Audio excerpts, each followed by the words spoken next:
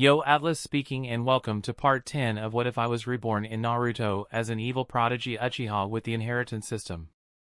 Let the tale begin. Chapter 381, Through Sasuke. Uchiha Sasuke's eyes nearly popped out of their sockets when he saw this. Aim no Tejikara. Puchi. The white mushroom cloud that had been created by the explosion had already dissipated, revealing the sun that had risen into the sky. The sun was like a peacock spreading its golden wings. The entire sea rippled with golden waves. Kusunagi's sword pierced through the body fiercely, and the warm blood flowed from the cold sword body to the tip of the sword, dripping into the sea and blooming into scarlet blood flowers. It's just that it wasn't Boruto who was pierced through the body, but Uchiha Sasuke who subconsciously used his hand power to exchange positions with Boruto. You fell into a trap. At this time, Uchiha Tunan was unusually calm. His eyes were indifferently staring at Uchiha Sasuke who had been pierced through his abdomen by Kusunagi's sword. He was no longer as crazy as before. Damn it. I was tricked by him again. Am I really going to die here this time? I can't accept it. I still have a lot of things to do. Even if I die, I must bring Boruto back. There must be a chance. There must be more. Uchiha Sasuke frowned because of the intense pain. Uchiha Tunan did not give him any time to breathe. His other hand bent, his four fingers clenched, and only one index finger was aimed at Sasuke's heart. Dark blue electricity instantly covered his arm. In the next moment, Uchiha Tunan fiercely stabbed towards Uchiha Sasuke. This was the strongest killing move Uchiha Tunan had inherited from the dead third-generation Raikage. It was known as the strongest spear, Hell Stab, one piercing hand. At the moment of life and death, Uchiha Sasuke's eye power spontaneously surged into his eyes, and his dynamic vision was strengthened once again. In his eyes, Uchiha Tunan's movements actually became slow. In a daze, Uchiha Sasuke noticed that the seal technique on Uchiha Tunan's forehead was gradually fading away. At the same time he woke up, a light flashed in his mind.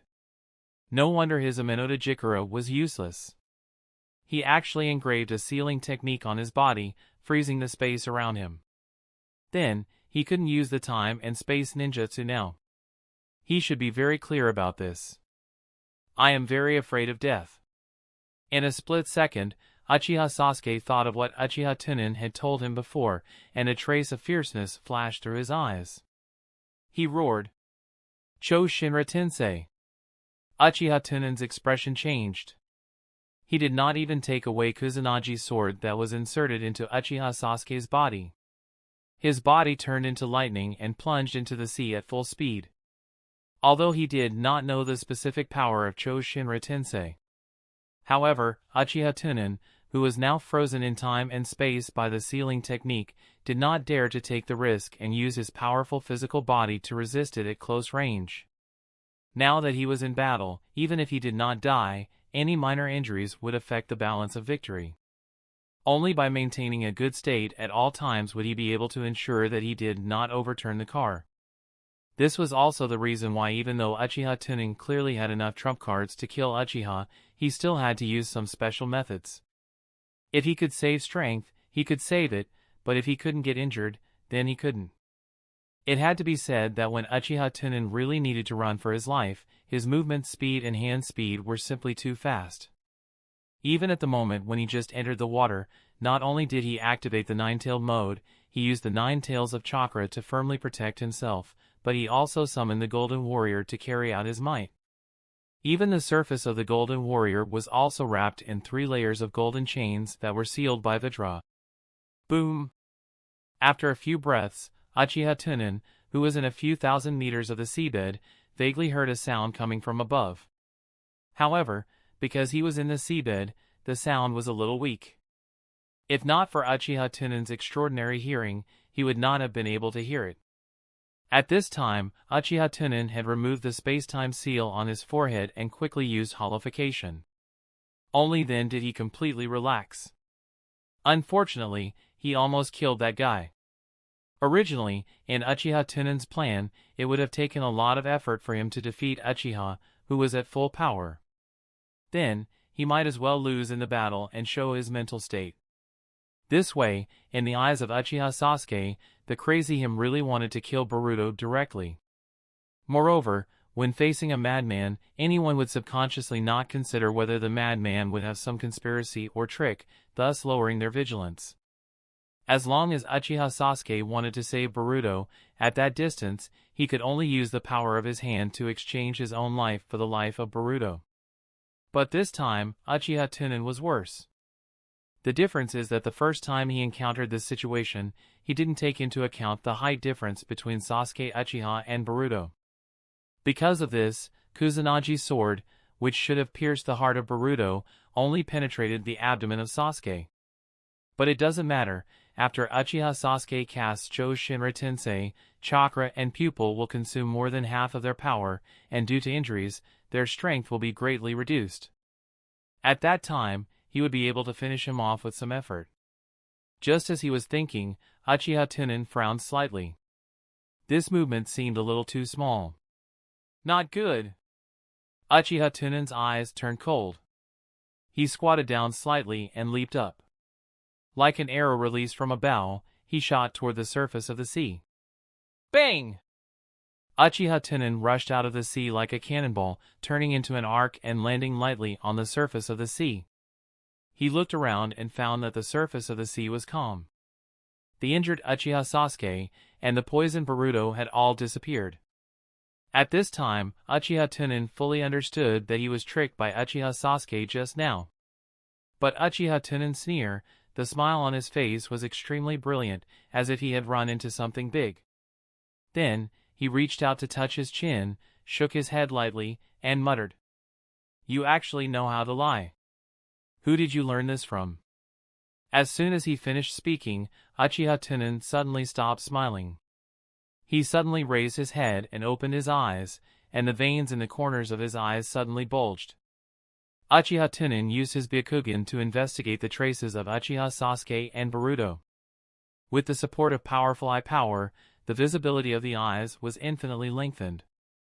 Uchiha Tunan was like a night searchlight, constantly sweeping in all directions. Suddenly, Uchiha Tunan narrowed his eyes slightly, only to see that Uchiha Sasuke and Boruto were flying towards the northeast at an extremely fast speed. "You want to escape? The space-time artifact of the Otsutsuki is in my hands.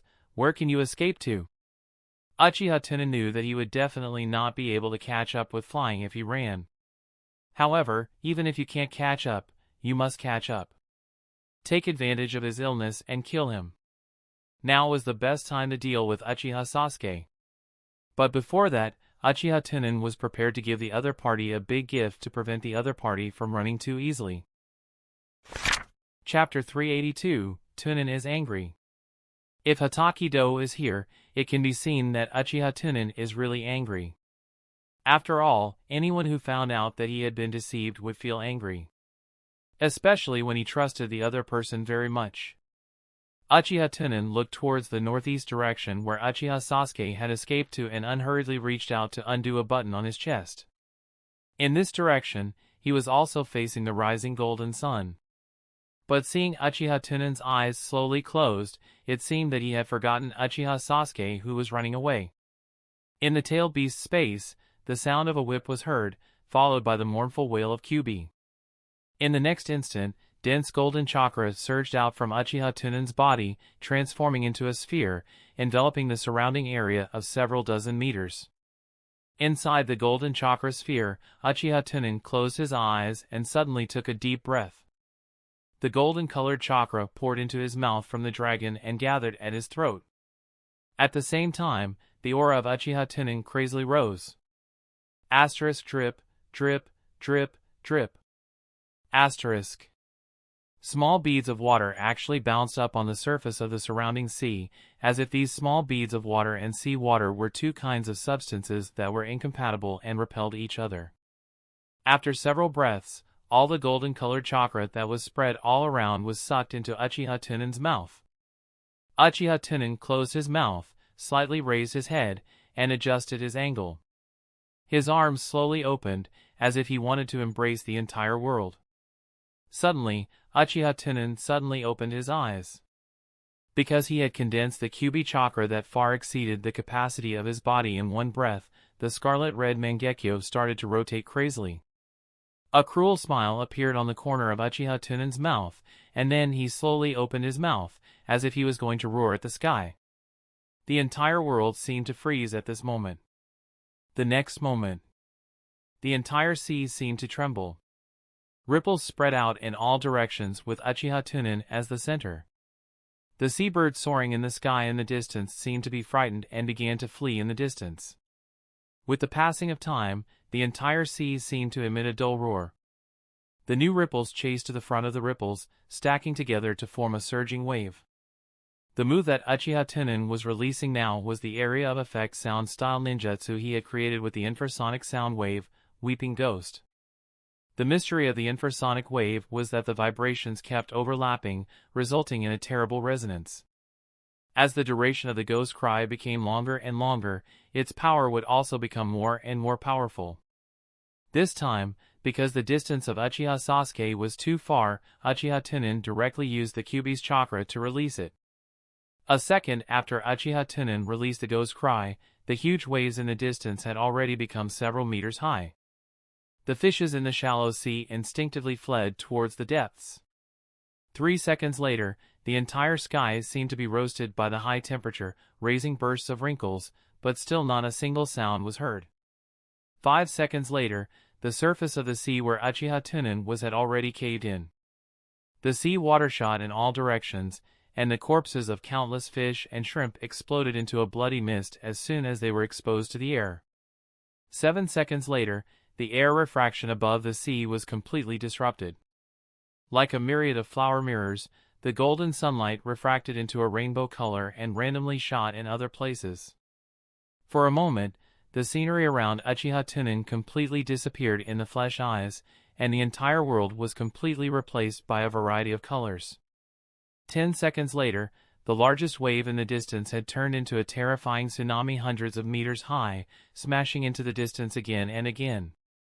And with every smash, the tsunami would grow by several points, and its speed would also increase a little. The sky above the entire sea was still flickering, like a flash of light. The sea several kilometers below Uchiha Tunan seemed to be boiling, and the surface of the sea sprayed white water vapor toward the sky and all around. The air waves formed by the water vapor were 10 times faster than the speed of the tsunami. 15 seconds later, water vapor began to spray out from the surface of the sea where Uchiha Tunan could see. In the next instant, the entire world flashed a few times and suddenly darkened. The light of the sun was blocked outside. The tide was as violent as a demon, surging bubbles, spraying water vapor, losing the rhythm of balance. Even the rocks at the bottom of the sea began to crack inch by inch, revealing the red lava inside. Far away, Uchiha Sasuke was carrying Boruto with one hand and flying at full speed. In order to prevent the injury from affecting his mobility, he had not yet pulled out Kuzunagi's sword from his abdomen. Uchiha Sasuke, who was flying, suddenly felt a burst of palpitation and subconsciously looked back. At this distance, he was already far away from the battlefield. At a glance, he could only see a pale blue ocean, gently stirring up waves. It was so far, that guy should not be able to catch up. When he found a place to recover his injuries, he would take Boruto to see the doctor. Suddenly, Uchiha Sasuke, who was thinking, narrowed his eyes. He saw a thick white line rapidly approaching him from the sea and the sky. What was this? Uchiha Sasuke frowned slightly. He had not figured out what that white line was. His body suddenly felt a burst of discomfort, as if someone was beating his internal organs with a heavy hammer. Pooh! A mouthful of black blood sprayed on Sasuke's back. Sasuke frowned and said with great difficulty, "Boruto, are you okay?" In the next instant, Uchiha Sasuke felt dizzy and dizzy. He actually began to be unable to distinguish the direction. He carried Boruto in the sky and began to fly around. Not good. Uchiha Sasuke suddenly shook his head and made a prompt decision. He summoned Susanoo to block that unknown attack. It was just that at this time, Uchiha Sasuke was seriously injured and could only summon the skeleton. Under the destruction of the infrasonic wave, the skeleton of Susanoo had already begun to crack inch by inch.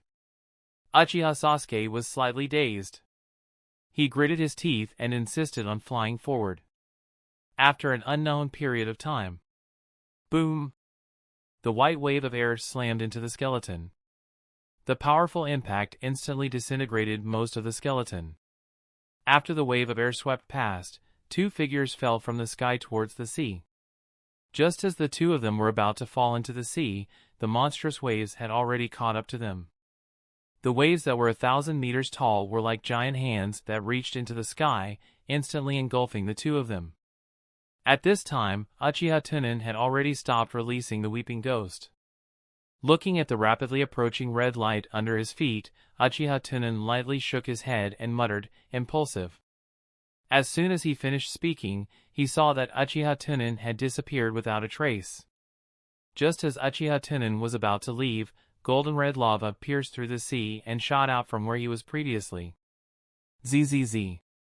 However, this was not the only place. Lava pillars continuously shot out from the surface of the sea several kilometers away. From afar, it looked as if the surface of the sea had lit up with rainbow-like pillars. Chapter 383, Magic Sound.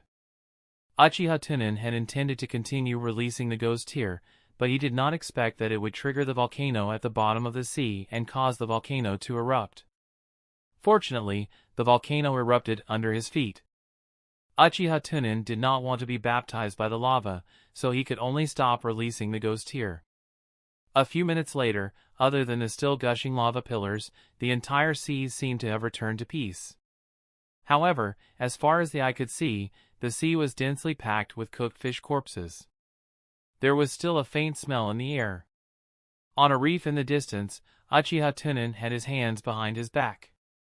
Looking at the sun that had turned from gold to blazing white, he was secretly reflecting. He was indeed angry just now. It was not right to be angry, it was not good for others.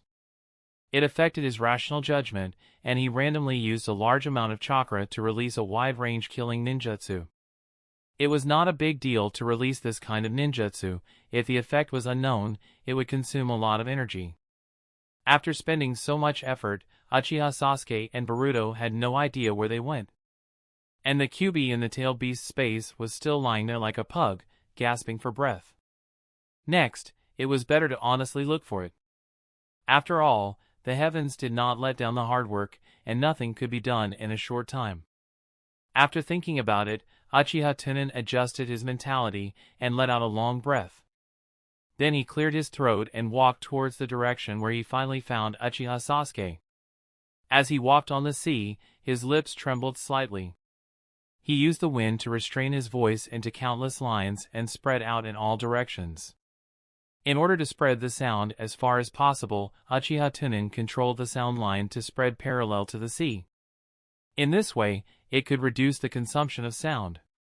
In order to ensure that the sound would not be blurred, Uchiha Tunan also controlled the maximum range of release to 200 kilometers. Of course, this kind of consumption was simply not affordable for ordinary ninjas. However, Uchiha Tunan did not care about it. All the chakra consumption was paid by Kurama. Naruto! Where are you? Grandpa missed you so much. Mr. Sasuke and I have created some misunderstandings. He thought that I wanted to harm you. He forcefully snatched you away from Grandpa. Grandpa only wanted to train you. He did not want to harm you. The poison is real. However, the antidote is with Grandpa. Did you hear that? If you are to forgive Grandpa, then respond to Grandpa loudly. Grandpa is right beside you. Late at night the next day. The moon was like a lone boat traveling in the sea of clouds. From time to time, it would pass through the clouds and shine a faint silver light on the surface of the sea. In a cave on a nameless island. Uchiha Sasuke endured the pain and cut the special leaves he picked from the island into pieces and smeared them on the wound. It was because the two of them had fallen into the sea yesterday that Uchiha Sasuke's ninja backpack and Kusanagi sword had been lost. However, the Kusanagi sword that Uchiha Tunan had inserted into Uchiha Sasuke's abdomen was still there. The ninja backpack did not even have the most basic hemostatic bandage, it was all useless little things. Uchiha Sasuke grunted. Then he got up and walked to the unconscious Boruto, sitting down with his back against the stone wall. Looking at Boruto's pale face, Uchiha Sasuke stretched out his hand to give Boruto his pulse, and his brows immediately frowned. Things are getting more and more troublesome. My medical level is only at the entry level at most, and I can't understand what kind of poison Boruto is currently suffering from. Even Otsutsuki couldn't resist that guy's poison. It is estimated that only Tsunade and Sakura can detoxify it. But now Boruto is unconscious, even if I have enough chakra to replenish Karasuki. It is also impossible to activate the Karasuki to travel through time and space, and return to the original era to seek help.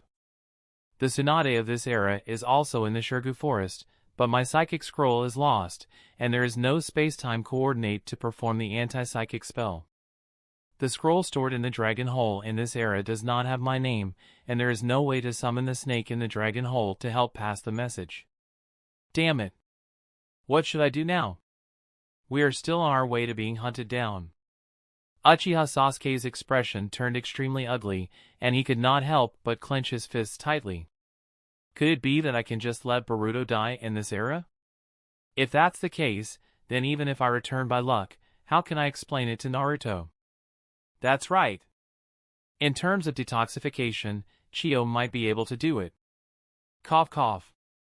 Uchiha Sasuke coughed heavily, but his eyes shone with hope. There was no time to lose. The situation Boruto could no longer be delayed, and they had to leave immediately. Uchiha Sasuke struggled while carrying Boruto to the edge of the island. Looking at the endless sea in front of him, Uchiha Sasuke looked down at the necklace on his neck. Fortunately, this necklace can help me constantly refine chakra, otherwise, with my current body, I am afraid that crossing the sea is simply a dream. Just as Uchiha Sasuke stepped on the sea surface, a dreamlike voice floated into his ears. Sasuke-kun, think carefully about whether what I said makes sense. I admit that I have a generation gap with you young people, but my heart is good. I admire you very much. I want you to stay with Boruto for a period of time to accompany me. Accompany me to witness the arrival of peace. Boruto. If you wake up, help me persuade him. Grandpa is worried about you. Grandpa has been looking for you all day. He didn't even take a sip of water. Uchiha Sasuke left the island as soon as he heard Uchiha Tunan's voice and sneaked into the island's secret forest. However, after sneaking into the island, Uchiha Sasuke found that Uchiha Tunan's voice had suddenly disappeared. No sound? Did he leave? With this thought in mind, Uchiha Sasuke tentatively advanced through the dense forest, heading towards the island just now. Suddenly, Uchiha Tunan's voice sounded in Sasuke's ear again. Sasuke keenly sensed that something was wrong and quickly retreated. After retreating a distance, the sound disappeared again. So that's how it is. He can spread the sound far, but the boundaries of this range are very clear. Just as he was thinking, Uchiha Tunan's voice appeared again. Sasuke immediately continued to retreat backwards. The voice gradually disappeared. He was rushing in this direction. Damn it. The direction of Hidden Sand Village is over there. It seems that I have to take a detour. After getting ashore, I have to cross the entire land. Suddenly, Uchiha Sasuke's eyes lit up. He remembered that when he investigated the bright night, he saw a spherical planet in the moon. In that case, if I go in the opposite direction, I can also reach Sand Hidden Village. Perhaps the time is shorter, and it is safer. After thinking about it, Uchiha Sasuke immediately turned around and ran through the island with Boruto on his shoulder, running toward the east on the sea. 3 hours later. In the dark cave. Uchiha Tunan leaned over and dipped his finger into the blood mixed with grass and foam in the cave. He put it in front of his nose and smelled it, and the corners of his mouth curled into a gentle smile. It seems that he hasn't run far.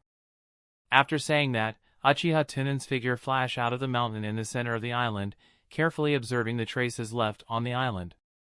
Gradually, Uchiha Tunan's gaze shifted to the east. After a long time, Uchiha Tunan's deep and distant voice resounded once again on the surface of the sea. "Brother Sasuke, don't run. I know that you were right in front. On the body of the person I planted, there is a mark that I can sense his location." Chapter 384, Into the Mountains. Sasuke, who was desperately running away, had completely learned and ignored Uchiha Tunan's words. It's just that Uchiha Tunan's wind language served as a reminder to Uchiha Sasuke. As long as he heard Uchiha Tunan's voice, Sasuke would immediately speed up and run away. He would even constantly adjust his direction to avoid leaving any clues in the process of running away and being caught up directly.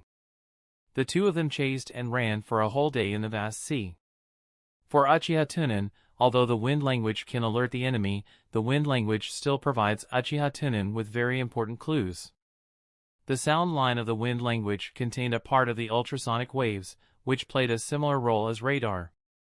However, the distance was too far, and the feedback information was too vague and could only determine a general direction. One had to know that if one wanted to find someone in this vast sea, there was no way to find them without clues. If they were a little off, then they would arrive at a completely different place in the end. The next morning, the dense snow caused the air to become chaotic, and the surface of the sea was foggy. Uchiha Sasuke had adjusted his direction too many times on the way to escape, and now he did not know where he was. After midnight last night, the temperature suddenly dropped, and goose hair like snow floated on the surface of the sea. Although the cold weather was nothing to Uchiha Sasuke, Boruto, who were poisoned on his shoulders, could not bear it at all. There was no choice. Uchiha Sasuke only used his cloak to wrap Boruto tightly. But even so, the face of Boruto became even paler. If the weather did not turn warm, he was afraid that Boruto would be dead before he could find Chio. Thinking of this, Uchiha Sasuke's expression became extremely ugly. Suddenly, Uchiha Sasuke's eyes lit up. He saw a long coastline ahead. Land! Let's take a rest and reorganize first. In this situation, we can't continue to run. After thinking about it, Uchiha Sasuke sped up and turned into a shadow, shooting toward the coastline.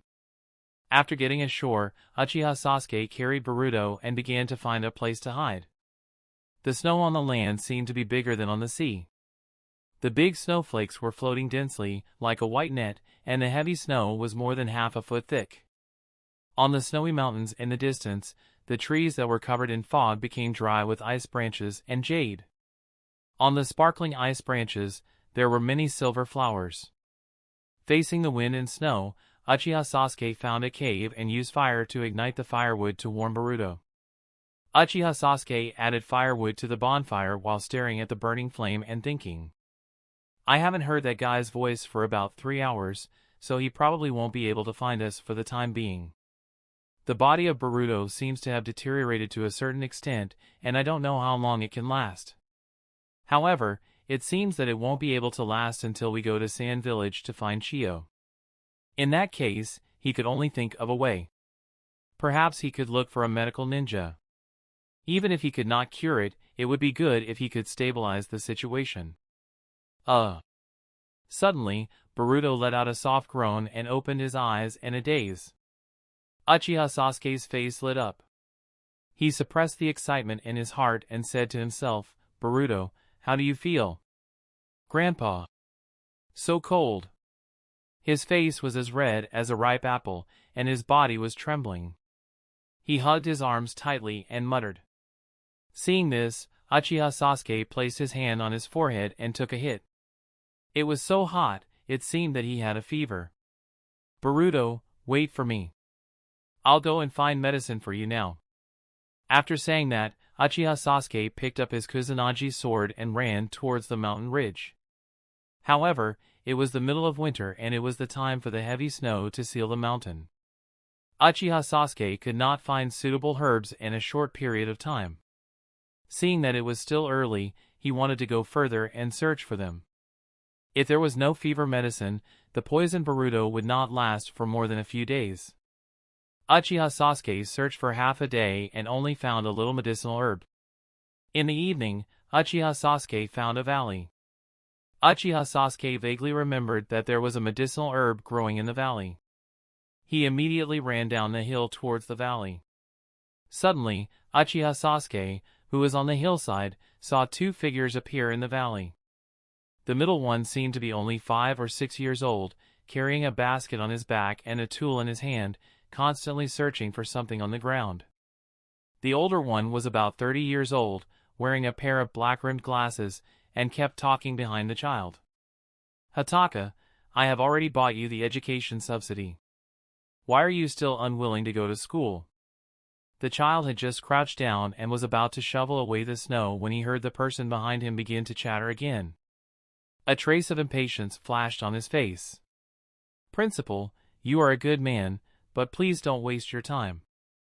Kagaya clan's children never go to ninja school."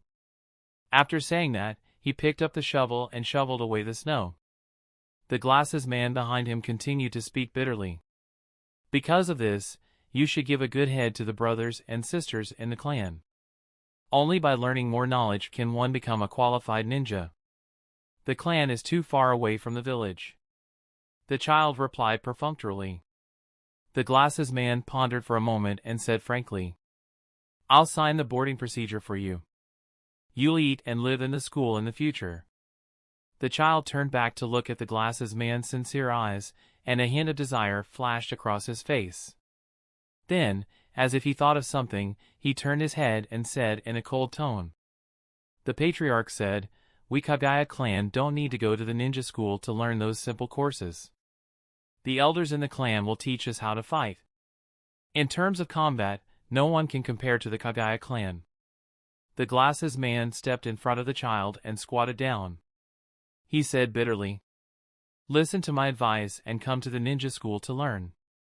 Only by studying in the school can you gain more knowledge and make more friends.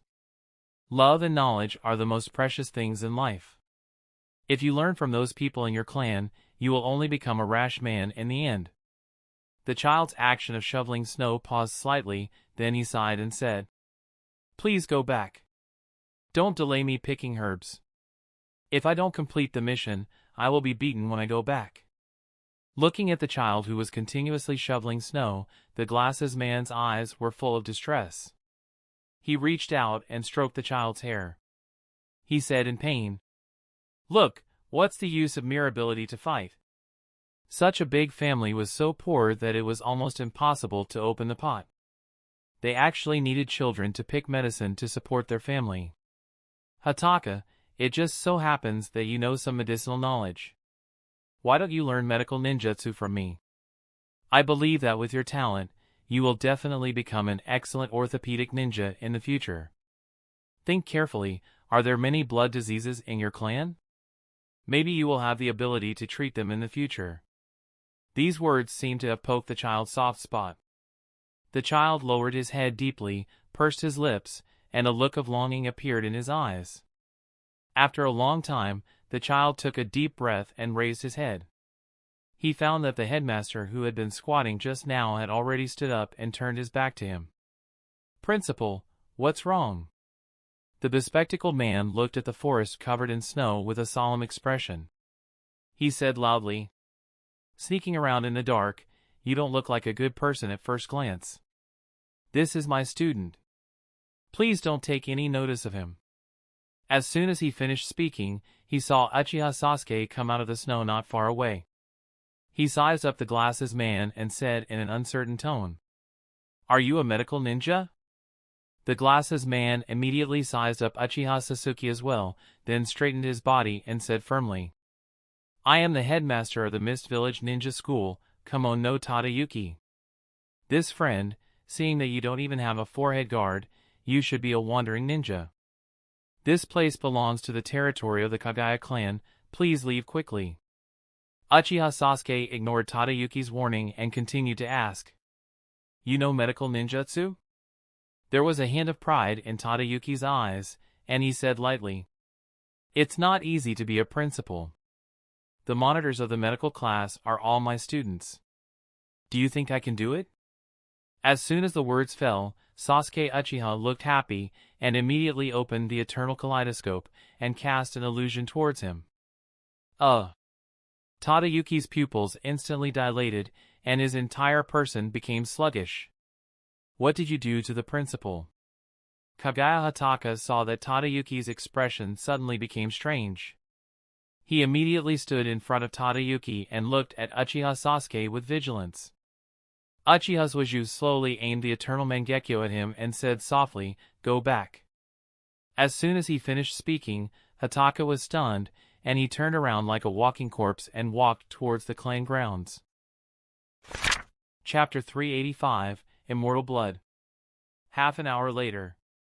The sky had gradually darkened.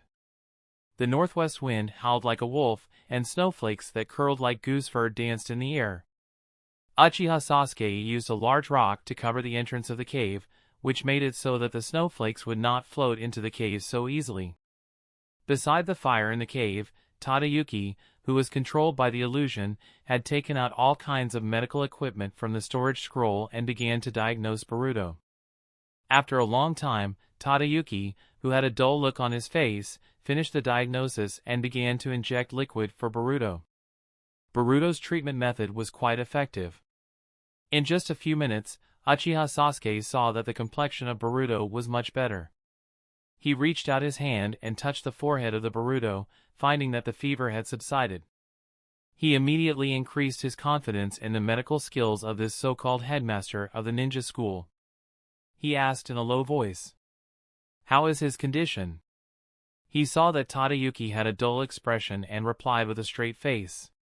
Not only did he have a fever, he was also poisoned by the legendary Indra's poison. This poison cannot be cured. According to the symptoms, he will die in about 3 days. Uchiha Sasuke frowned when he heard this and asked doubtfully, "The poison of Indra? Why haven't I heard of it before?" Tadayuki stood rooted to the ground, like a marionette. He explained word by word. According to ancient records, the son of the first wife of the sixth-path immortal, Indra, and the second son, Asura, had a conflict of beliefs. Indra, with the help of the mysterious man, created Indra's poison and deceived Asura to take it. Later, the sixth-path immortal found the poison Asura. In order to save the Asura's life, the sixth-path immortal took out his own blood and mixed it with some simple medicinal herbs to feed the Asura. 7 days later, the Asura finally came back to life. However, this was a legend, and no one knew whether it was true or not. Only the symptoms of the Indra poison had been passed down. Without the blood of an immortal, this child is hopeless. Uchiha Sasuke silently nodded when he heard this. He turned to look at the blue-purple complexion of Boruto and thought, "This is the first time I heard this secret, but it should not be false. The so-called mysterious person should be Black Zetsu." Suddenly, a flash of light flashed through Uchiha Sasuke's mind, and a look of realization appeared on his face. No wonder Uchiha Tunan had such a powerful poison. It turned out that Black Zetsu was providing help to him. It seemed that Black Zetsu in this world, in order to save Kagaya, put his attention on Uchiha Tunan. That's right, compared to Obito, Uchiha Tunan was obviously more valuable. Everything made sense. Could the blood of immortals save people? Thinking of this, Sasuke extended his arm to Tadayuki and said solemnly, "Try my blood and see if it works." Tadayuki, who was controlled by the illusion, naturally listened to the words of Sasuke. He immediately took out the needle from his ninja bag and inserted it into the blood vessels of Sasuke, beginning to extract the blood. After the blood filled the entire syringe, Tadayuki pulled out the needle. He injected the blood into the Boruto's mouth. However, after doing all this, Tadayuki did not stop and repeated the operation several times. Only when Uchiha Sasuke felt a little dizzy did he ask, "Why do you need so much?" Tadayuki's expression did not change, and he said lightly, "This is just a one-time dose, and it needs to be taken 3 times a day in the morning, afternoon, and evening." Hearing the professionals in front of him say this, Uchiha Sasuke forced himself to endure the dizziness and let Tadayuki draw blood. After the blood draw was completely over, Uchiha Sasuke sat down against the mountain wall and looked at the unconscious Boruto with a haggard expression. Uchiha Sasuke did not know if it was an illusion, but he felt that his breathing had stabilized. But he still asked Tadayuki with an uncertain tone, "How is it? Is it effective?" Tadayuki nodded mechanically and said lightly, "It seems that you don't need the blood of an immortal. Your blood is also fine. During the treatment period, this child needs to rest in peace, and he can't catch a cold again." Hearing this, the corners of Uchiha Sasuke's mouth curled into a smile. "It seems that what I thought was right. I have the eyes of reincarnation. Blood can also detoxify."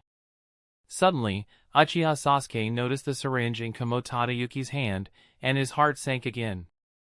He drew so much blood at once. 3 times a day, a full 7 days. According to this method of drawing, I'm afraid my body doesn't have that much blood. He had to keep up with the nutrition. However, it was not easy to hunt in this season, and he had to find a way to avoid Uchiha Tunan's pursuit. If he went out rashly, it would be easy to leave some clues and be found by the other party. "Do you have anything to eat?"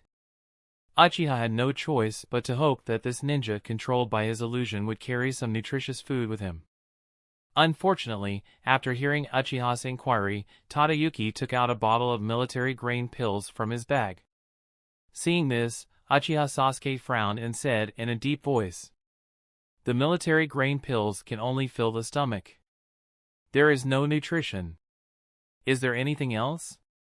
Tadayuki, on the other hand, shook his head stiffly. Uchiha Sasuke fell silent for a moment, then turned to look at the hole that only had a tiny gap. After hesitating for a moment, Uchiha Sasuke gave up on the idea of going out to hunt. Just like that, 3 days passed in a row. Uchiha Sasuke had to take away a large amount of blood every day. The current Uchiha Sasuke looked a lot fatter, but it was not because he was really fat, but because of the swelling. In addition, he was afraid that once he fell asleep, Tadayuki would break free from the illusion. Uchiha Sasuke had been struggling to keep his eyes closed for the past 3 days. No, it should be said that he had not closed his eyes since he found that Boruto was missing that night. Now, Uchiha Sasuke only felt weak all over, and it was difficult to lift his hand. Everything looked hazy and blurry. Early morning. The sun shone through the gap of the hole and shone on Uchiha Sasuke's face. Finally, another day has passed. Uchiha Sasuke murmured, his lips trembling. In his blurry vision, the outline of Tadayuki appeared. Tadayuki walked up to Uchiha's Waju and crouched down. He lifted the syringe and inserted it into the space between Uchiha's eyebrows. Since yesterday noon, it had been very difficult for Uchiha Sasuke to draw out blood from his arm, so he could only change it from the space between his eyebrows. Time passed bit by bit. Uchiha Sasuke only felt his body becoming colder and colder, and there was even a double image in front of his eyes. After an unknown period of time, Uchiha Sasuke pursed his dry and pale lips and said weakly, "Today, why have you drawn for so long?" A gentle and magnetic voice sounded in his ears. "Your blood is basically full of blood, and the dose can only be increased. Do you need to stop the treatment?" Uchiha Sasuke raised his trembling hand and waved it with difficulty. "No. Continue to draw." Chapter 386, Harvesting the Fruit. Finally, when Uchiha Sasuke felt that he was about to reach his limit, the needle was pulled out. The golden sunlight covered Uchiha Sasuke back against the mountain wall. However, Uchiha Sasuke still felt cold all over. He forced himself to move toward the fire. Suddenly, there was a soft sound coming from inside the cave. Uchiha Sasuke opened his eyes and turned to look. He saw that the Boruto, who had been unconscious all this time, was shaking his head and talking in his sleep. "Grandpa, is what you said true?" Uchiha Sasuke blinked hard to confirm that he was not hallucinating. He immediately supported himself with his hand on the stone wall, stood up with difficulty, and walked towards Boruto. He said in disbelief, "Boruto, you are awake." After a moment, Boruto's eyelids trembled violently. Finally, he slowly opened his eyes and looked at Uchiha Sasuke in confusion. "You are... Mr. Sasuke, you are fat." After saying that, he turned his head and looked around. He said weakly, "Where is Grandpa Tunan? Why didn't he answer me?" Uchiha Sasuke gasped a few times. He thought about how Boruto had not recovered yet. In order not to affect the treatment, he planned not to tell about Uchiha Tunan's true face. He immediately squatted down and placed his hand on the Boruto's shoulder. He stopped Boruto from getting up and said in a deep voice, "You have a nightmare. There is something wrong with your body. You still need to rest." Boruto covered his head and shook his head. He said in confusion, "When I woke up, I clearly heard the voice of Tunan's grandfather. He apologized to me and said that my poison must be cured immediately. If I answered him loudly, he would be able to find me. But why hasn't he appeared yet?" Uchiha Sasuke saw Boruto acted as if he couldn't distinguish between the dream and reality and smiled faintly. "You have been in a coma all this time and have never woken up." When Boruto heard this, he doubted himself. "Really, but I clearly remember that I woke up once. It was also in this cave in the mountain, and at that time, you were not there." Uchiha Sasuke smiled weakly and shook his head lightly. "I've been here all the time, except for the day when I first arrived. I went out to give you." The cave fell into a dead silence. Boruto saw Uchiha Sasuke start to be in a daze halfway through his words and said with a puzzled face, "Mr. Sasuke, what's wrong with you? Also, you look so haggard." Uchiha Sasuke opened his eyes wide and his eyes trembled. As time passed, Uchiha Sasuke's body began to tremble violently. At this moment, Uchiha Sasuke and Boruto heard a gentle and magnetic voice. When the prey finds out that they are facing a desperate situation, they will instinctively feel fear. Boruto looks happy. It is Grandpa's voice. Then, steady footsteps came from the mountain road outside the cave. Step, step, step, step. The footsteps were getting closer and closer, and Uchiha Sasuke's body trembled more and more. Finally, the light in the cave dimmed, and the footsteps stopped at the entrance of the cave. Uchiha Sasuke, who was drenched in cold sweat, turned his head with difficulty and looked over. In the gap of the hole, Uchiha Tunan's head blocked the sunlight from the outside.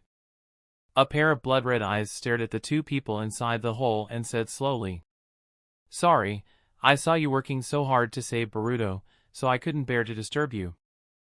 Uchiha Sasuke gritted his teeth and tried to reach out his right hand to grab Kuzunagi's sword in the corner. However, Uchiha Sasuke could not muster any strength at all, especially in this situation where he had to die. The instinctive fear of his body had seriously affected his ability to move. It was extremely difficult to raise his hand to grab Kuzunagi's sword. Bang! The big stone blocking the entrance of the cave disintegrated into gravel in an instant. Uchiha Tunan walked out of the dust and pulled Uchiha Sasuke to him. His indifferent eyes looked down at Uchiha Sasuke, whose combat power was infinitely close to zero, and the corners of his mouth curled up slightly. "Look at you, you are already so weak, and you still dare to stare at me with such hateful eyes.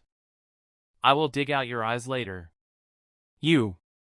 Uchiha Sasuke's eyelids opened and closed, and his hand finally trembled as he held the hilt of Kuzunagi's sword. At this moment, a foot suddenly stepped on the back of Uchiha Sasuke's hand. The sudden force caused Uchiha Sasuke, who had lost his ability to move, to be unable to maintain his balance and fell to the ground. But Kumo Tadayuki's eyes were completely clear when he saw Uchiha Sasuke behind him. A foot stepped on the back of Sasuke's hand, preventing him from moving. Then, he reached out and grabbed Sasuke's hair, pulling him back forcefully. Uchiha Sasuke raised his head and looked at Tadayuki, who had an indifferent expression on his face. Uchiha Sasuke instantly came to his senses. He said in a trembling voice that was filled with grief and indignation, "You are all together. You are not affected by my illusion at all. The immortal's blood was also fake." It was all for the sake of draining me dry. Seeing this, Boruto on the side hadn't fully realized what happened. Seeing Uchiha Sasuke in such a miserable state, he immediately propped up half his body and exclaimed, "Grandpa, what are you going to do? Let Mr. Sasuke go." Uchiha Sasuke bit his tongue hard to wake himself up. He shouted, "Boruto, run. He has been lying to you." Uchiha Tunan was indifferent to this sad scene. He made a seal with one hand and used a small wind-style ninjutsu to blow away the dust in the cave.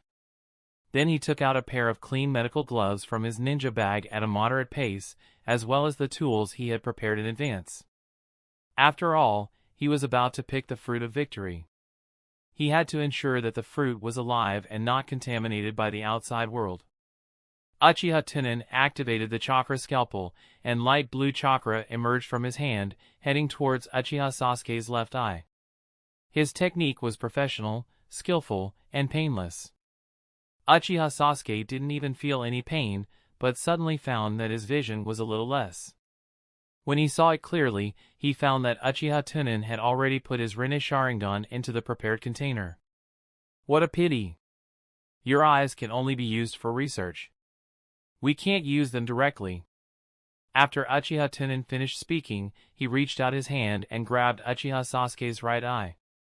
Seeing that Uchiha Tunan's hand was getting closer and closer, Uchiha Sasuke knew that he could not escape this disaster. A crazy expression appeared on his face and he shouted, "I won't let you off even if I die." Hearing this, Uchiha Tunan remained indifferent. With a focused expression, he locked Uchiha Sasuke's right eye and placed it into the container to seal it. Looking at the reincarnation eyes and kaleidoscope soaked in the two containers, Uchiha Tunan smiled with satisfaction and said slowly, "What a coincidence. Even if you die, I won't let you off." Chapter 387, Sasuke's Death. Let go of Mr. Sasuke. At this moment, Boruto, who had witnessed Uchiha Sasuke's eyes being dug out, completely erupted. He staggered to his feet and swayed left and right as he walked towards Uchiha Sasuke. All the care and help you have is fake. From the beginning to the end, you wanted to see Mr. Sasuke's eyes. I'm so stupid. I actually treat you as my family. Even if you poisoned me, I wouldn't doubt you. Uchiha Tunan was staring at a pair of eyes in the container with an intoxicated look on his face. He didn't even bother to look at Boruto. Boruto had just taken a few steps when he saw Tadayuki's other hand form the shape of a finger, condensing an air pill between his fingers and flicking it at Boruto. Bang! The air pill instantly penetrated the abdomen of Boruto, and the huge impact brought Boruto to hit the stone wall. Boruto was deeply embedded in the stone wall, and his head hung down weakly. Through the bloody hole in the abdomen of the Boruto, one could even see the sun outside. Obviously, Tadayuki's air pill attack not only penetrated Boruto, but also the thick rock layer. Uchiha Sasuke, whose eyes were empty, heard the movement and roared with grief and indignation, "Boruto!" In fact, Tadayuki was the instant clone that Uchiha Tunan used to replace Obito. That day, when Uchiha Sasuke went out to find medicine, Boruto woke up and responded to Uchiha Tunan's sound transmission. This also allowed Uchiha Tunan to instantly find where they were hiding. In order to save some effort, he might as well play along and inform his clone to pretend to come to the Kagaya domain to persuade him to learn. In reality, it was to help Uchiha Sasuke, who was in a hurry to seek medical help. As for the matter of the blood of immortals, it was naturally a lie and nothing. This kind of poison was completely a killing poison, and it would not cause people to be unconscious without torture. Boruto should have woken up a long time ago. But in order to let Uchiha draw more blood, Tadayuki gave Boruto medicine every day, in fact, sleeping pills. Today, it was because Uchiha Sasuke had almost drained all the blood in his body. Uchiha Tunan was too lazy to wait any longer and decided to show up to reap the fruits of his victory. After Tadayuki sent Boruto flying, he turned to Uchiha Tunan and said lightly, "I didn't kill him." After all, Tadayuki was an instant clone created after the chaos of the Nine Tails, so he wasn't sure if these two had any value to the main body. Uchiha Tunan slowly turned his head and glanced at the dying Boruto. Then, he shifted his gaze back to the container in front of him and said indifferently, "You can kill him." As soon as he finished speaking, Uchiha Tunan's figure flashed. Pucci. Z, Z, Z, Z. Blue lightning illuminated the entire cave. Uchiha Sasuke felt his heart go numb and a sense of weightlessness followed. In the blink of an eye, his eyes lit up and he seemed to have regained his light. However, he was as light as a feather and did not seem to have any weight. He floated uncontrollably upwards. Uchiha Sasuke, who had become a soul, looked down at himself who was lying in a pool of blood. He turned around and looked at Boruto who was embedded in the stone wall. An apologetic look flashed in his eyes. "I'm sorry, Naruto. I didn't protect Boruto well. I can't share the burden of protecting Konoha." Uchiha Tunan shook his arm in disgust. Seeing that the eyes in the container did not change because of their master's death, he smiled with satisfaction and said, "What a beautiful pair of eyes. Not only does it contain powerful power, it also represents a civilization far beyond human beings. This kind of treasure must be preserved properly." With that, he put the container back into Kamui's space. Uchiha Suiju's soul stared at Uchiha Tunan with a face full of resentment, wishing to swallow him alive. At this moment, Uchiha Tunan slowly raised his head to look at Uchiha Sasuke's soul. His eyes turned into his own Tai Chi kaleidoscope, and the corners of his mouth curled into a gentle smile. "Oh right, there is also you. I am a man of my word. I said that I will not let you go. I will never let you go. You can see the soul." Uchiha Sasuke's soul cried out in alarm. He felt a strong suction coming from Uchiha Tunan's rapidly spinning left eye. Uchiha Suiju instinctively wanted to resist the suction force, but found that there was no way at all. To the soul, this kind of suction was like the gravity of the earth to ordinary people. In an instant, Uchiha Suiju's soul was sucked into the wine-swallowing space. This is the method to imprison the soul. How can 6 paths immortal let you live in this world? When Uchiha Tunan heard Uchiha Sasuke's angry voice coming from the wine-devouring space, he couldn't help but slightly raise his eyebrows. 6 paths immortal.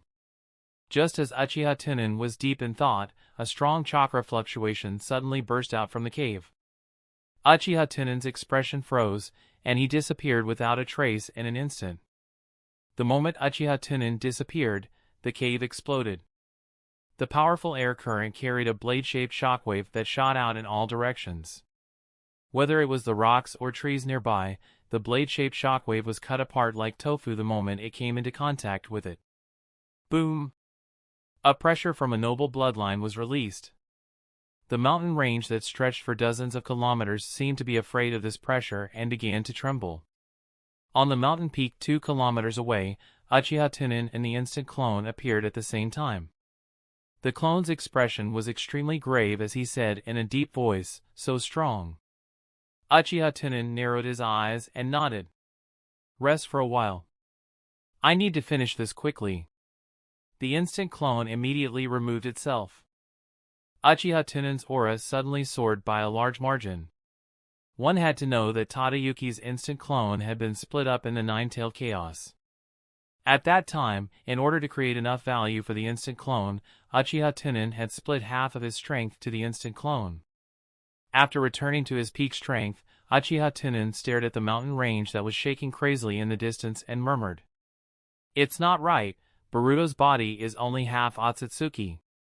Even if Momoshiki occupied the body, it should not have such power. Is the protagonist's halo so unreasonable?" Rumble. The mountain range that stretched for dozens of kilometers seemed to be unable to bear the heavy burden, and it began to collapse. Countless pieces of gravel and rocks fell to the ground, setting off smoke and dust that covered the sky. After a few breaths, the figure of Boruto pierced through the smoke and dust and flew high into the sky. Seeing this, Uchiha Tunan's expression changed slightly, but he found that there was a gap between the appearance of Boruto at this time and the appearance of Momoshiki in his memory. At this time, the Boruto lowered his head, a sharp horn growing from the center of his forehead, and his eyes had already turned into golden reincarnation eyes. Mysterious and strange black stripes appeared on his face, and a head of golden hair in the shape of a flame soared into the sky. Uchiha Tunan narrowed his eyes and said uncertainly, "Otsutsuki Momoshiki?" Chapter 388, You Are Not Karasuke. The man behind the transformation raised his hands slightly and clenched his fists, as if he was feeling his current body. Then, he slowly raised his head and looked at Uchiha Tunan. A strange smile appeared on his face, and he said with a smile, "I really have to thank you. In order to let me kill you, this little brat did not hesitate to offer his body and let me resurrect early." Uchiha Tunan carefully looked at the resurrected Momoshiki, and the corners of his mouth gradually outlined. He said slowly, "In that case, Boruto has been completely swallowed by you. If I remember correctly, this body has not been completely transformed, so you can't use your full strength. Killing you shouldn't be a problem." Although Uchiha Tunan said this, he felt that Boruto should not have died yet, because he did not have the ability to read people's eyes. Of course, it was also possible that Boruto had died, but his body was occupied by Momoshiki. If he wanted to obtain the abilities of the user, he had to get rid of Momoshiki. The corner of Momoshiki's mouth raised slightly, and he looked at Uchiha Tunan with a disdainful gaze. "I saw the entire process of you sealing the move and fighting with that Uchiha in this little brat's body. I have to say, among the human experts I have seen, you can definitely rank in the top 3. Unfortunately, I am not a shallow and ignorant junior like Urashiki. Right now, even if I can't fully display my strength, I am still much stronger than Urashiki. And you have no chance to set up those difficult sealing techniques. Want to kill me? Dream on." Hearing this, Uchiha Tunan nodded in agreement and said in a flat tone, "It seems that my poison has no effect on you." "Pa!" He saw Momoshiki's mouth open towards the ground and spit out a pitch-black pill. It looked as casual as a normal person spitting. At the same time, he spread out his right hand, revealing the red pill in his hand. He said with a proud expression, "My alchemy skills are top-notch in the Otsutsuki. No matter how strong the poison is, it won't be able to harm me in the slightest. Speaking of which, my luck today is really good. As soon as I revive, there will be good medicinal pills that can replenish my chakra." After he finished speaking, he opened his mouth and prepared to swallow the red medicinal pill. Uchiha Tunan faintly smiled. Bang! The mountain peak under Uchiha Tunan's feet suddenly shattered. A dark blue lightning suddenly appeared in the clear sky and attacked Momoshiki. Uchiha Tunan perceived the crimson elixir with Uchiha Sasuke's chakra breath through Kagura's heart eyes. It was obvious that this was what he had obtained from refining Sasuke's corpse. Although Sasuke had lost the most important eye, Sasuke could only be refined from a dried corpse that had been drained of blood. However, Uchiha Tunan did not know how amazing Otsutsuki's pill technique was. In order to be safe, he naturally could not sit by and watch the enemy increase his strength in front of him. Just as Uchiha Tunan approached Momoshiki, he saw him suddenly clench his right hand and instantly crush the red pill into pieces. Then he quickly spread out his palm again. A crimson spiral pill expanded at an exaggerated speed. In the blink of an eye, it was as big as a mountain. "You've been tricked! Die!" Seeing this, Uchiha Tunan's expression did not change. In the blink of an eye, he reappeared on another mountain peak. However, Uchiha Tunan had already left a space-time tactic in a few nearby places to prepare for emergencies. However, as soon as Uchiha Tunan appeared, he found that the ground was dark, and he suddenly raised his head to look at the sky. He saw several huge meteorites on the top of his head crashing toward the ground. And the bottom of these meteorites were all aimed at the place where Uchiha Tunan had left the space-time tactic. There are so many heavenly barriers, it seems that this Momoshiki is stronger than I thought. When Uchiha Tunan saw that the star was about to fall down to the top of his head, golden chakra instantly appeared around his body. 9 arms made of golden chakra extended upwards, and in the end, with the momentum of the sky, he firmly caught the star. Then he saw Momoshiki face arrogantly shouting, "With the body of this little devil, I can see through all space. Today, I will let you experience the wisdom of Otsutsuki, you inferior creature." After saying that, he pushed his right hand forward. The crimson spiral pill, which had grown to the size of the sky-bearing star, quickly smashed toward Uchiha Tunan. The dazzling brilliance of the crimson spiral pill dyed the whole world red. Even the sun in the sky was overshadowed at this moment. Uchiha Tunan looked indifferently at the crimson spiral pill getting closer and closer, and unhurriedly activated the void form ability. Boom! After Uchiha Tunan activated the void form, the heavenly barrier star that had no support slammed heavily on the ground. At the same time, the crimson spiral pill just happened to touch the heavenly barrier shaking star. However, the expected explosion did not happen. The crimson spiral pill seemed to be extremely stable. When it touched the heavenly barrier shaking star, its speed immediately became slow, but it still ate away at the heavenly barrier shaking star bit by bit. In the distance, when Momoshiki saw this, a smile of success flashed in his eyes. "I am not that stupid to stay here and fight with a guy who can seal Urashiki alone for the sake of the so-called promise. Now that this guy has been delayed, I have to leave quickly. If you want to extract the 9-tailed divine tree, it is easier to find Naruto." He saw Momoshiki quickly take out a turtle shell from the ninja bag and put it in the palm of his hand, then began to inject chakra into the turtle shell. However, in the next moment, a hint of doubt flashed through Momoshiki's eyes. There was no aura of the Otsutsuki artifact at all. On the contrary, there was an unpleasant aura of a low-grade creature. Was the ability to hide aura so strong when Karasuki was sleeping? Just as Momoshiki was puzzled, a black beast suddenly jumped out of the turtle shell, raised its head and hissed. From the cry, it seemed to be in extreme pain. This kind of turtle was bought by Uchiha Tunan from the pet store, and it was plowed out of a bag. You must know that almost every day in Naraku, people of all kinds who believe in Uchiha Tunan are executed or die naturally because of crimes. The current Uchiha Tunan could be said to know all kinds of skills. Even Momoshiki couldn't be found when he exchanged things without anyone noticing. The poor little turtle was still comfortably hibernating for a second, but the next second, he was pumped full of chakra by aliens. Momoshiki finally discovered that something was wrong. Its eyes widened, and it exclaimed, "You are not Karasuki." Bang! This turtle could not withstand the huge amount of chakra that poured into its body, and its body instantly exploded into a cloud of blood mist. At this moment, a huge shadow enveloped Momoshiki. Momoshiki suddenly found that his vision was dark, and a huge sense of crisis just came to his mind, and Uchiha Tunan's gentle voice came from behind. "Want to run? Break your legs." Chapter 389 Inukai Takaru no Makoto. A sharp air-breaking sound suddenly sounded. Momoshiki quickly turned around, and what entered his eyes was a huge stone fist. Bang! The stone fist smashed Momoshiki, which was still in shock, into the thick snow from the air. The sputtering snowflakes spread out like catkins.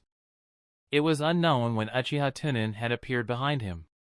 Moreover, he had already successfully smashed a heavenly barrier star into the ground, turning it into a rock Buddha sitting cross-legged. He stood on the head of the great Buddha with his hands folded, looking down at the snow dust below. The great Buddha placed one hand on his knee, and the other hand had just hammered Momoshiki into the ground. At this moment, Uchiha Tunan raised his eyebrows slightly. He felt a strong thrust coming from the great Buddha's arm. Shinra Tensei. Boom! A terrifying repulsive force burst out from the snow. From Uchiha Tunan's perspective, layers of snow waves suddenly appeared in the snow below and rushed in all directions.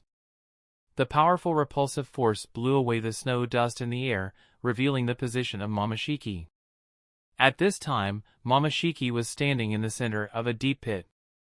His hands were flat, and he held the stone fist of the big Buddha with difficulty.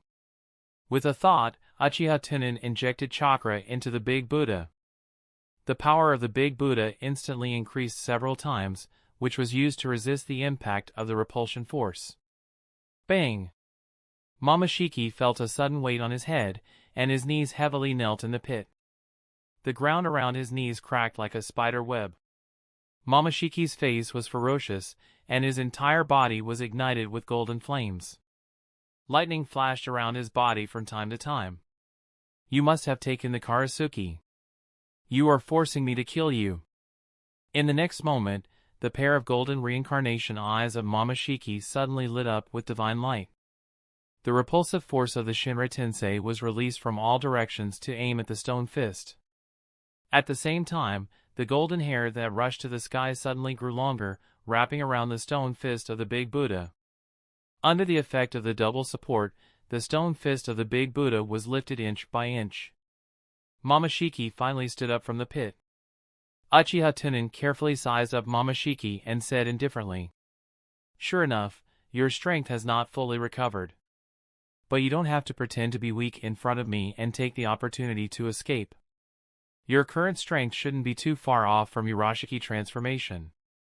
This trip has wasted too much of my time. I still have a lot of work to deal with, so I have to hurry up and kill you." When Momoshiki heard this, his eyes turned cold, and he immediately let go of the hands that held the stone fist. At the same time, he dispersed the repulsive force of the Shinra Tensei. Momoshiki easily held up the stone fist with its long hair, and then slapped it on the stone fist. Boom! The stone fist along with the stone arm exploded. Momoshiki's hair was pulled back, staring at Uchiha Tunan, and said coldly, "I was looked down upon by a monkey. A human was actually able to control Earth attribute chakra to this extent. It seems that you still have strength in the last battle with Urashiki. Today, I will show you how to use chakra. Inukai Takaru no Makoto." The earth trembled, and a monster with a dragon head and a snake body broke out from the ground and attacked Uchiha Tunan. Seeing this, Uchiha Tunan's expression did not change, and he gently closed his palms. True thousands of hands, resurrected Buddha.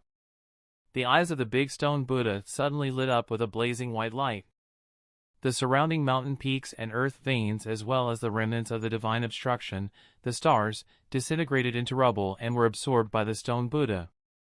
Just as the monster with the dragon head and snake body was about to collide with the stone Buddha, numerous arms suddenly shot out from behind the Buddha.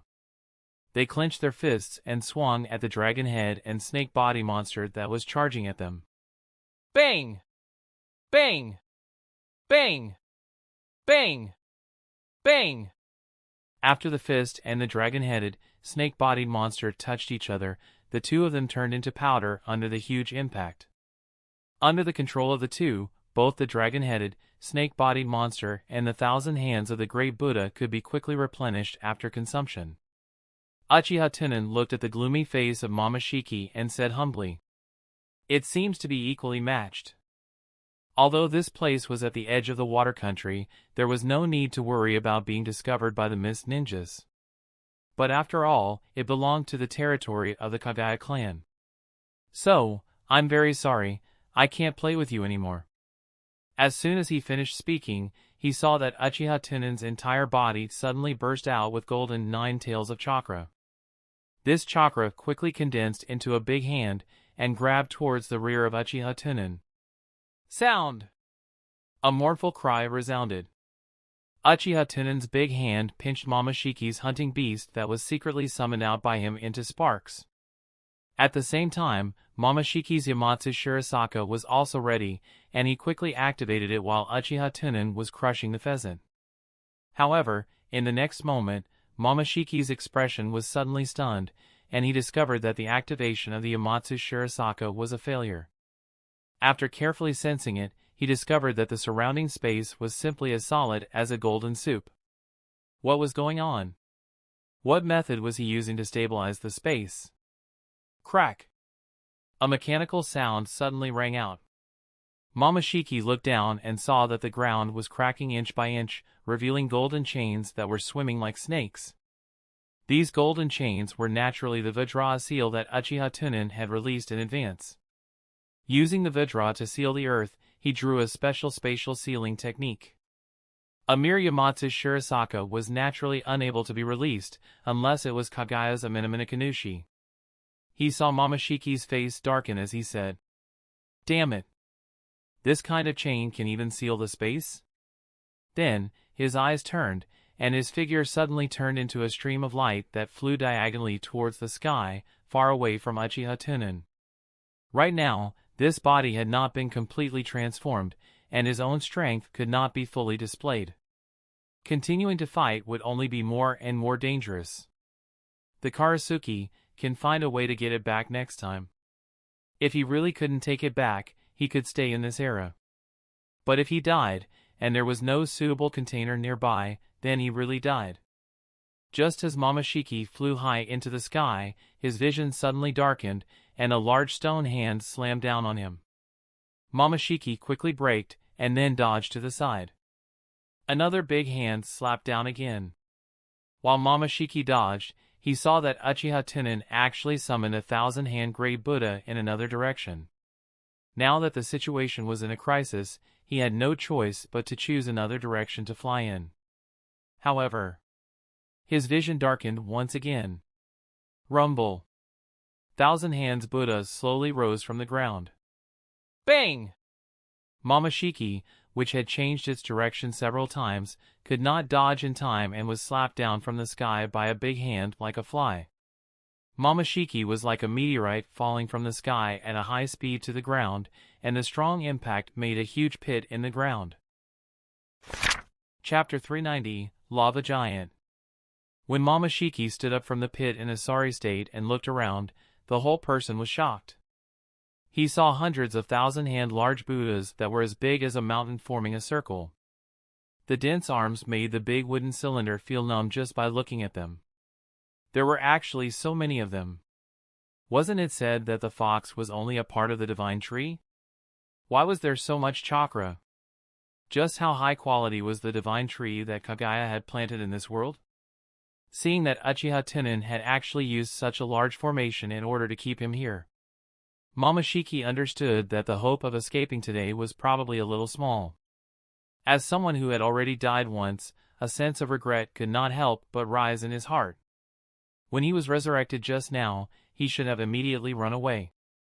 He should not have cared about the so-called Otsutsuki dignity and wanted to launch Karasuki and leave in front of the other party. Momoshiki took a deep breath, and the golden flames around his body gradually extinguished. He immediately turned around and looked at Uchiha Tunan, who was standing on top of the 1,000-hand Great Buddha. He forced a smile and said, "In fact, I think there might be some misunderstandings between us. I just simply possess the body of this little devil to resurrect. It just so happens that this little devil is your enemy. The enemy of the enemy is just a friend." A strange look flashed across Uchiha Tunan's eyes when he heard this. He smiled and said, "Friend?" Momoshiki nodded and said, "That's right, your strength has already obtained the recognition of Otsutsuki. You have to know that I am not the only person in Otsutsuki, and there are countless people stronger than me. Why don't we turn our hostility into friendship and let go of the past? You let me go, and in return, I will completely reconcile with you on behalf of Otsutsuki." Hearing this, Uchiha Tunan shook his head lightly and said lightly, "If you really agree with me, then I will naturally let you go. Unfortunately, you can't lie to me. And the reason why I wasted so much time this time is because of greed. I have already thought about it and decided not to make the same mistake in the future. Even if you might really agree with me, I am more worried that you will find trouble with me after you recover your strength. So, I am very sorry." When Momoshiki heard this, he explained with an anxious expression, "I really do agree with your strength. Think about it carefully, how can I, an Otsutsuki, deceive a human like you?" Seeing that Uchiha Tunan was unmoved, Momoshiki's heart gradually sank. It seemed that he was going to fight desperately. The amount of chakra contained in the seed is only enough for me to activate it once. As long as I fly out of this planet, I will be able to use Yamatsu's Shirasaka to go to the moon. This guy definitely won't be able to catch up to me. Momoshiki's body once again ignited with golden flames, his golden rinnegan opened wide, and terrifying chakra fluctuations suddenly gushed out. Ape Rock! Roar!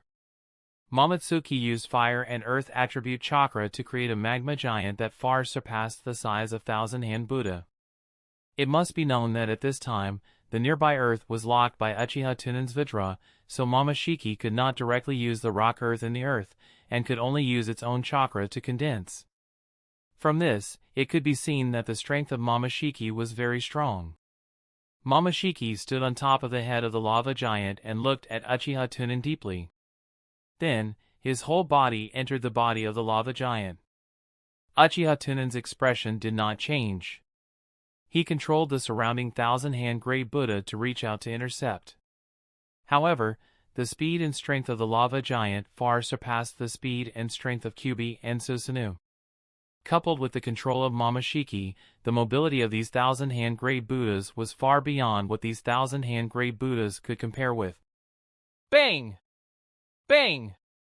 Bang! The two fists and feet of the lava giants turned into afterimages. Before the tens of thousands of rock arms could touch the lava giants, they were smashed into powder. In a few breaths, these thousand-hand Grey Buddhas had all turned into armless Grey Buddhas. Coupled with their compassionate appearance, they looked quite miserable. The lava giant had the upper hand, but Momoshiki with insufficient chakra did not have any intention of fighting. In the next moment, the lava giant bent its legs and suddenly jumped into the sky. Boom! The earth within a radius of dozens of kilometers suddenly sank. Ha ha, Uchiha Tunan, I will remember you. When I return to this planet, it will be the death of humans. Hearing the words left behind by Momoshiki, Uchiha Tunan's eyes slightly narrowed. In the Biju space. Ha! Ha! Ha! Ninetailed was panting heavily on the ground, and her body was constantly emitting fiery red chakra aura. In fact, this time, when Uchiha Tunan used such a large-scale thousand hands, he was using all of his chakra. Even if he had a lot of Ninetailed, it was not infinite. If not for the several bright golden chains floating above the tailed beast's space, Ninetailed would have long gone on strike. Just at this time, the golden chains on top of Ninetailed's head turned into afterimages and heavily struck Ninetailed's body. Pa! Aoo! Kyuubi howled in pain. An indifferent voice came from all directions of tailed beast's space into Kyuubi's ears. Don't drop the chain at the critical moment. Under the threat of Uchiha Tunan, Kyuubi had no choice but to endure the pain and sit up. He closed his claws and desperately urged the tailed beast in his body. 10 seconds passed in the tailed beast's space, and in the real world, it was also in that instant. At this time, Momoshiki controlled the lava giant to fly in the air. Suddenly, Momoshiki felt something was entangled with the lava giant, and its flying momentum suddenly stopped. He immediately looked down. The lava giant's legs had already been bound by thick golden chains. Moreover, these golden chains seemed to be able to grow infinitely. In the blink of an eye, they had already reached the lava giant's waist. The other end of the golden chains surrounded the thousand-hand Grey Buddha below. The thousand-hand Grey Buddha's arms that had previously been shattered had already returned to normal. Their densely packed arms grabbed onto a chain and pulled fiercely. A powerful pulling force came, instantly pulling the lava giant toward the ground. Momoshiki inside the lava giant was furious. If he was pulled down, when his chakra was exhausted, he would be at the mercy of others. He immediately injected his chakra into the body of the lava giant without holding back, and controlled the lava giant to fly towards the sky. The two forces offset each other, and the lava giant seemed to have become a kite with a string, almost standing still in the air. I don't believe that a mere sealing technique can stop me. Momoshiki's angry roar came from the mouth of the lava giant. Uchiha Tunan naturally would not waste this great opportunity, and immediately activated the nine-tailed mode with all his strength. A vast amount of golden-colored chakra surged out from his body, transforming into the appearance of 9 tails. This wasn't over yet. Uchiha Tunan knew about this move, and also knew how to break it. Soon after, his eyes began to spin at high speed. Pieces of solidified chakra armor appeared on the surface of the 9 tails, and eventually turned into a golden humanoid warrior with 9 golden tails behind him.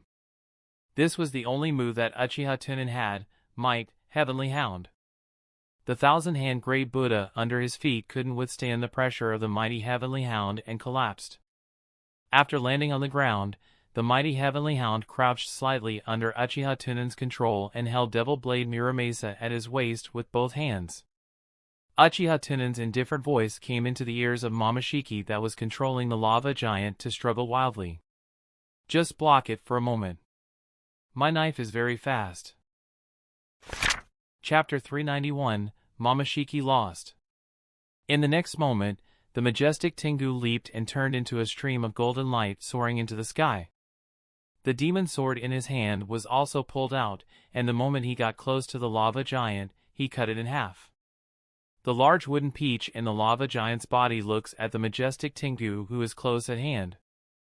This familiar scene instantly reminded him of the scene where he was once defeated by Naruto and Sasuke. It all seemed like it happened yesterday. And now, yesterday reappears. It's just that the two of them were replaced by Uchiha Tunan, and he can perform this trick alone. Uchiha Tunan's Tengu mode is not as good as Uchiha Sasuke's complete Susanoo. But Uchiha Tunan's Kyuubi is a complete Kyuubi, not Naruto's In Kyuubi. Under one increase and one decrease, the power is not much different. In the blue sky, a dazzling golden light suddenly lit up. The Muramasa with golden flames is cutting off the huge lava giant in the middle like cutting tofu. The blade slid across, bringing up hot magma sparks, as if starlight appeared in the daytime. After the lava giant was broken into 2 pieces, it lost power and turned into 2 crimson fireballs and smashed towards the ground. Rumbling. After the bodies of 2 lava giants fell into a valley, they shattered into countless pieces of burning lava, spreading all over the valley. From a distance, the whole valley looks like a brazier in winter. Uchiha Tunan lifted the prestige Tengu state and fell lightly to the valley. Standing on the burning lava pile, Uchiha Tunan leaned down and inserted his hands into the lava that looked like charcoal fire and lifted out the dying Momoshiki. Momoshiki can only be said to be in a bad luck. Originally, his strength was not weaker than that of Uchiha Tunan, but after all, he had just been resurrected from Boruto's body. And Boruto's own strength is low, and the body transformation has not been completely completed. While it can help him, it also limits his strength. The only thing to rely on is the remaining chakra in the karma. These chakras are still left over from the battle with Naruto before the death of Momoshiki last time. But seeing that the horns on Momoshiki's forehead had been broken, his eyelids slightly opened and he looked at Uchiha Tunan with an indifferent face, and said weakly, Are you going to seal me, well, just like Urashiki? Uchiha Tunan shook his head slightly, and said leisurely, No need, one material of the same kind is enough. Momoshiki coughed heavily, and said in a begging tone, Use me. Uchiha Tunan frowned slightly, shook his head slightly, and said, It seems that there is really a great horror between life and death. You don't look like the Otsutsuki in my impression at all. But to me, you and him are the same. It wasn't me who died, why should I go to extra effort to change another person's seal? Hearing the words, despair appeared on his face. He slowly closed his eyes and said, It seems that I really have to die. Don't say it's so sad, death is not a relief. If you live in my hands, you will suffer. Don't worry, you are a strong man after all, I will let you go with dignity. But seeing Uchiha Tunan loosen his hand, he fell into the fire. Immediately afterwards, a space vortex appeared in the palm of Uchiha Tunan's right hand, and a piece of pure white feather floated out of the space vortex, swirling towards Momoshiki. The feathers fell lightly on the body of Momoshiki. The next moment, a black sealing formula emerged from the surface of the feather. This feather was the medium used by Uchiha Tunan to seal the fire seal before, and sealed the Amaterasu of Uchiha Sasuke. The complicated sealing technique flickered a few times, and the surface of Momoshiki's body suddenly ignited an inextinguishable black flame. Suddenly, he closed his eyes and waited for death, and suddenly opened his eye. The golden reincarnation eyes stared straight at Uchiha Tonan's pair of indifferent scarlet kaleidoscopes with an inexplicable meaning. In an instant, it was as if the pause button had been pressed on the whole world, and even the blazing, indestructible black flame that claimed to be able to burn space froze. Time and space stand still. It seems that only Uchiha Tunan and Otsutsuki Momoshiki can act. He saw a white-haired big tube wooden peach pose coming out of the inextinguishable black flame, approaching Uchiha Tunan, and said softly, "I have traveled so many planets, but I didn't expect to encounter so many ups and downs when I came to the ninja world this time. Counting this one, I experienced 2 deaths. Thank you for making me realize how arrogant and ignorant I was. In a sense, you are better than Naruto and that Uchiha. I learned a lot from you when I was in Boruto's body. For this, I would like to give you a gift." Uchiha Tunan narrowed his eyes slightly, and through the Tai Chi kaleidoscope, he has already seen through that Momoshiki at this time belongs to the state of the soul. This method of stagnating time and space is nothing more than Momoshiki last card, pulling himself and him from the real world into the soul dimension. Since it is in the state of the soul, Uchiha Tunan naturally doesn't have to worry about anything, looking at the Momoshiki in front of him and said leisurely, "Mr. Momoshiki, you are being polite, you are a guest from afar, what gift do you want to give? Your death is the greatest gift to me. Why is it so haunted?"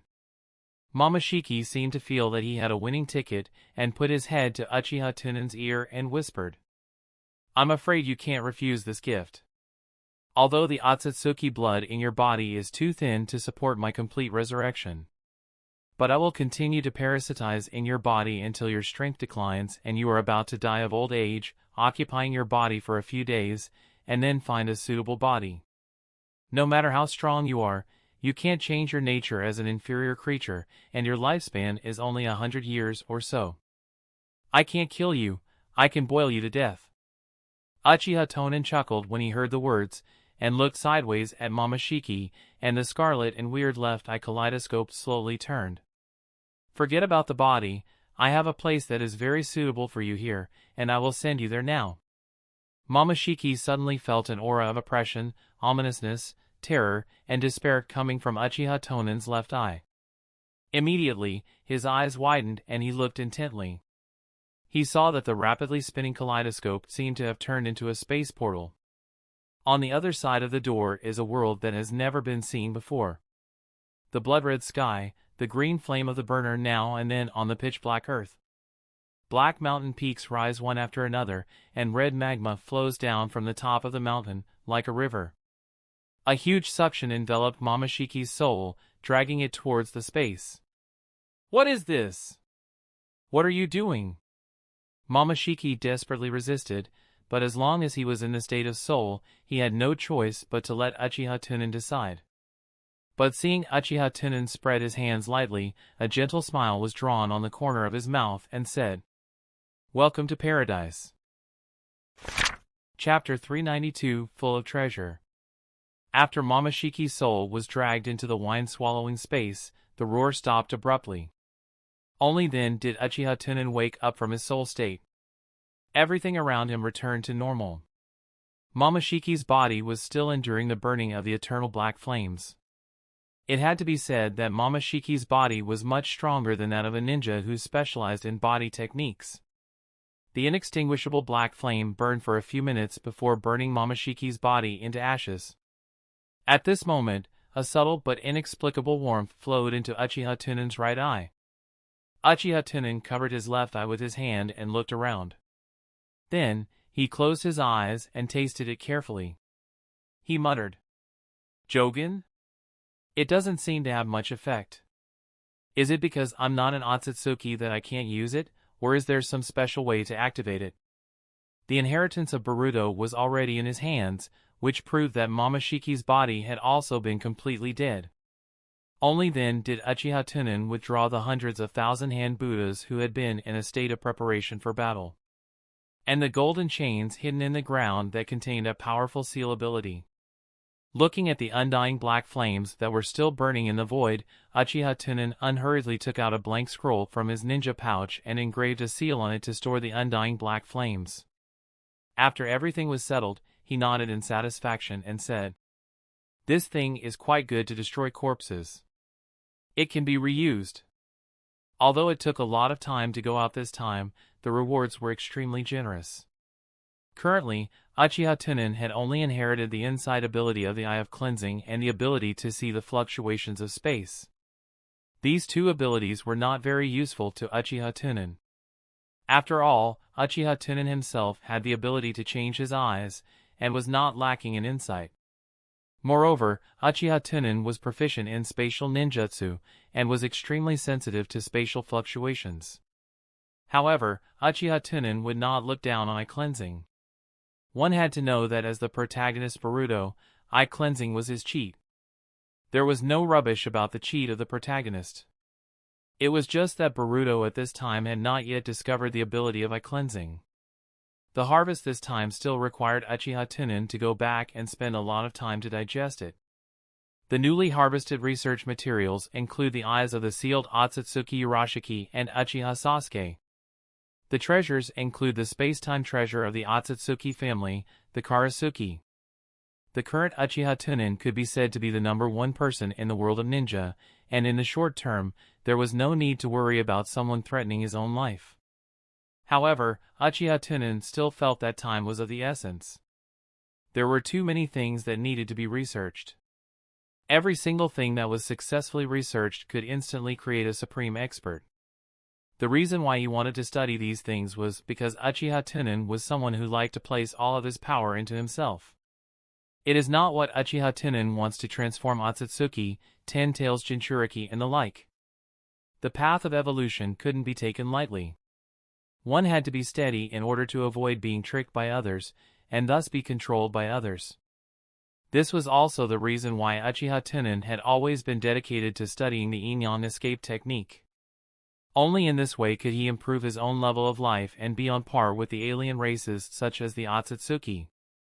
Thinking up to this point, Uchiha Tunan formed a seal with both hands and separated out an instant clone with half of his strength. Then he ordered the instant clone. Collect the bloodstains in the fog. If there is any action, I will inform you through Kamui. By the way, help me take care of the people around Shirshue. I don't want anything to happen to Shirshue's eyes. The clone nodded and immediately transformed into Komotada Yuki. After Uchiha Tunan finished his instructions, his right eye surged with a spatial vortex and sucked himself in. The next day, Uchiha Tunan returned to Konoha without anyone noticing. When he left Konoha, Uchiha Tunan sent out a clone with Jounin's strength to help him deal with official business and take care of Naruto. As for the two ninjas who watched him leave the village with his people, there was no need to care about them. After all, with Uchiha Tunan's current status, he did not need to tell anyone where he went.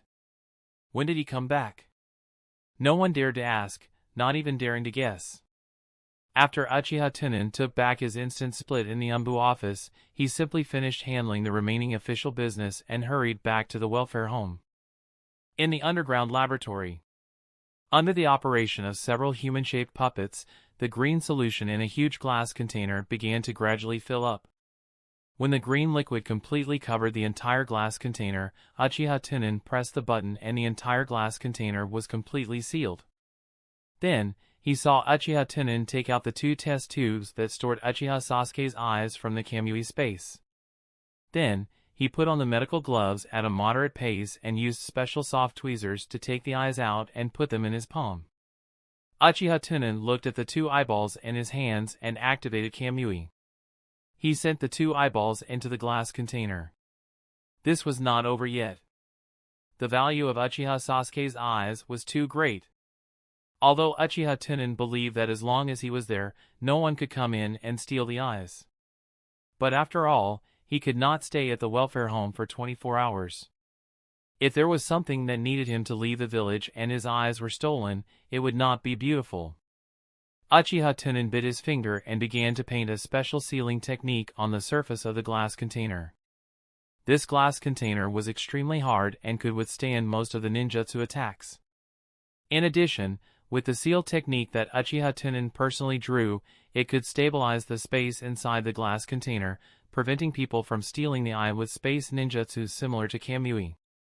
At the same time, this seal technique also had a long-range warning function, which could prompt Uchiha Tunan when the glass container was attacked. Of course, there was a certain limit to the distance. The seal technique drawn by the golden blood was completed, and after a few flashes, it disappeared without a trace, which would not affect Uchiha Tunan's observation. After doing all this, Uchiha Tunan returned to the sofa and sat down. The human-shaped puppet placed the boiled tea on the tea table and poured a cup for Uchiha Tunan. Uchiha Tunan sat on the sofa and took a sip of tea. Then, he took out the Otsutsuki treasure he had stolen from Boruto from the Kamui, Karasuki. Looking at the turtle-like object in his hand, a rare look of greed appeared in Uchiha Tunan's eyes. Crossing time and space. This was simply a perfect match for him. It could be said that the value of this treasure far surpassed the Eye of Cleansing and Uchiha Sasuke's eyes. Of course, Uchiha Tunan knew that if he wanted to open this treasure, it had to be the people of the Otsutsuki clan. But it didn't matter. There was a pure-blooded Otsutsuki sealed in the Kamui. Chapter 393, Become Friends. Body. I can't move my body at all. Despicable inferior creature, hateful sealing technique. Is my consciousness starting to blur?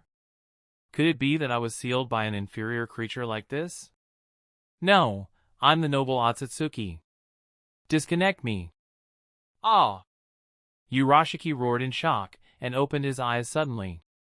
But he found that his whole body was tightly bound by hundreds of golden chains to a metal pillar engraved with sealing formulas. It was dim in front of his eyes, and he could vaguely see a large amount of supplies piled up nearby, but the place farther away was completely dark, and he couldn't see anything. Otsutsuki Urashiki struggled hard. I found that my current strength was as weak as that of an ordinary monkey. It reminds me of the time when I was shrouded in the sealing technique in my memory. Uchiha Tunan said that he wanted to seal everything from his sight, hearing, smell, touch, taste, chakra, body, soul, and even thoughts and emotions. Urashiki immediately understood that he must have been sealed for a long time, but now the seal was loosened, allowing him to restore his biological instincts. Is that guy old and dead? Just as he was thinking, Uchiha Tonan's gentle voice came from all directions in the dim space. Mr. Urashiki, how are you resting? Urashiki's expression froze, and he looked around. He saw Uchiha Tunan in white clothes slowly walking out of the darkness with a kind smile on his face, and came to stand in front of Otsutsuki Urashiki. Otsutsuki Urashiki looked coldly at Uchiha Tunan, who looked harmless to humans and animals.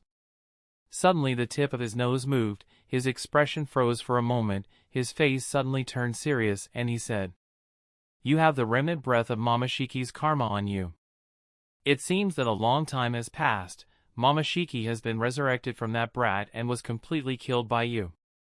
When Uchiha Tunan heard the words, a flash of resentment flashed in his eyes, mixed with a touch of reminiscence, and he sighed softly. Please understand, I know that Momoshiki and you are Otsutsuki, with a noble status. But Boruto is my dear grandson. He died tragically in the hands of Momoshiki, and his body was still occupied by Momoshiki. So in a fit of anger, I didn't hold back, and I didn't intend to seal Momoshiki. I directly crushed Momoshiki, and his soul flew away. Uchiha Tunan admitted that he killed the resurrected Otsutsuki Momoshiki. And it seems that Momoshiki used karma against Uchiha Tunan at the last moment, but was cracked by Uchiha Tunan. You must know that when dealing with inferior creatures, the karma of the Otsutsuki family is simply invincible. As long as it is not killed instantly before it reacts, it can be parasitic in the opponent's body. But the guy in front of him not only defeated Momoshiki that was stronger than himself, but even cracked the karma, causing Momoshiki to die permanently. That's a little too scary. Urashiki's eyelids trembled imperceptibly when he heard the words, and he pretended to be calm and said, "You're scaring me." Uchiha Tunan smiled slightly and clapped his hands lightly.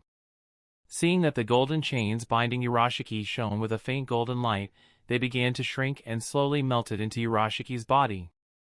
Urashiki, who had lost his restraint, hadn't had time to check his physical condition. Uchiha Tunan took a step forward and held Urashiki's hand. It looked like friends who had known each other for many years finally reunited. Mr. Urashiki was joking, "Your Excellency and I don't even know each other. After the last battle, I admired Your Excellency's strength completely. You also know that I have almost no opponents in the ninja world, and the heights are extremely cold. People around me either adore me or fear me, and I don't even have a close friend. Just now, I suddenly thought of you." Otsutsuki Urashiki struggled hard, but now he can't use any chakra at all. Even the powerful Otsutsuki's body is sealed. Naturally, he couldn't get rid of Uchiha Tunan's clutches, so he could only let his own hands be played by Uchiha Tunan wantonly. But Urashiki felt a chill. He said with a little stern voice, "What are you going to do?" Uchiha Tunan smiled faintly, and the surrounding scenery instantly distorted and rotated. After a few breaths, the two of them had already appeared in the underground laboratory. Uchiha Tunan let go of Urashiki's hand, put his hands on his shoulders, and pressed him on the sofa to sit down. Then he turned around and came to the side and started to make Urashiki tea, and said at the same time, "Actually, I thought about it carefully during this time, and you and I, Mr. Urashiki, actually don't have any unresolvable hatred. It's just a conflict of interest. Unlike Mama Shiki, who did all kinds of crimes, killing my closest relatives and clansmen. This is the mortal hatred." "That Uchiha Sasuke died too?" Urashiki asked casually, and quietly glanced at his arm with his sleeve exposed. There are faintly visible golden lines flowing on the skin. "It seems that those chains used for sealing have been integrated into my body, which makes it even more difficult." Uchiha Tunan nodded heavily with his back to Urashiki. The movements of his hands could not help but slow down, and a sad atmosphere emerged spontaneously. After a while, Uchiha Tunan raised his head and took a deep breath, while raising his hand to wipe something on his face. Then he turned around with a smile on his face, came to Urashiki with tea and knelt down, leaned his upper body slightly forward, and slowly pushed the cup full of tea to Urashiki. "This is a good tea that I have treasured for a long time. It was imported from the land of water, and it only produced half a caddy in 3 years. The first taste only feels green and astringent, but the fine taste has a hint of sweetness, which is worth a lot. Ordinary people are not qualified to let me share it." Sitting on the sofa, Urashiki looked down at Uchiha Tunan on the opposite side. A sense of aloofness emerged unconsciously in his heart. But Urashiki showed arrogance on his face, and said leisurely, "Looking at you, it looks like you're trying to please me. What do you want in the end? You can say it and I'll listen." After all, he stretched out his hand to pick up the teacup and taste it. But when Urashiki saw the steaming tea in the teacup, his heart skipped a beat, his body froze slightly, thinking of the poisonous water he drank before. After all, for the sealed Urashiki, the battle with Uchiha Tunan was not long ago, and everything is still fresh in his memory. Immediately pushed the teacup back. Uchiha Tunan was not angry when he saw Urashiki making such a distrustful move, and began to think to himself, "Actually, although I am a ninja, my childhood dream was to become a scholar. A great historian, so I have always been very interested in the history of the ninja world. In the past, my strength was low, and I was in the war years, so I always buried my dreams in my heart. But now that I am strong enough, I want to live for myself. Rediscover the original aspiration of youth, and pick up the dream that was left in the corner." As he spoke, Uchiha Tunan's expression became slightly agitated. He put his hands on the table, stared at Urashiki with sincere eyes, and said, "Mr. Urashiki, do you understand what a dream is? It is to achieve a goal, regardless of everything, and strive hard for it, so as to realize self-worth and self-life meaning. And those who helped me during the struggle were my friends." Seeing Uchiha Tunan's frenzied appearance, Otsutsuki Urashiki felt a little scared, shrank back unconsciously, and said in a deep voice, "Sorry, maybe Otsutsuki's civilization is too different from yours. I can't understand what exactly you mean. Seeing this, Uchiha Tunan smiled awkwardly, as if apologizing for his recklessness and excitement, then coughed lightly. It means, if you help me realize my dream, we can become friends. I am a person who treats my friends with sincerity, and treats him heart to heart. Hearing the words, Urashiki glanced to the side, just in time to see a pair of eyeballs floating in the huge glass container, nodded and said, I can see it. Uchiha Tunan followed Urashiki's gaze, then calmly pointed to the eyeballs in the container and explained. The eyes are the symbol of the Uchiha clan. It is the custom of our Uchiha clan to preserve the eyes after death for future generations to admire. A trace of suspicion flashed in Urashiki's eyes, but due to his current situation, he still had to agree, it's a very meaningful custom. Uchiha Tunan never expected Urashiki to help him travel through time sincerely. In the conversation just now, although Uchiha Tunan had done a good job in gesture, there was always a hint of threat in it. From the beginning, when Otsutsuki Urashiki understood that he had the ability to kill him completely, to the eyes of Uchiha Sasuke behind him were all naked threats. And this hypocritical show of goodwill is nothing more than a step forward for him. After all, the Otsutsuki clan has always been proud, and if they are pushed too hard, the opponent will probably choose to die rather than surrender. But seeing Uchiha Tunan sighed heavily, with a distressed expression on his face, he said, Mr. Urashiki, you don't know anything. Since ancient times in the ninja world, human beings have basically been in the midst of war. A large number of historical documents were lost, and the treasures of civilization were brutally damaged. Therefore, I want Mr. Urashiki to take me to the past and witness the history with my own eyes. Urashiki had been heard in a cloud before, and was about to be fainted by Uchiha Tunan, and now he finally reacted. Uchiha Tunan is asking himself to take him through time.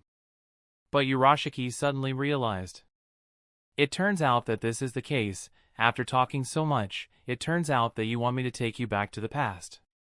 So the Karasuki ends up in your hands too. A gloomy look flashed in Uchiha Tunan's eyes. He nodded heavily and said, Boruto's relics are naturally kept by my grandfather for him.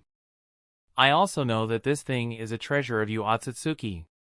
Don't worry, you just need to take me back to the past and witness all the history I want to know once. Then you are my friend of Uchiha Tunan. When the time comes, I will naturally return this treasure to its original owner. With that said, Uchiha Tunan straightened up again, stretched out his hands and pushed the cup of tea to Urashiki. Urashiki looked at the tea and felt slightly trembling, so he straightened up as well, stretched out his hands and pushed the teacup back to Uchiha Tunan. Then he changed the subject and said, No problem, shall we set off now? However, Uchiha Tunan did not reply, but looked at the steaming tea with a calm face, as if in a daze.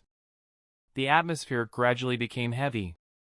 Damn it, this guy really has no good intentions, he must have poisoned it. I don't drink this stuff, he should at most reseal me. They won't kill me, should not. Time passed bit by bit. The entire laboratory was terribly quiet, and Uchiha Tunan, who was sitting there, seemed to be tearing off his hypocritical mask in the next second in the eyes of Urashiki, revealing his fangs.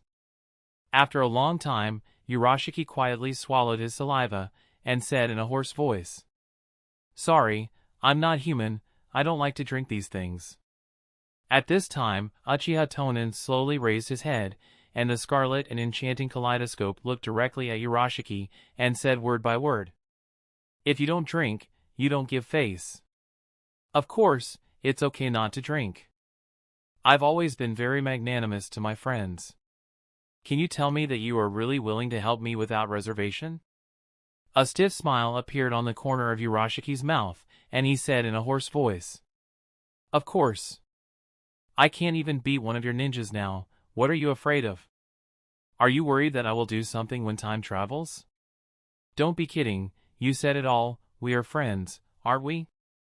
Uchiha Tunan grinned at the corner of his mouth when he heard this, the scarlet kaleidoscope faded, and his pupils returned to normal black.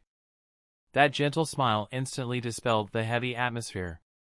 But see Uchiha Tunan leaning forward, holding up the white hand of Urashiki, caressing and saying in a discussing tone. As a friend, it's not that I don't trust you. Just to see if we need to prepare anything. Or if you have anything you want, you can tell me. Even if you want me to remove your seal before we establish mutual affection, it is not impossible to consider. Urashiki let Uchiha Tunan touch the back of his hand, not daring to move, and said with a stiff smile. Hey. I do not want anything. You also said that we are friends. Helping friends is a matter of course. Uchiha Tunan nodded lightly, withdrew his hand back, stood up slowly and said, Okay, but I still have some business affairs that I haven't finished. When I'm done, I'll ask you to set off together. You first take a good rest in my space for a while. Urashiki didn't want to go back to that dark space, so he chuckled twice and said, No, use. However, before Urashiki's words were finished, Uchiha Tunan had reintroduced him into the Kamui space and tied it to the ceiling pillar again. But seeing Uchiha Tunan's face turn cold instantly, he took a sip of the tea on the table and murmured, It's hard for me to trust you without asking. Chapter 394, Checking Information. At night, the wind and snow stopped all day long. Thick snow piled up on the roof and streets of Konoha. The cold moon hung in the dark sky, peeking at the snow-white silver world below. The door of the welfare home opened, and Uchiha Tunan, whose eyes were wrapped in snow-white bandages, walked out. Although it was freezing cold, there were still a few pedestrians on the street. After all, it would be the new year after a while, and many ninjas on missions outside began to return to the village one after another. Uchiha Tunan was now preparing to go to Konoha's library to check if there were any guesses or theories about time travel. No matter which world, there was always a person. Their thinking was different from ordinary people, and they wanted to explore the unknown. Previously, he had talked so much with Urashiki, and Uchiha Tunan had threatened and tempted him, so that Urashiki could help him launch the Karasuki across time and go back to the past to build new crops. The reason why he returned to the past and not the future was naturally because there was history to follow, and it was safer to be sensible when doing things. And in the past of the ninja world, only two aliens, Kagaya Atsuki and Ishiki, could pose a threat to him. In the future, it was hard to say. With so many blood limits in his body, he could completely cross over to the Warring States period and go to every ninja clan to get married and harvest a wave. The Warring States period did not have Otsutsuki, nor did it have any six-path immortals. However, Uchiha Tunan did not expect that Otsutsuki would agree so readily. Originally, Uchiha Tunan had thought that under his threat, the other party would make all kinds of unreasonable requests, and in the end, had no choice but to agree to help him. For example, unlocking the seal and sending it back to the original time and space. But Urashiki did not want anything, which made Uchiha Tunan alert. It was not like Uchiha Tunan could not live in this era and had to transmigrate, so he naturally did not dare to take this risk. The plan to transmigrate before thoroughly investigating the possibility of danger. He could only put it on hold for now. As Uchiha Tunan was thinking, he suddenly realized that he had arrived at the Hatake clan. Under the dim street lights, Hatake Do in a white kimono was shoveling the snow in front of the door. When Uchiha Tunan saw Do, he also found Uchiha Tunan. He pushed his golden glasses expressionlessly, put the tools aside, and quickly walked to Uchiha Tunan. He put his hands on his knees and bowed deeply, "Sir." Uchiha Tunan nodded slightly and said to Do, "Your vacation is over. The Welfare Institute needs you." After all, he had a lot of things he needed to study right now. Today, he happened to run into Do, so naturally, he had to get able-bodied man to help him. When he heard this, his expression did not change. He bowed and said, "I understand. I will come early tomorrow. Do, look at the lanterns that Yanba and I made. Come and help us hang them up." At this moment, two young figures walked out of the house. They were Hatake and the Hatake Yanba. The two of them carrying an irregular-shaped red lantern together. When Yanba saw Uchiha Tunan, he immediately let go of the hand holding the lantern and bowed respectfully to Uchiha Tunan. Director. The moment the flag was released by Yanba, the big red lantern fell to the ground, but fortunately, the fire did not ignite the lamp. Seeing this, he opened its mouth and shouted at Do with an unhappy face, "Hurry up!" Seeing that he dared to be so impudent in front of Uchiha Tunan, Do cursed in its heart and quickly shouted, Quickly greet the director." This was the first time that he had seen Do so fierce. He was immediately shocked, and tears welled up in his eyes. He timidly shouted to Uchiha Tunan, "Director, director." Yanba felt that the atmosphere was a little strange. He pulled the Yi's hand and comforted. Let's do it ourselves. Don't affect the dean's conversation with Do." Uchiha Tunan did not feel unhappy because of his offense, and his eyes under the bandage casually glanced at In an instant, he took a thorough look at his whole body, and then said lightly to Hatake Do, "It seems that your medical ninjutsu has improved very fast." When Do saw that Uchiha Tunan was not angry, he quickly bowed and said, "It was you who taught me well." Uchiha Tunan smiled and said lightly, "I think you should teach him the most basic etiquette and let him understand what it means to be humble." When he heard this, cold sweat instantly covered his forehead. He said in a slightly panicked tone, "I'm sorry. It's my fault for being neglected in teaching." Uchiha Tunan chuckled and shook his head. "Don't apologize to me. I don't care about such hypocritical things. But not all the experts are like me. He can be mediocre, but if he doesn't have the strength and doesn't know the immensity of the heaven and earth, he won't live long in this world." As he spoke, Uchiha Tunan patted the shoulder of Do and whispered into his ear, "Of course, if you are strong enough, you can be his backer and protect him for the rest of his life. But if that's the case, you'll be under a lot of pressure." After saying that, Uchiha Tunan walked straight to the end of the street. He only left Do silently standing under the street lamp, his fists gradually clenching. In all honesty, Uchiha Tunan really did not have any thoughts about If there is an idea, it is to use him to open Hatake Do's eyes. Today, Uchiha Tunan saw that Do was so concerned about the so he put a little pressure on Do to make him work harder. Half an hour later, Uchiha Tunan came to the Konoha Library in the center of the village. This library existed since the beginning of the village. In the beginning, they were only used to store some books about the glorious history of each ninja clan. As time passed, all kinds of books gradually appeared. Of course, there were definitely no books related to the secrets of the ninja world. Those books were all placed in the dark group. And this time, Uchiha Tunan wanted to see if there were any theories about space-time travel. Perhaps he could get some inspiration from it. Uchiha Tunan came to the entrance of the library and gently knocked on the door with his hand. The administrator's slightly angry voice came from the window next to the door. "The library is closed. If you want to read it tomorrow morning." "Lord Tunan!" The window lit up and a figure could be seen wearing clothes. Squeak! The door opened and the administrator came out with a smile on his face.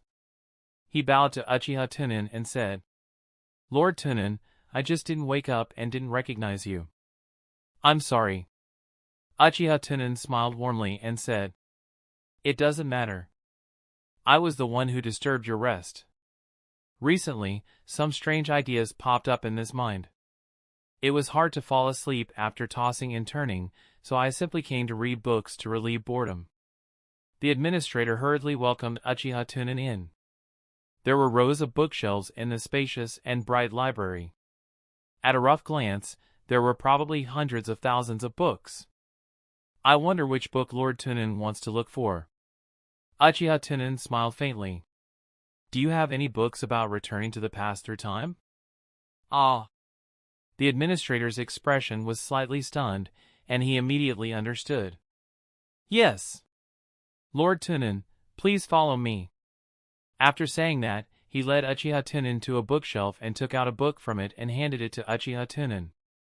Uchiha Tunan looked down at the cover and read softly, "I created the strongest village through the Warring States period." The administrator smiled and handed Uchiha Tunan a few books. There are also these books. Dream Recall Martial Warrior Era. After crossing the ancient era, I became a 9 paths immortal. He flipped 6 pages. These names were obvious at first glance.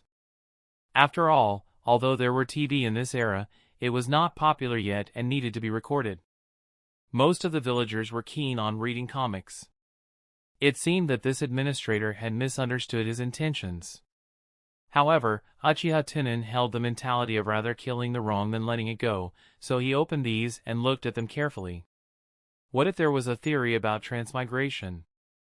At this time, the librarian next to Uchiha Tunan saw that Uchiha Tunan was immersed in his thoughts and could not extricate himself. He immediately smiled and quietly went to the room to bring the table and chairs to Uchiha Tunan. Then, he stood at the side and quietly waited. He thought to himself, as expected of Lord Tunan, he doesn't even need to form seals with perception ninjutsu. After looking at it for a long time, Uchiha Tunan closed it and sighed helplessly. These were all whoosh that had crossed over in a flash, and there was no doubt about the time and space transmigration at all. When the books were about to be placed on the table, he sat down on the chair and reached out his hand to tap on them. These should be storybooks. The administrator smiled and nodded. If Lord Tunan doesn't like it, there are still comics here. As he spoke, he quickly took out several comic books from the bookshelf and placed them in front of Uchiha Tunan. He introduced, "Look, this book and this book, I have seen them all. Oh right, there is also about you, Lord Tunan. Although this setting is a little offensive to you, Lord Tunan. But there was nothing to say about this plot, it made my blood boil." Uchiha Tunan swept his eyes under the bandage and saw the title of the manga, Rebirth Uchiha, Who Dares to Bully Me, Lord Tunan. With this pink cover and the slim girl nestled in his arms, it should be romance manga. Uchiha Tunan immediately coughed and asked, "I prefer to be more rigorous, such as the space-time conjecture and the space-time paradox." The administrator obviously had not even heard of such a term. He blinked his eyes in confusion and said, "Can Lord Tunan explain a little more clearly?" Uchiha Tunan sighed and patiently explained, "In fact, I have been studying space ninjutsu recently. I had a sudden idea and wanted to try to create a ninjutsu that could make people go back. But ninjutsu also needed enough theoretical support to have the basis to start. So I want to see theoretical knowledge, even if it is a serious nonsense, as long as the general logic is not wrong." After saying that, Uchiha Tunan saw that the administrator was frowning and thinking, and even scratched his hair anxiously. He immediately stood up and gently patted the administrator on the shoulder. "Forget it, you go and rest first, I will look for it myself. It doesn't matter if you really don't have it, after all, this ninjutsu sounds incredible. I don't have much hope either." The administrator lowered his head and followed behind Uchiha Tunan. He seemed to be disappointed that he hadn't been able to help Uchiha Tunan. 2 hours later, the administrator saw that Uchiha Tunan was still flipping through the bookshelf and asked carefully, "Why would Lord Tunan want to create such a ninjutsu?" Uchiha Tunan casually cooked up a story. "I want to make up for my regret. I want to go back to see my parents and the heroes who sacrificed themselves for Konoha. If possible, I want to save them before they do anything." Hearing this, the administrator was instantly awed, and then he rubbed his chin and kept walking back and forth. After a long time, the administrator's eyes lit up, and he stopped in his tracks. But in the next moment, the administrator's face revealed a hint of apprehension. He hesitated for a moment, but still came behind Uchiha Tunan and whispered, "Lord Tunan, perhaps you can go to Konoha's mental hospital to take a look. There is a group of patients talking nonsense all day long, which sounds ridiculous, but at first glance they all have a sense of order. Maybe it can give you some constructive inspiration for your ninjutsu." Uchiha Tunan paused in his search for books and instantly understood. Yes, the thinking of people in this world was very different from that of his previous life, and the difference in their cognition was even greater. It was estimated that once someone started to publicize their own conjecture, as long as it did not conform to the public's cognition, they would immediately be sent to the mental hospital. Maybe those people were really useful to him. Uchiha Tunan nodded calmly and said, "Yes, I got it. I won't look today. I'm sorry to disturb your rest." The administrator immediately bowed with a terrified face and said, "Mr. Tunan is too serious. It is my honor for you to come here." After leaving the library, Uchiha Tunan did not go directly to the Konoha Mental Hospital, but went to the Umbu office. First, it was late at night, and he was afraid that it would attract the attention of others. Second, the Konoha Mental Hospital was under the jurisdiction of the medical department, and it was under his jurisdiction. He could take a look at the medical records of these patients first, and there was no need to ask next to them. When he arrived at the office of the Dark Group, Uchiha Tunan found that there was an intelligence scroll on his table. Opening the intelligence scroll, he saw that there was the latest information about the Rain Country on it. After reading it, Uchiha Tunan's eyes under the bandage slightly narrowed, his fingers tapping the table again and again, and he began to think carefully. This piece of information was sent back by a spy from the Rain Country, and it was not an urgent piece of information. It was just that the content of the information caught Uchiha Tunan's attention. Hanzo had privately reached a trade agreement with the Wind Country. In addition, an organization named Akatsuki appeared in the Rain Country, and the idea of promoting peace caused a great response to the people of the Rain Country. In the recent year, the organization's power had expanded rapidly, and it could almost be called the people's hearts. Especially recently, the leader of the Akatsuki organization has written to Hanzo several times, hoping that the Land of Rain will become a neutral country and will no longer be involved in the war between big powers. Time flies. The finger that Uchiha Tunan used to knock on the table stopped, and he pressed a button next to it. Ka! But then, he heard the sound of gears turning, and an assassin wearing a dog face mask appeared in front of Uchiha Tunan. He knelt down on one knee and said, "Greetings, Lord Tunan." Uchiha Tunan threw the information in his hand to the other party and said lightly, "Hey, show this information to Hokage-sama and Danzo-sama, tell them that I will go to the Hokage building to discuss with them tomorrow." The Umbu picked up the intelligence scroll and bowed his head, "Yes, sir." After the Umbu left, Uchiha Tunan informed the class leader of the medical department to bring the medical records of the patient in Konoha's mental hospital. Chapter 395, Preposterous Argument. In the early hours of the morning, the entire Konoha was silent, and the villagers fell asleep. After reading the records of the patients in the mental hospital, Uchiha Tunan finally chose a patient who might be of help to him. Name, Naosai Fukagawa. Sex, male. Age, 39. Patient's past, a villager in Konoha village, he was admitted to a ninja school when he was a child. He were good at studying, playing chess, and daydreaming. After graduation, he became the leader of the 24th team in the medical class and were responsible for leading the new team. The cause of the outbreak, it is suspected that too many companions died in battle and gradually became mentally ill. The symptoms of the outbreak, frequently babbling nonsense and likes to teach other patients. The content involves creating super-lethal weapons, suspected to have an obsession to kill the enemy, wanting to protect companions with non-existent weapons.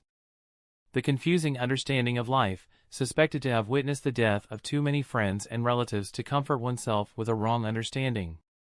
Mistake understanding of time, longing to go back to the past to make up for the regret in your heart. The content of the parentheses was the analysis of the illness of the mental hospital.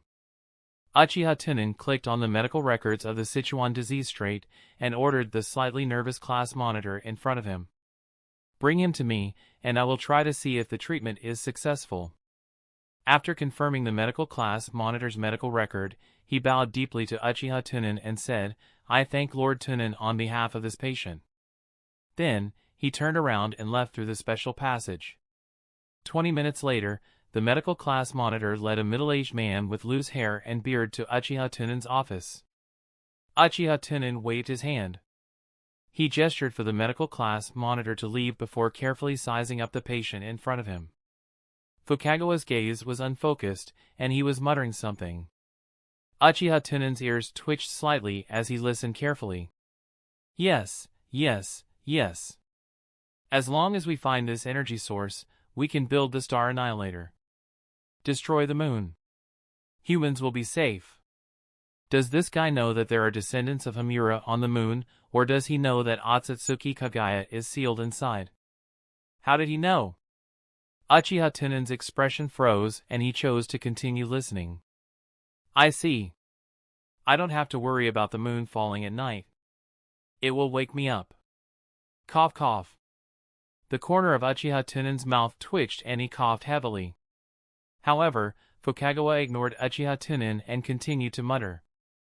I should be able to find the Nation of Thunder. Uchiha Tunan asked humbly, can we go to class now? When Fukagawa heard the word class, his eyes finally regained their light. He stared straight at Uchiha Tunan, a silly smile on his face. All right, today we will talk about the structure of the Star Destroyer cannon. Uchiha Tunan revealed a puzzled expression.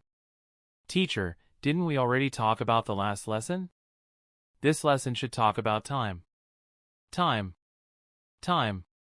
After Fukagawa murmured a few times, his expression gradually became serious. He said, the world is fake. It is a dream. A dream created by the collective consciousness of all life. Uchiha Tunan saw that Shinchuan had told the wrong topic and reminded softly, today we will talk about the time. Upon hearing this, a confused look appeared in Fukagawa's eyes. He nodded slightly and said, oh yes. Then, he continued. The world is fake. It is a dream. A dream created by the collective consciousness of all life. Uchiha Tunan also knew that he could not be serious with a madman, so he immediately stopped reminding him. Instead, he followed the other party's topic and said, this world is real. I can feel it. Hearing that Uchiha Tunan began to refute, Fukagawa's eyes immediately lit up. He looked no different from a normal person. He said to Uchiha Tunan in a low voice, how did the world come about? How could Uchiha Tunan know the answer to this ancient problem? He could only borrow the conjecture he had seen in the Science Channel in his previous life. A singularity appeared in the void, and then this singularity exploded, creating the world we are in. Fukagawa was stunned and said, oddity? Explosion? The loophole in your idea is too big. Then let me ask you, how did this singularity you mentioned appear? Uchiha Tunan shook his head slowly. Fukagawa smiled foolishly, then became unusually serious again. He said in a mysterious tone, at a certain moment, in order to find the answer, humans or a civilization time-traveled back to the origin time of the world. But they found that there was nothing. At this time, they found that everything was false, like a dream. No one wanted their own existence to be false, so they personally created the world. Therefore, this world was created by the future people who returned to the past. Time became a closed ring, which explained that something was created out of nothing. When Uchiha Tunan heard that Fukagawa had spoken until the time, a faint smile appeared on his face. He nodded and said, a very interesting idea. Fukagawa stood straight in front of Uchiha Tunan's desk. His hand slammed on the table as he leaned over and said solemnly, however, the resources required to create a world are too large, so I think they have two ways. The first method is to move the world of your original time to the origin time. In this way, no matter how many times the time circulates, everything can only act according to the original trajectory. If that is the case, then I am willing to call it fate. The second method is to master the real ability of creation, which is to not follow the principle of conservation and create a lot of resources out of thin air.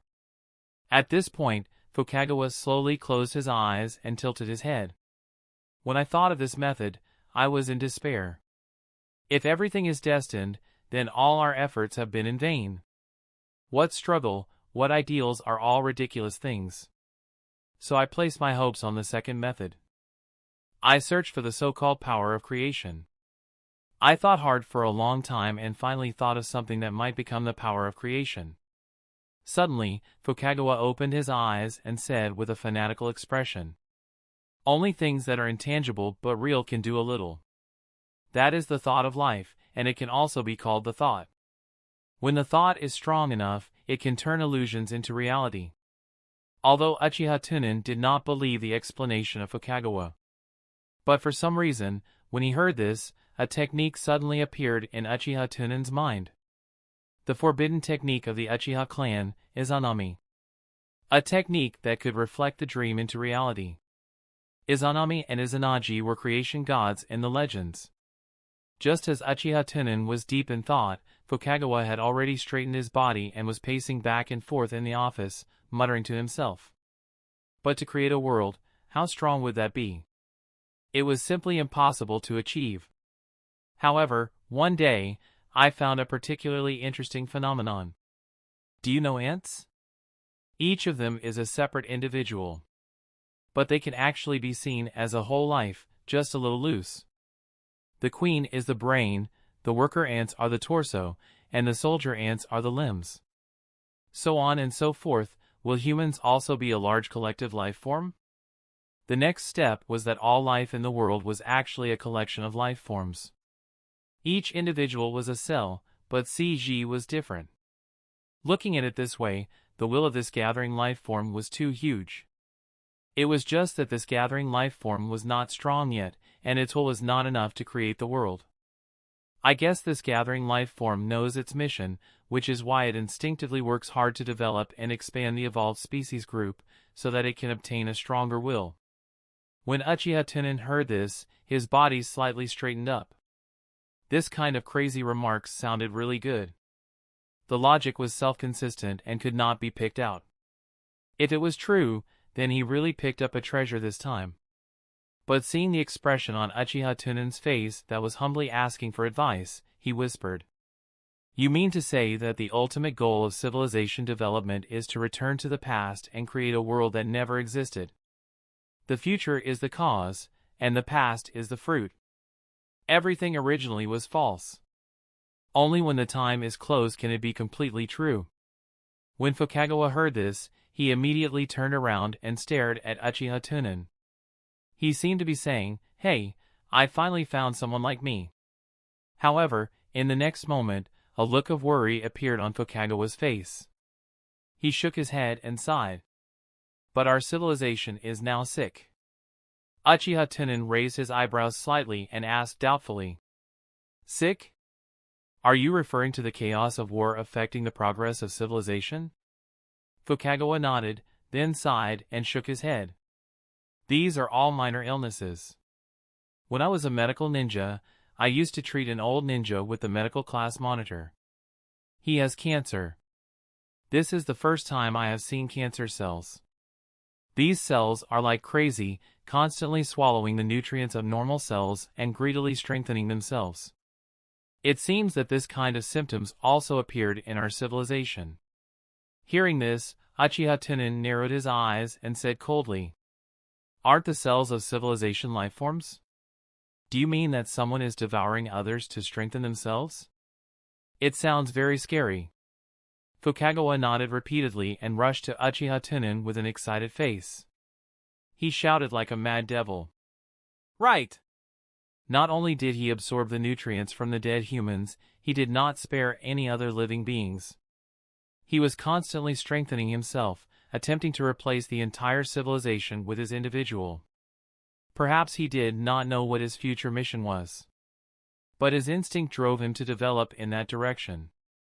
Uchiha Tunan's expression did not change, but his right index finger had quietly straightened up, and there was a faint electric arc flashing on it.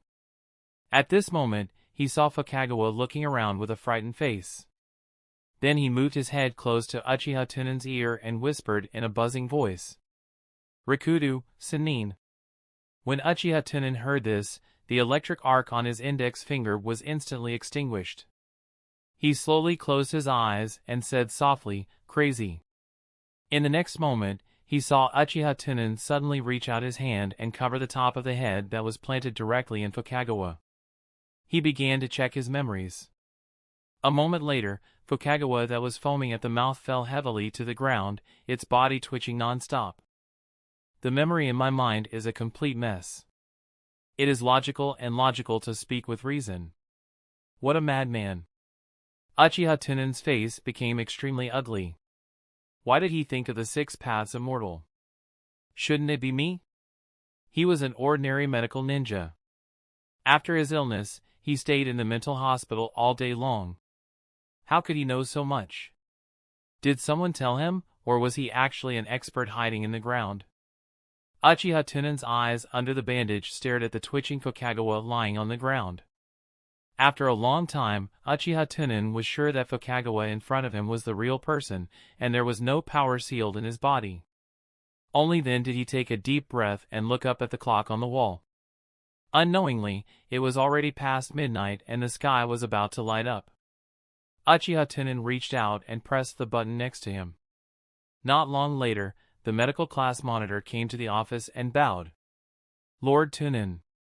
Then, he glanced at Fukagawa, who was twitching on the ground. He sighed and said, "Has the treatment failed?" Uchiha Tunan nodded lightly and waved his hand. "His condition is very complicated. He needs to stay in the assassination unit to make it easier for me to observe his condition at any time. Send someone to take good care of him 24 hours a day. I will come back to treat him when I have time." The head of the medical team nodded, bent over and carried Fukagawa out of the office. After everyone left, Uchiha Tunan picked up the cold tea on the table and drank it. Then, he tapped his fingers on the table as he pondered. According to Uchiha Tunan's preliminary judgment, the two of them were not the only ones who had been able to survive. Fukagawa was most likely a pawn of Black Zetsu. After all, what the other party was talking about was very similar to the Infinite Moon reading.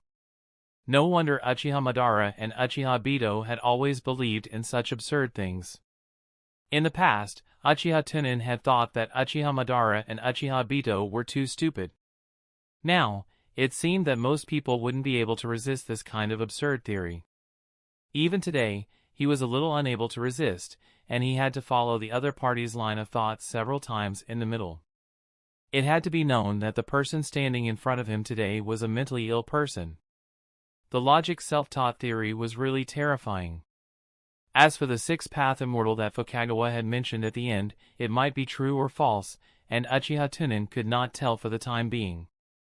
However, Uchiha Tunan guessed that Black Zetsu wanted him to be hostile to the 6 paths immortal. After all, the 6 paths immortal had sealed Kagaya, and he belonged to the opposing faction with Black Zetsu. As for how Black Zetsu could predict that he would meet Fukagawa, Uchiha Tunan also could not figure it out. If it weren't for his instant clone who often communicated with Black Zetsu in Mist Village. He suspected that Black Zetsu was hiding in Konoha. Well, that was possible. Thinking of this, Uchiha Tunan was secretly vigilant in his heart. It just so happens that the information from the Rain Country has arrived. Looking at the current situation, Konoha needs to make a move. In other words, in the original story, Yahiko died, and the time for Nagato to awaken the Rinnegan is almost up. Then let Nagato stand out first and attract the attention of the rats in the dark. Chapter 396, Life Hanging by a Thread. The sky had just broken through, the sky was clear, and the darkness was slowly fading away. Uchiha Tunan simply finished his breakfast in the office, then got up and headed to the Hokage building. However, just as he left the office, Uchiha Tunan saw Kakashi, who had just stepped into the dark group on the stone bridge. Uchiha Tunan originally trusted Kakashi, and in order to cultivate him, he did not hesitate to use a part of his life source to help him open his Sharingan. But who would have thought that Kakashi was an ungrateful person? He actually kept the information that the masked man was a Bito and didn't tell himself. This made Uchiha Tunan feel a chill in his heart. Today, he did not report it for the sake of a mere friend. Tomorrow, he might betray Konoha. For the safety of Konoha, it was better to kill Kakashi as soon as possible. Just in time, the Rain Country could take Kakashi with them and let him fight against Nagato, who had awakened the Rinnegan. If Kakashi won, he would save Nagato on the grounds that he could not bear to hurt Nagato, who had a peaceful concept. When he came back, he would discuss with Danzo in private, and let Danzo send people to spread Kakashi's cruelty, not knowing the right and wrong, helping the evil. After putting a few hats on him, he would set up a small plot and add insult to injury. He believed that he would walk the same path as before. If Kakashi lost, then he would pretend to fail and let Kakashi die under Nagato. Taking 10,000 steps back, Kakashi's sense of justice erupted and he would not fight Nagato.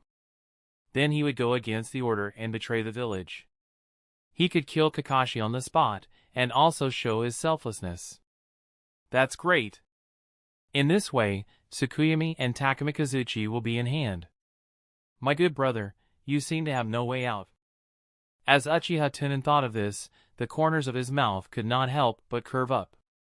At this moment, Kakashi also discovered Uchiha Tunan.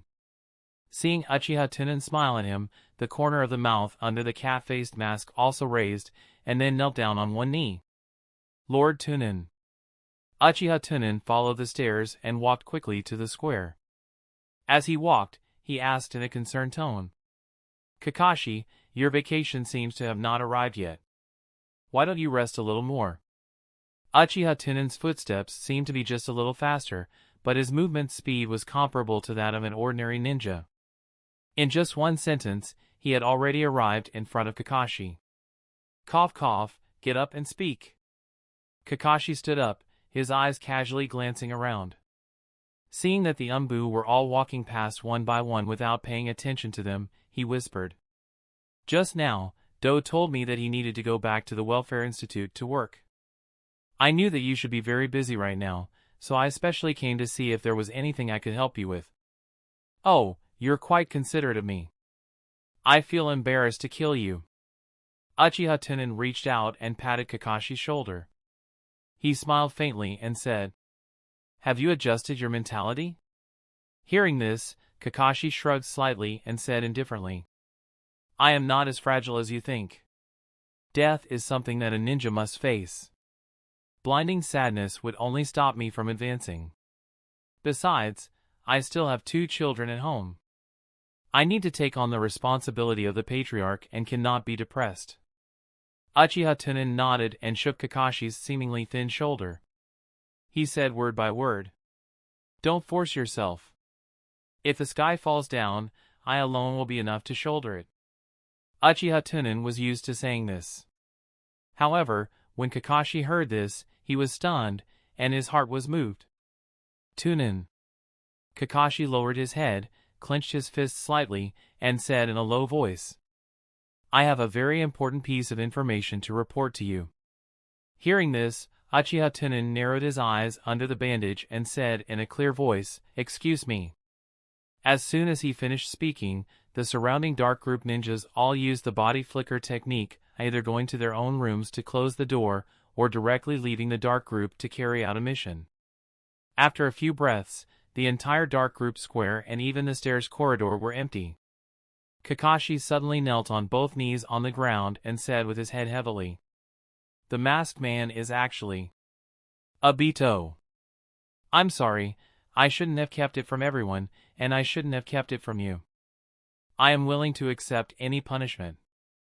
When Uchiha Tunan heard that Kakashi had revealed his identity as Obito, his face turned extremely cold. Confess! He actually confessed when his death was just set. Was it fate who wanted to give you a hand? Uchiha Tunan was not in a hurry to kill Kakashi. After all, in the ninja realm, only Kagaya, Ishiki, and 6 Path Immortals could defeat him. As long as he could harvest Kakashi before these people appeared. Before this, Uchiha Tunan did not mind having another loyal and capable subordinate. However, Uchiha Tunan had a very high requirement for his subordinates and could not be too emotional. As a tool, if it was easy to be influenced by emotions, it was easy to betray. I understand.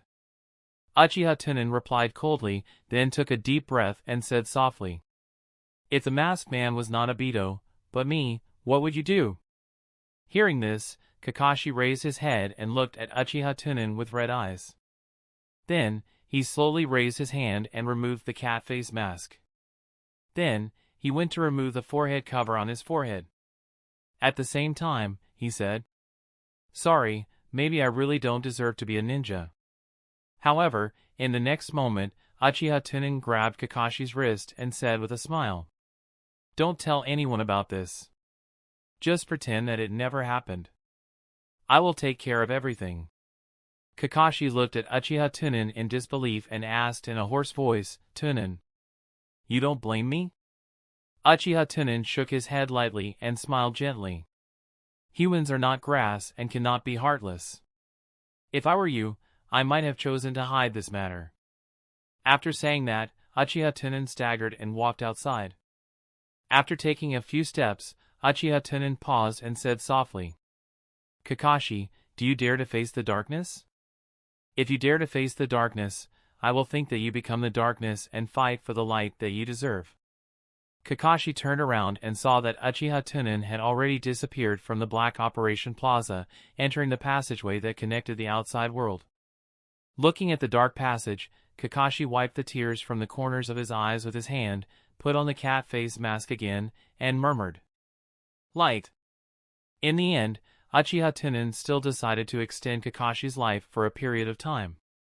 However, the premise was that Kakashi wanted to become a ninja tool and help him do those dirty and dark things. If one day Kakashi could not endure the darkness, then his light would be over. Since he had chosen to let Kakashi live, then he needed to make another plan for this rainy trip. It just so happened that he could prepare a gift for his new tool. Chapter 397, Three-Way Talks. Hokage Building. Uchiha Tunan was led by the front desk staff to the meeting room on the third floor. At this time, in the meeting room, Danzo and Hiruzen Sarutobi had been waiting for a long time. As soon as Uchiha Tunan entered, Hiruzen Sarutobi, who was smoking, smiled and said, Tunan, there hasn't been any special circumstances recently, right? I heard that you met two wandering artists as friends.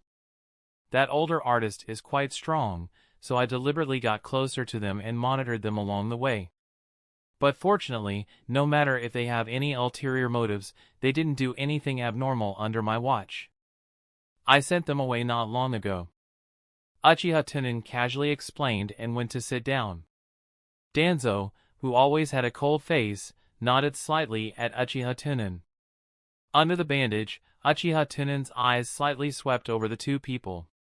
Looking at the two people who were calm and collected, it was obvious that they had already talked to each other in private before Uchiha Tunan arrived.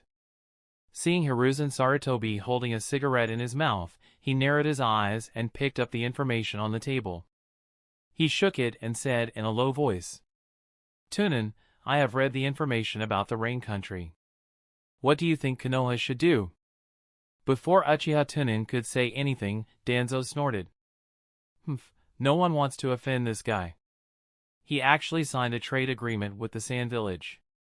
Now, the village can directly use the sand gold to exchange for food in the village. They simply don't put Konoha in their eyes. I think we should teach them a lesson. As for the Akatsuki organization, Root has also inquired about it, and their power is growing too fast.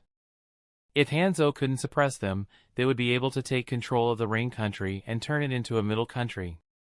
If the next war happens, it is very likely that the flames of war will directly reach the Land of Fire. After Danzo finished speaking, he and Hiruzen Sarutobi turned their eyes to Uchiha Tunan. Obviously, the two had already made a decision before, so it was up to Danzo to express their attitude towards Hidden Rain Village. Uchiha Tunan pondered for a moment, reached out and tapped his finger on the table. He said slowly, Previously, I sent Kakashi to Hidden Rain to pay a visit to Hanzo and give him a show of strength. But according to Kakashi's report, Hanzo has always been respectful to him, so that he can't find an excuse. Now it seems that Hanzo has become tactful, and he probably treats the other villages the same way. I think we need to intimidate him and make him put away his thoughts. As for the Akatsuki organization, although I agree with their ideas, but I can't rely on my personal preference to harm Konoha. The Akatsuki organization cannot continue to exist, and Konoha needs the Country of Rain as a strategic location. Speaking of this, Uchiha Tunan knocked on the table with his finger and said solemnly, I love peace, but I love Konoha more. Peace should belong to Konoha first. When Danzo and Hiruzen Sarutobi heard this, they looked at each other and were extremely satisfied with Uchiha Tunan's position. Originally, the two of them were worried that Uchiha Tunan would show mercy to those who shouted peaceful slogans. Now, it seemed that Uchiha Tunan was still able to distinguish the severity of the situation.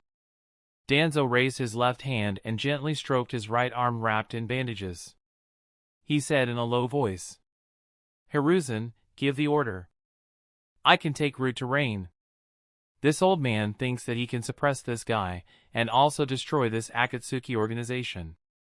Uchiha Tunan shook his head and said, "I'll go." Although Hanzo is old, he is a former demigod, and his strength is not comparable to ordinary ninjas. Hearing this, Hiruzen Sarutobi frowned, exhaled a puff of smoke, and said in a deep voice, "Tunan, there is no doubt about your strength, but you are too important to Konoha right now. There can't be any mistakes." The corners of Uchiha Tunan's mouth slightly curved up, and he smiled faintly. "Rest assured, I will bring a few more dark group elites with me. It's just a rainy place, it won't come out at all. Oh right, there is something I need to inform you about. Kakashi has awakened." Hiruzen Sarutobi said with a confused expression, "Awakening? What awakening?" Danzo's eyes lit up and his body shook. He stared at Uchiha Tunan's face and said word by word, "Are you saying that Kakashi has awakened the kaleidoscope?" Hiruzen Sarutobi raised his eyebrows and looked at Uchiha Tunan, waiting for his answer. Uchiha Tunan nodded slightly and said, "Not bad." Hiruzen Sarutobi smashed the cigarette and remembered that the war intelligence had told him that Kakashi had opened the 3-tomo Sharingan. As for the reason for the opening, the intelligence said that Uchiha Tunan had used a special method to give his own bloodline to Kakashi. But seeing that Hiruzen Sarutobi suppressed the shock in his heart and spat out thick white smoke, he muttered, "As expected of a genius who was once on the same level as you, to actually be able to awaken the kaleidoscope as an outsider. Presumably, in order to nurture Kakashi, you have sacrificed a lot." Uchiha Tunan smiled with a relaxed expression. "At the Cloud Battlefield, I was worried that I would die in the hands of Raikage. Therefore, I gave half of my bloodline to Kakashi, leaving hope for Konoha. Now, it seems that we are very lucky." Hiruzen Sarutobi silently nodded, and tactfully did not ask Uchiha Tunan if he could give others more bloodlines. After all, the so-called bloodline did not mean much. There were so many pure-blooded Uchiha, but he had not seen anyone open the kaleidoscope. It could only be said that Kakashi's talent was high enough, and he was hard-working enough. The bloodline that Uchiha Tunan had given him was just a key. At this time, Danzo's expression had returned to its usual indifference, and he asked in a regular tone, "This is really good news that makes people happy. Kakashi was indeed the son of Konoha's White Tooth." "Right, I heard that the kaleidoscope has a special ability." "What is Kakashi's kaleidoscope ability?"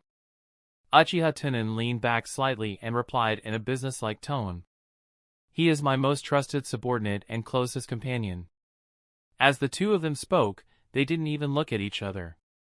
Uchiha Tunan knew that after Danzo heard that Kakashi had Mangekyo Sharingan, his greed began to stir up. Kakashi's kaleidoscope ability was his personal trump card, so it could be considered a secret. However, with the status of the three of them, if it was only Konoha ninjas, they would not have the qualifications to have secrets in front of them.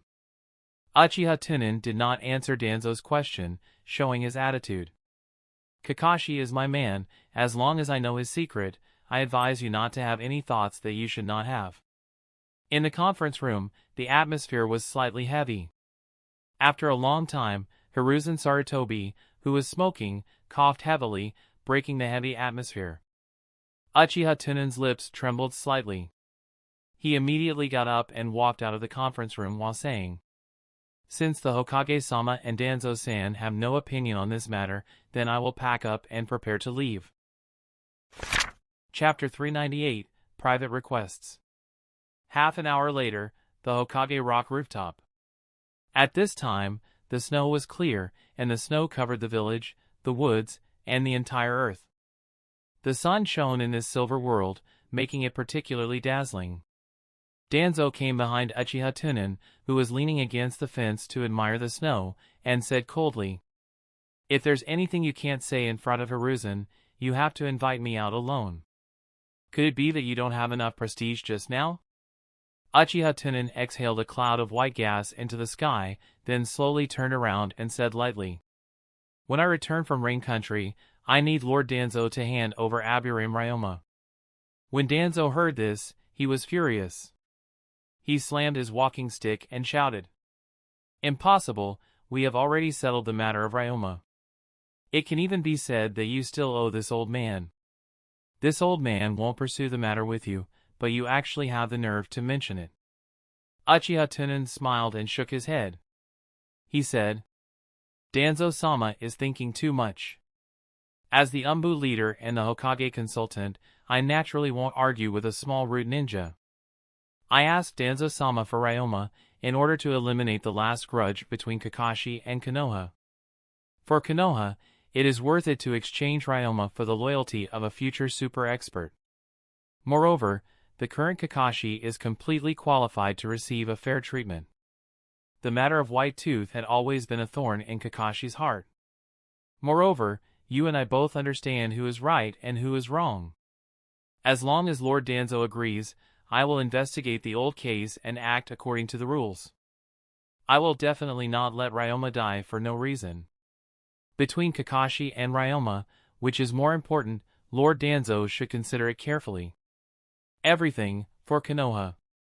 Danzo's hand holding his cane tightened slightly. For Konoha, Kakashi, who had awakened the Mangekyo, was more important.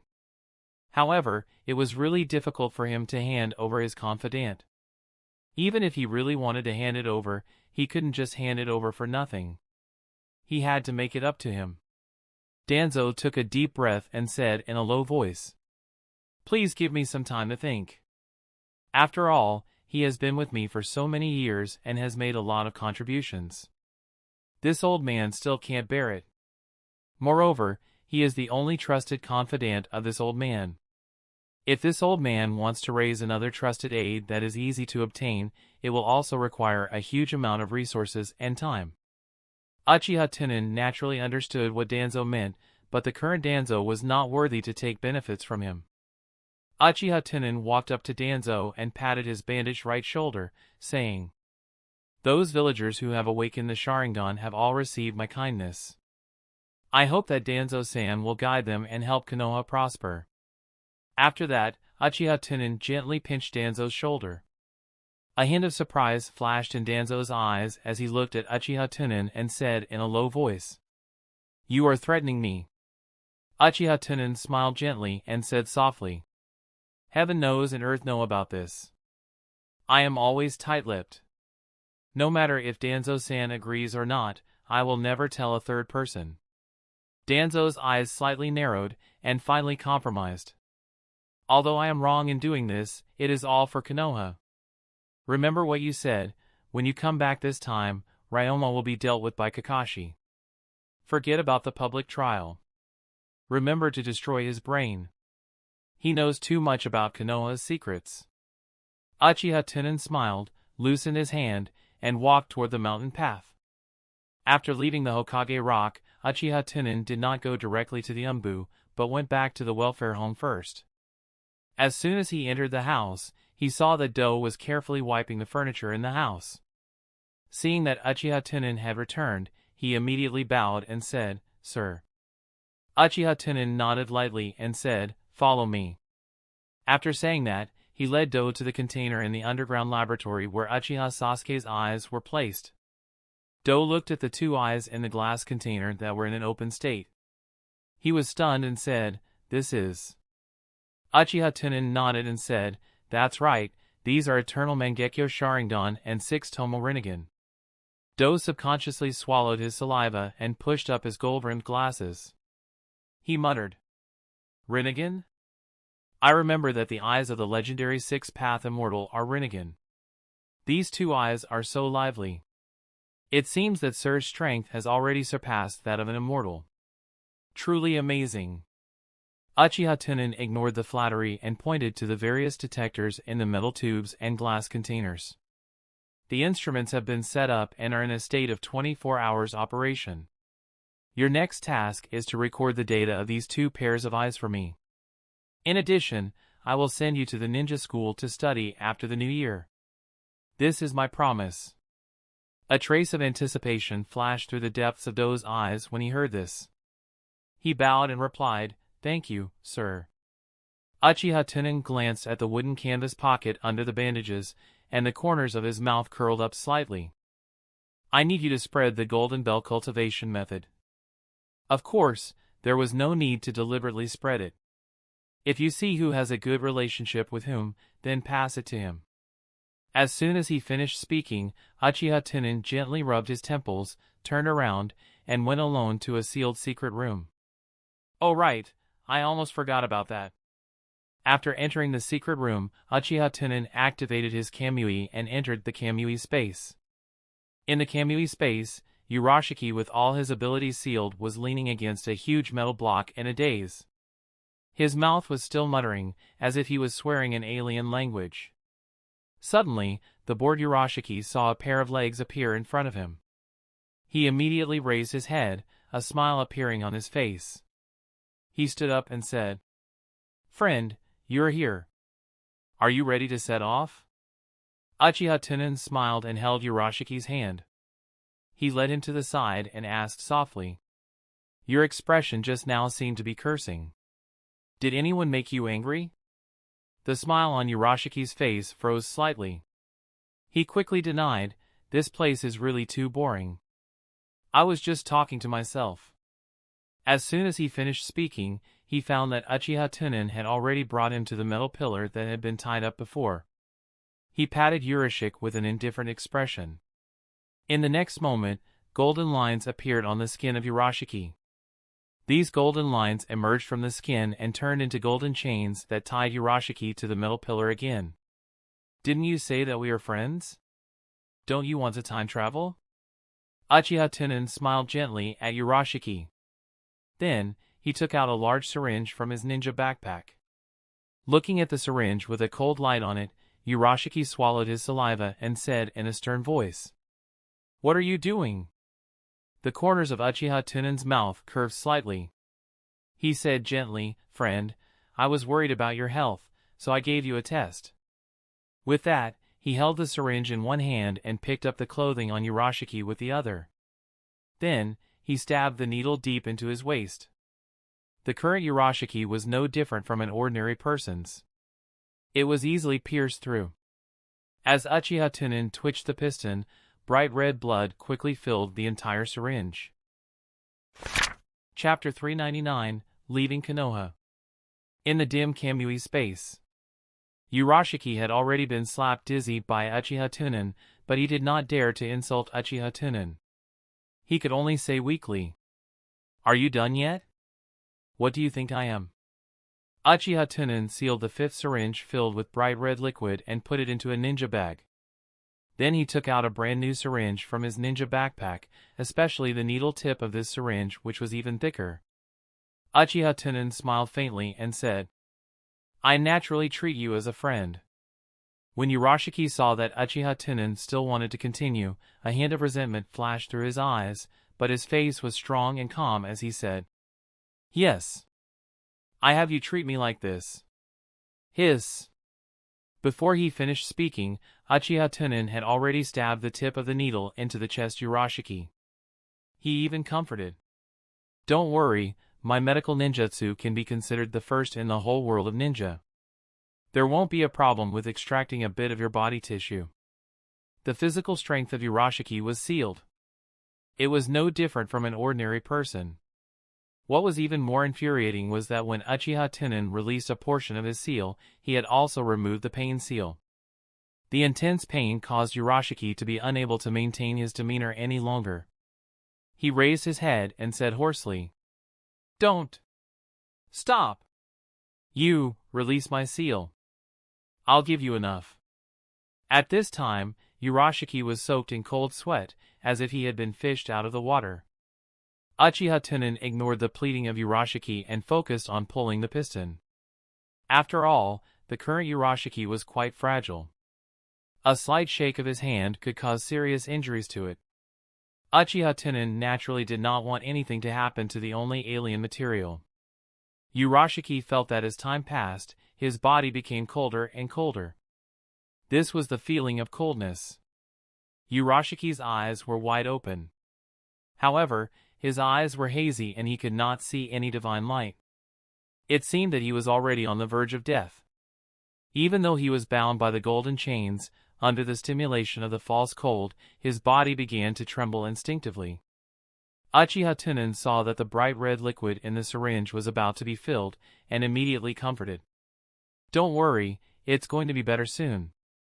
Bear with it a little longer." A moment later, the fifth syringe was full, and Uchiha Tunan pulled the needle out of Urashiki through his chest.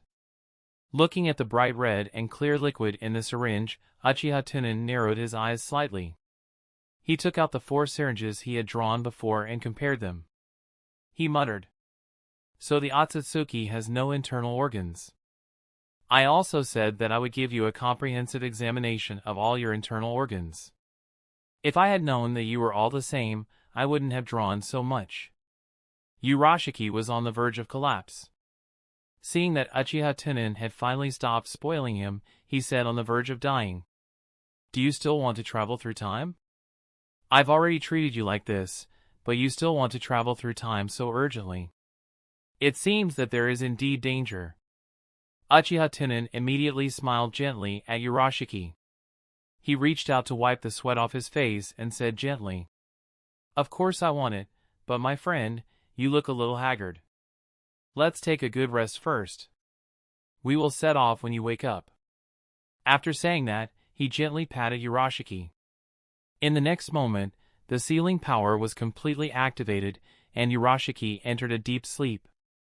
Uchiha Tunan carefully examined it and made sure that Urashiki was completely sealed before leaving the Kamui. Returning to the secret room, Uchiha Tunan poured the liquid from the 5 syringes into a glass container. Then he walked out of the secret room and handed the glass container to Do. "You can study these samples when you have time. You can experiment with any bold ideas. I still have a lot of these samples, so I don't have to worry about running out of them. I will try my best," replied Do in a deep voice. He carefully took the glass container. When the container fell into his hand, Do suddenly felt that the container wall was still a little warm, and his eyelids couldn't help but twitch. It was actually fresh. Uchiha Tunan did not care about this. He turned around and walked towards the stairs. Before he left, he warned, "Take care of Naruto, but don't take him out, especially near the Uchiha clan." It was unknown when the sun had hidden into the thin clouds, turning into a light that was getting fainter and fainter. Near noon, the number of pedestrians on the streets of Konoha became fewer and fewer. There was no commercial street around the welfare home, and there was no sign of anyone in half a day. Squeak! The door of the welfare home opened. Uchiha Tunan came out from inside and stood at the door. His lips trembled slightly. But he used wind language to summon his exclusive dark guard. From the south to the north. So. Four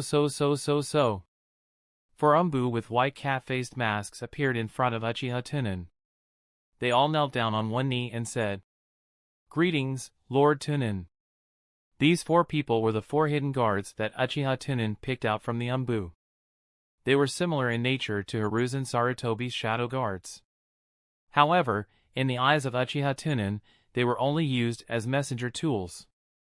Considering that they were going to the Rain Village, if they didn't bring a few people in charge, it would damage Konoha's lining. Therefore, Uchiha Tunan simply brought these 4 people with him. Of course, their role was only to support the lineup, and they could help when necessary. Seeing Uchiha Tunan's indifferent expression, he ordered, "Emergency mission, follow me to Rain Village. Kita, go to Umbu and call Kakashi to join us at the entrance of the village." Yes. The next morning, Uchiha Tunan and Kakashi were walking slowly in the forest of the Fire Country. After all, Uchiha Tunan was a big shot now. He could not run like an ordinary ninja if he was not in an emergency. As for the 4 people, they had already gone to the next stop to wait under Uchiha Tunan's request. There was a little snow floating in the sky, accompanied by the cold wind. It was fluttering, like strands of cotton, like silver flying from the sky. The snow along the way was mixed with dead branches and leaves.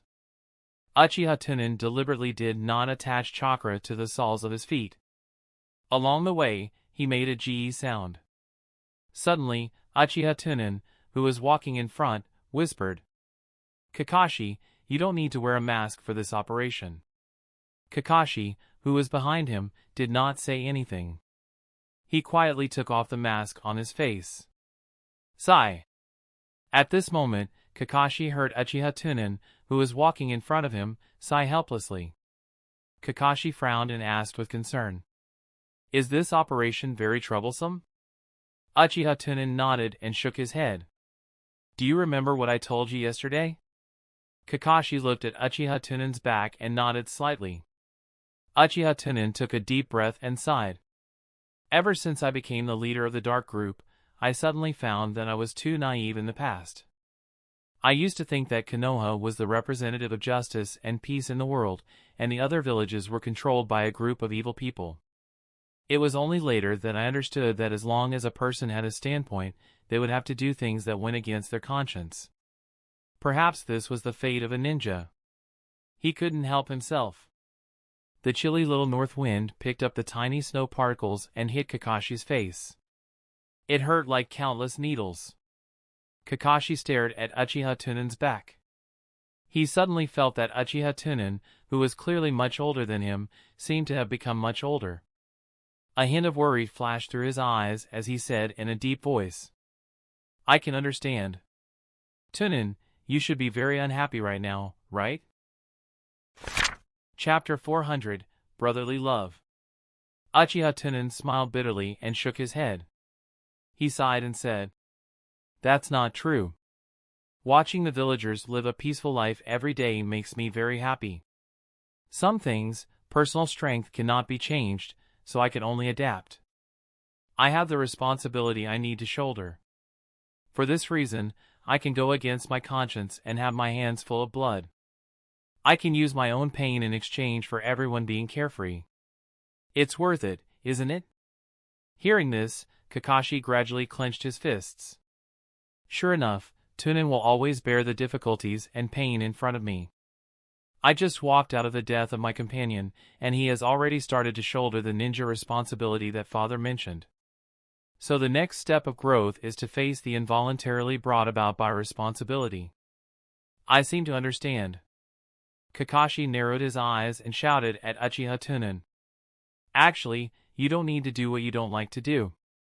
Uchiha Tunan paused for a moment and continued to step on the soft snow.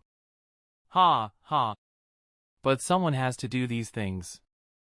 The greater the ability, the greater the responsibility. I can't let the weak shoulder it. I can distinguish between the main and secondary. Protecting the village is my first goal in this world. Everything is for Konoha." When Kakashi heard this, he was stunned, but he was shocked by Uchiha Tunan's righteous words.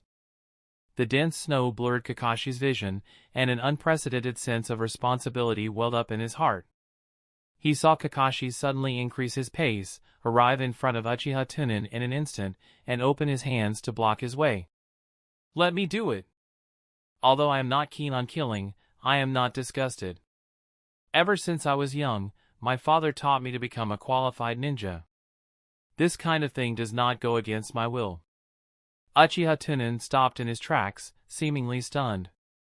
Kakashi's eyes were filled with determination as he stared straight at Uchiha Tunan's face. The white snow was getting bigger and bigger, and the dense snow grains seemed to be spreading out, dancing like dandelions.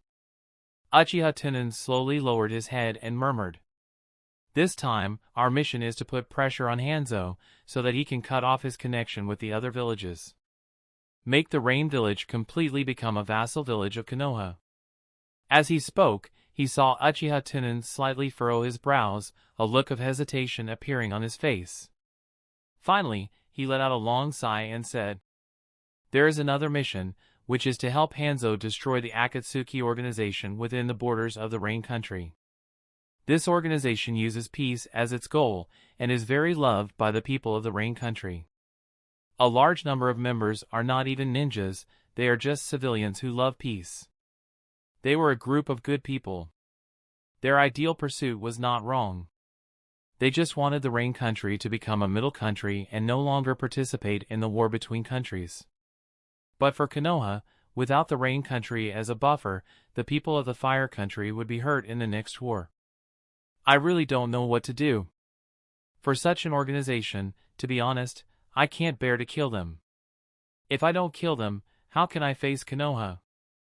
As he spoke, Uchiha Tunan's voice became a bit louder. His fists gradually clenched and his body trembled slightly. Kakashi took a deep breath and took 2 steps forward. He reached out and patted Uchiha Tunan on the shoulder. He said in a deep voice, "Let me do it. When the time comes, you just have to stay in Rain Village and not show up. If the people of Rain Country have resentment, I will bear it. As long as you give me enough time, I will help you kill all the people of this organization." Hiss, what a ruthless heart, what a qualified ninja tool. Uchiha Tunan lowered his head and slightly raised his eyebrows. He immediately shook his head and mocked himself. Kakashi, am I too weak? I don't deserve to be a ninja except for my strength. Kakashi immediately stretched out his other hand and patted Uchiha Tunan's other shoulder. He said in a deep voice, "Don't doubt yourself. No one can compare to your contribution to Konoha. Kindness is not your fault, what is wrong is this world. You said yesterday that as long as I can face the darkness, you are willing to become darkness to bring me light. The same words are what I want to say to you.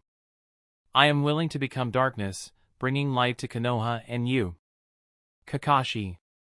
Uchiha Tunan murmured with a touched face, and then suddenly reached out his hands to hold Kakashi's shoulders. The two of them put their hands on each other's shoulders. The thick brotherly love was almost visible in the wind and snow. After a long time, the two people released their hands in tacit understanding. Uchiha Tunan coughed and said in a deep voice, "Kakashi, I've wronged you. I will try my best to help you. I am the leader of Konoha's Umbu, and I can't let others think that I am kind." After Uchiha Tunan finished speaking, he intentionally straightened his body, and a resolute and dignified expression appeared on his face. When Kakashi saw Uchiha Tunan pull himself together, the corners of his mouth under his mask couldn't help but smile. He turned around lazily and said indifferently, "When you become serious, it really isn't scary at all." After he finished speaking, he took the lead and took a step forward. However, the moment Kakashi turned around, the corners of Uchiha Tunan's mouth curled into a strange smile. He said in a gentle voice, "Is that so?" With that, Uchiha Tunan put away his smile and followed Kakashi, walking side by side. Now that he had successfully made Kakashi decide to help him deal with those dirty things, he needed to make Kakashi only obey him. After all, Kakashi was only the leader of the Dark Group, and in name only belonged to Uchiha Tunan. But if the Hokage asked him to do something, he probably would not refuse. What Uchiha Tunan needed to do now was simply sow discord. Uchiha Tunan seemed to have suddenly thought of something, and whispered, "By the way, you should be careful with Danzo and Hokage later." Hearing this, Kakashi slightly raised his eyebrows, and immediately nodded, "I will pay attention." But out of trust in Uchiha Tunan, he did not ask why. Kakashi did not ask, but Uchiha Tunan had to continue. Uchiha Tunan said with a serious face, "Yesterday, I found that there seemed to be something wrong with Lord Danzo's arm. You know, I have the ability to separate my own blood. That's why my perception of Uchiha's bloodline is especially keen. Yesterday, I sensed the aura of Uchiha's clansmen on Lord Danzo's arm. And there are many of them, not just one." Kakashi was a smart person and instantly thought of the key point. His eyes narrowed and he shouted, "Sharingan!" Uchiha Tunan nodded heavily. Kakashi said with a face of disbelief, "How could he do this?" "Tunan, what do you plan to do?" Uchiha Tunan shook his head and said, "The village has just stabilized. I don't want any internal conflicts to occur. Besides, I checked briefly. Recently, there have been no large-scale casualties in the Uchiha clan. Danzo-san should not have started to assassinate Uchiha a long time ago. He is not Orochimaru. Hearing Uchiha Tunan say this, Kakashi felt that Danzo might have secretly tried to assassinate Uchiha to steal his Sharingan from the beginning. Yes, Orochimaru. Danzo might even be colluding with the notorious Orochimaru. Just as Kakashi was analyzing the situation in his heart, Uchiha Tunan reached out and gently patted Kakashi on the shoulder. With a relaxed expression, he said, "Don't think about it. I only told you about this matter. Don't spread it. The kaleidoscope is more precious than 100 pairs of 3-tomo, so I told you to be careful. It is not wrong to be a little more cautious." As a member of Uchiha, Uchiha Tunan chose not to investigate further, so Kakashi naturally did not want to overstep his position. He immediately nodded and said, "You asked me to guard against the Hokage-sama. It seems that the Hokage-sama also knows about this matter." Uchiha Tunan did not answer Kakashi directly, but sighed deeply. AI. Chapter 401, Meeting Hanzo. Half a month later, Uchiha Tunan and his group finally arrived outside Rain Village. The village was covered in rain all year round, and there were water stains everywhere on the ground. It was as if there was a water curtain hanging between the heavens and the earth, and everything seemed hazy and hazy. If not for the fact that there were enough underground drainage channels in the rain-hidden village, this place would have been a lake. The group was about to enter the village, so 4 hidden guards from all directions walked out from the dark and came behind Uchiha Tunan. Kakashi found a black umbrella from somewhere and covered the rain for Uchiha Tunan. Dozens of the rain-hidden group had been waiting at the entrance of the village for a long time. Seeing that Uchiha Tunan and his group had arrived, the leader of the group, an assassin ninja, walked forward and said, "Hello, I am a member of the Hidden Rain Group, codenamed Frost. Welcome Master Tunan from Konoha to come to Rain Village as a guest. Lord Hanzo is already waiting for a banquet, please come with me." Uchiha Tunan did not reply, quietly following Frost into the village. Uchiha Tunan had previously sent Kakashi to Rain Village to test his attitude. At that time, he had even specially instructed Kakashi to make things difficult for him. However, from the fact that he had not personally come out to welcome them, Uchiha Tunan felt that it might be Kakashi did not quite understand. Of course, this was also related to Kakashi's character. Perhaps for Kakashi, a leader of a ninja village could be polite to him, and he was probably already submissive. A group of people entered from the village entrance and headed straight for the center of the village. Along the way, Uchiha Tunan saw that most of the shops here sold fish, rice, bread, and other food. He immediately said softly, "The rain-hidden village is really rich." Frost, who was leading the way in front, turned back and introduced, "It's all due to Master Hanzo's leadership, coupled with the fact that the climate in the land of rain is humid and there are ripe crops, so we can live without worrying about food and clothing." Uchiha Tunan smiled and nodded. "Then I have to learn from Hanzo. It's just that I don't really like the weather here. I personally prefer to bask in the sun. I have only been in the rain country for half a day, and I feel like I'm going to be moldy. Just like the food." After saying that, he pointed to a small alley. Looking from here, there was nothing in the alley. However, Frost secretly gestured to his subordinates. One of the dark group immediately activated the body flicker technique and entered the alley.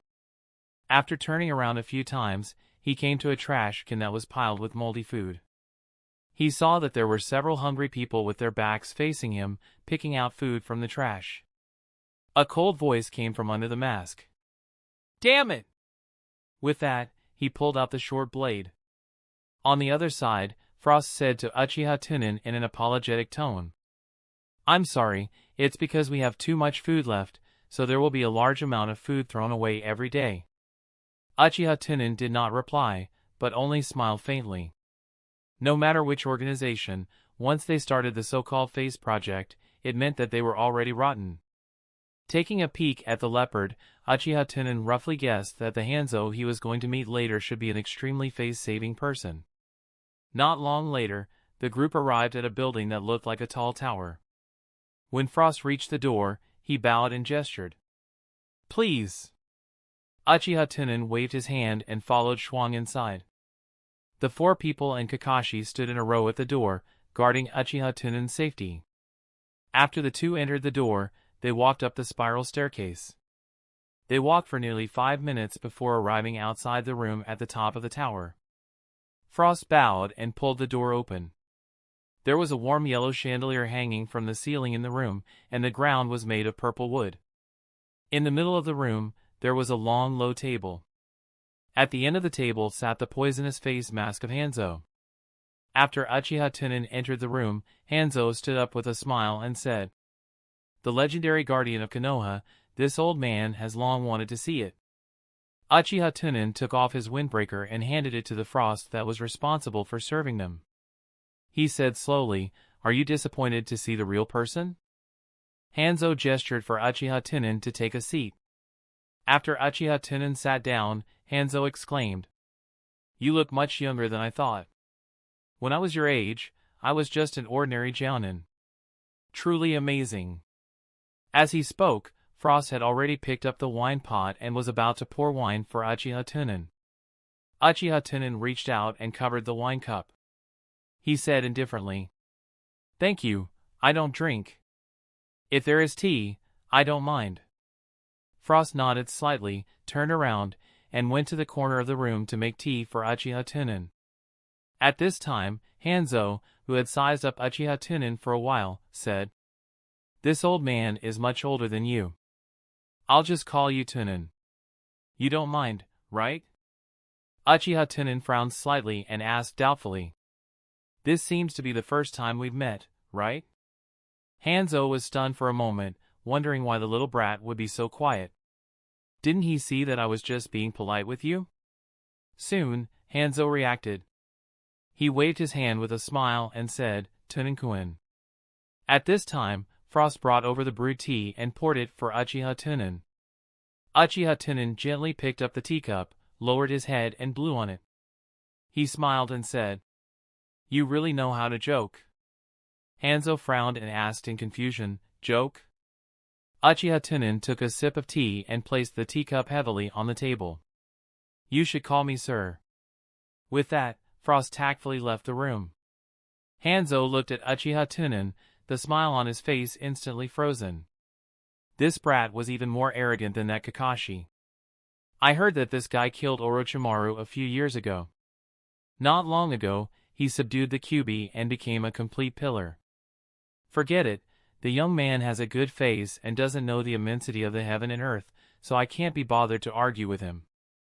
After thinking about it, Hanzo secretly took a deep breath and said in a slightly cold tone, "Lord Tunan, I have already seen the information from Konoha. I want to thank you for coming here to help us eradicate the Akatsuki organization." Uchiha Tunan whispered, "Of course. After all, Konoha needs the Rain Country as a strategic location. The peace goal of that organization is different from the interests of Konoha. I naturally have to eliminate them." As expected of a young man, he said everything clearly and did not know how to be reserved. However, the more it was like this, the easier it was to fool. A trace of disdain flashed in Hanzo's eyes, and he asked in a low voice, "I wonder how many people Konoha will send to help us." Uchiha Tunan said, "They are all here." Hearing this, Hanzo was stunned and said in a low voice, "Just a few of you?" Uchiha Tunan knocked on the table with his finger and said slowly, "To be exact, I am in charge of commanding. Kakashi is in charge of dealing with some hard bones. The rest of the minions will be left to you Amigakure." Chapter 402 Hanzo accepts his fate.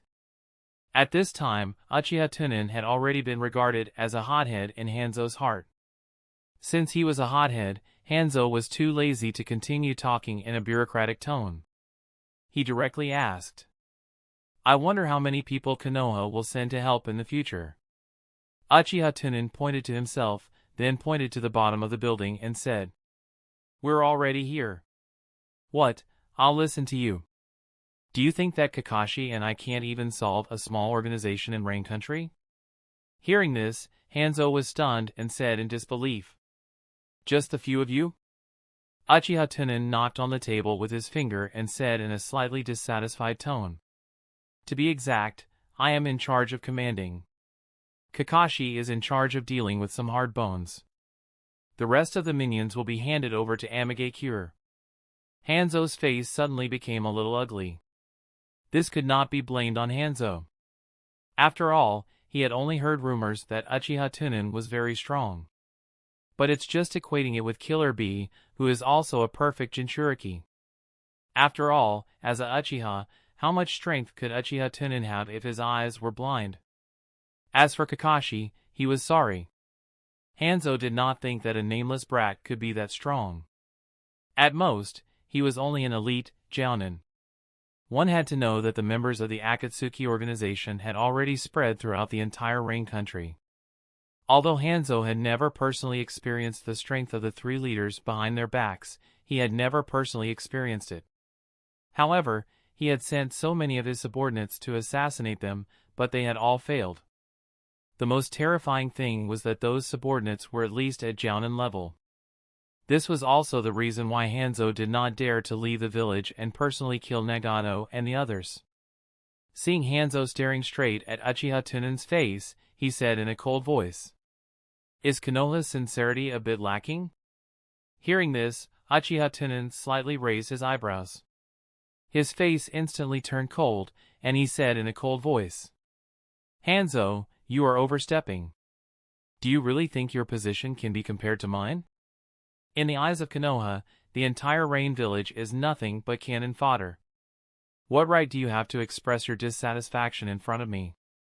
I am here for this operation, and you have no right to speak. You only need to lead the Rain Ninjas to cooperate obediently." Hearing this, Hanzo was both angry and annoyed, and he also felt that it was a bit ridiculous. A junior actually dared to boast shamelessly in front of him. He really thought that if he didn't argue with him just now, he was afraid of him. He leaned forward slightly with his hands on the table and said in a threatening tone, "Have you never heard of my name before? Even the Konoha Sannin were defeated by me. If I hadn't admired their courage back then, there would have been no such thing as the Sannin in this world. At that time, as long as it was at my home court, ninja had to be afraid of me." Hearing this, Uchiha Tunan sneered and picked up the teapot. He poured tea and sneered. "The truth is, you didn't kill the three ninjas when you were young. And I killed one, defeated one, and forced one to escape. In my opinion, the title of semi-god is just an empty title." Hanzo felt that this young man in front of him simply did not know the immensity of heaven and earth. He immediately laughed. "This is your attitude towards your senior." It seemed that Hiruzen Sarutobi was not competent at all, and his subordinates were so rude. "You have to know that you now represent the entire Konoha." Uchiha Tunan put down the teapot and said with a straight face, "I didn't mean to target you. It's just that my mission this time is to help the Rain Village destroy the Akatsuki organization. There is another task, which is to show you the power of Konoha. In the future, don't have any contact with other villages, and the fence-sitter will not have a good end." Hearing this, Hanzo's eyes turned from anger to strange, and he carefully looked at Uchiha Tunan. This kid looked like a gentle and refined person, like a smart person. I didn't expect him to be a fool. Who told me the purpose of the mission first? Do whatever you want, the old man just doesn't accept the trick. Seeing that Hanzo slapped the table heavily, he laughed and said, "Ha ha ha. Lord Tunan, I appreciate your courage and your honesty. All right, you will be in charge of this operation. Not to mention the ninjas outside, as long as you need it, I will listen to you."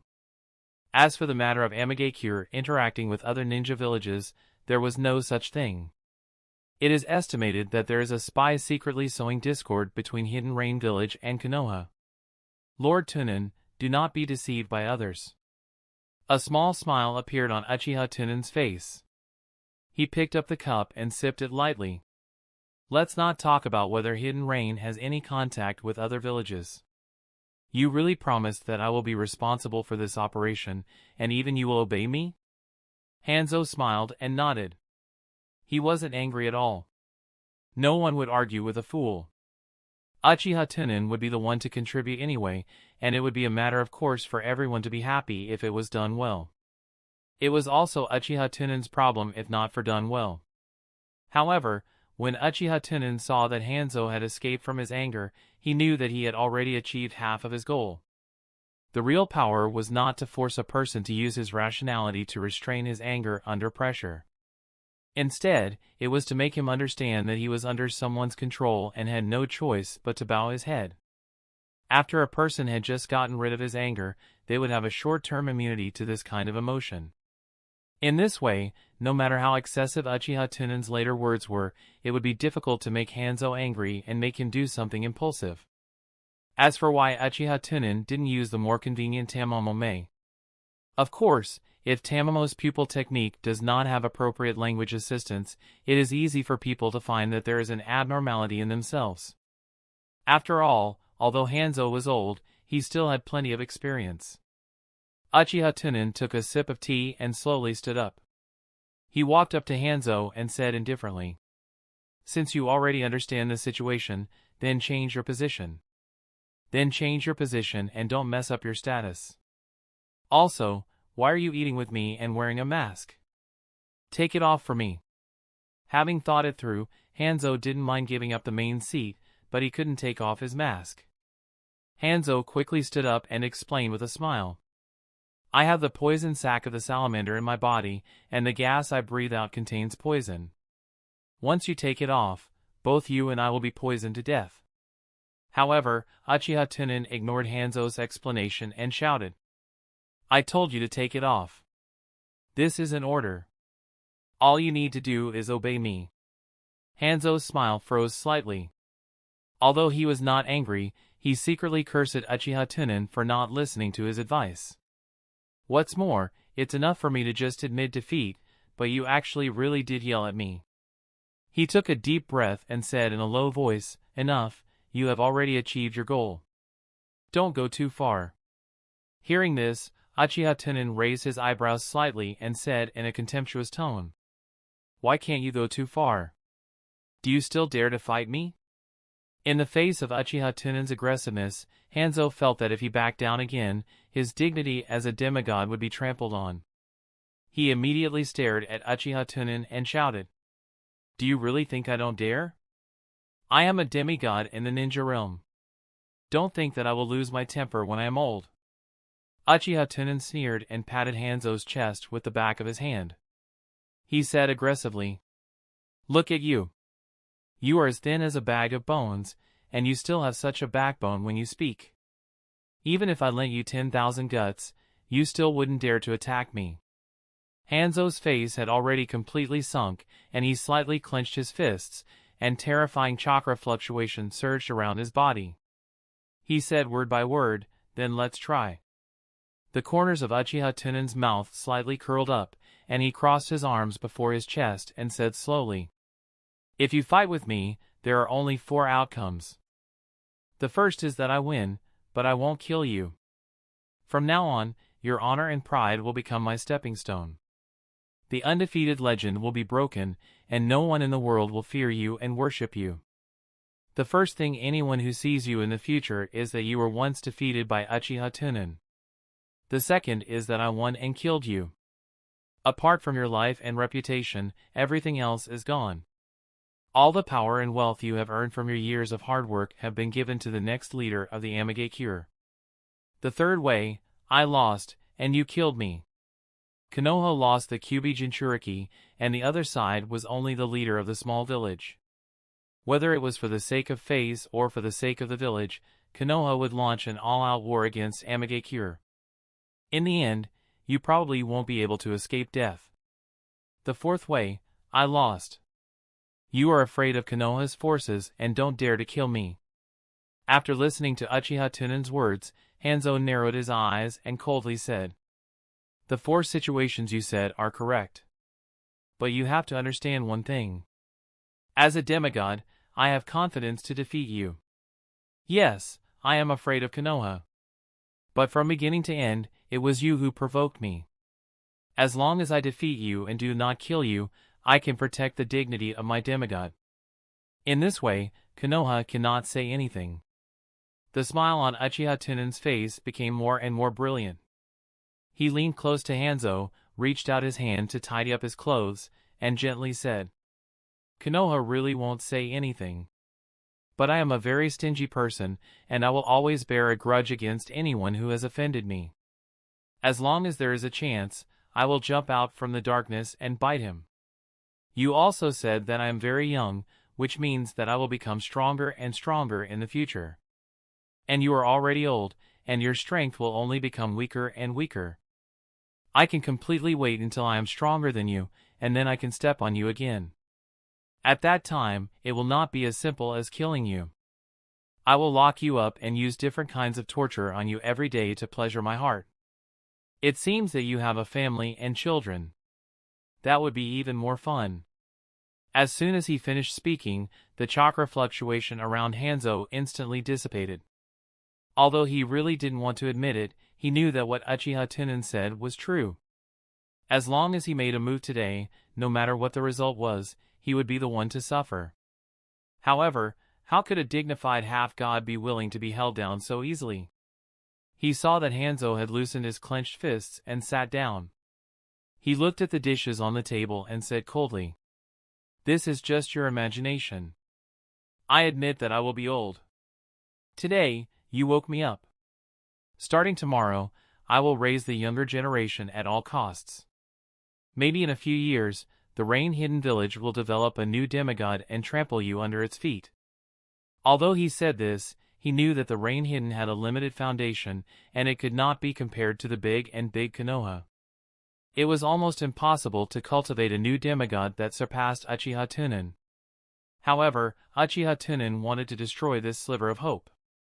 Uchiha Tunan bent down and placed his hand on Hanzo's shoulder, whispering into his ear, Old man, I'm not alone. I am also the Umbu leader and the Hokage consultant of Konoha. If I stamp my foot, the whole world will tremble. It will be difficult for me to deal with a rain village.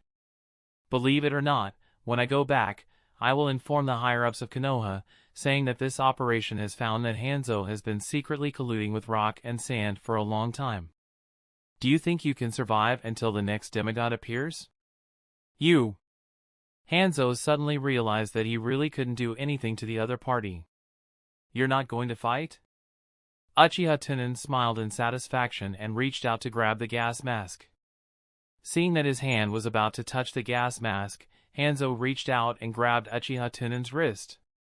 He closed his eyes and said in a low voice, You win, but you can't take off this mask. However, what Uchiha Tunan had already decided, how could he accept Hanzo's refusal? Uchiha Tunan had already found the antidote method that Tsunade had once researched in the medical department's confidential files. Uchiha Tunan warned Hanzo in a warning tone. You better not move, or I will take the initiative to do it. Moreover, I really want to tell you that the moment I do it, the movement is not small. Even if you only avoid and do not fight back, the whole world will know soon. The former demigod was beaten by a junior in his own territory and fled like a rat. After saying that, he slightly exerted strength in his arm and broke free from the restraints of Hanzo. His 5 fingers opened, grabbed the gas mask on Hanzo's face, and pulled it off and threw it to the side. Looking at Hanzo's waxy yellow and thin face, Uchiha Tunan patted it a few times with satisfaction and said softly, So ugly. Hanzo had his eyes closed the entire time, allowing Uchiha Tunan to leave a red fingerprint on his face. A strong sense of humiliation surged into his heart. But Hanzo did not dare to resist. He closed his breath, worried that the poisonous gas he exhaled would poison him or poison Uchiha Tunan to death. After a few breaths, he saw that Hanzo had completely resigned himself to his fate. Only then did Uchiha Tunan straighten up and kick Hanzo on the back, kicking him to the ground as he shouted coldly, Why aren't you rolling to the other side? Hanzo stood up without any expression, picking up the gas mask on the ground and putting it on his face. Hoo. After taking a few deep breaths, Hanzo bent over and sat down opposite Uchiha Tunan. However, there were mixed feelings in his heart and it was not a good feeling. Uchiha Tunan looked at Hanzo under the bandage. He picked up a piece of fish with his chopsticks and stuffed it into his mouth. He chewed carefully and sighed, "The taste of this fish is really fresh." Chapter 403, The Storm Arrived. On the candlelight platform in the middle of the low table, the lights were already a little dim, flickering incessantly. Hanzo sat there with a cold face, his numb eyes reflecting the flickering flames, but it was unknown what he was thinking. Uchiha Tunan sat in the main seat, quietly enjoying the food on the low table. Every time he tasted a dish, he would close his eyes and carefully taste it. If the dishes were to suit his taste, a look of enjoyment would appear on his face. This meal was a little long. Listening to the chewing sound that had never stopped in his ears, Hanzo only felt that the days were like years. After a long time, Uchiha Tunan's gentle voice sounded in the dim banquet hall. "In fact, you should be glad that I did not directly use rude means today. The higher-ups of Konoha sent me here because they wanted me to step on your name and show my muscles in front of the whole world. However, I like to keep a low profile, and I don't like to do things to the extreme." After saying that, Uchiha Tunan put down his chopsticks, picked up a tissue to wipe his mouth, and said with a smile, "Once an ordinary person reaches your level, it is very difficult to yield to others. Today, it seems that the renowned half-god fruit is an amazing person." Hearing this, Hanzo raised his eyes slightly and shifted his gaze from the candlelight to Uchiha Tunan's face. He said expressionlessly, "What are you saying? What else do you want?" Uchiha Tunan chuckled and shook his head. He got up and walked around the short table. He walked over to Hanzo and stopped. He said slowly, "Use your brain and think about it. The higher-ups of Konoha are not fools. If they are not 100% sure that I can defeat you, how can they dare to let me, a nine-tailed Jinchuriki, come?" After saying that, Uchiha Tunan directly walked past Hanzo, came to the entrance of the banquet hall, and opened the door. At the end of the passage, Frost was standing straight at the stairs. It was obvious that she was afraid of hearing something that she should not have heard, so she deliberately stayed far away from the banquet hall. However, when Frost saw Uchiha Tunan come out, she hurriedly bowed and said, "Lord Tunan, the place where you rest has been arranged. Someone will pick you up from below." Uchiha Tunan nodded with a faint smile on his face. Then, he turned around and said gently to Hanzo, who was kneeling on his back towards the banquet hall, "Thank you for your hospitality, Master Hanzo.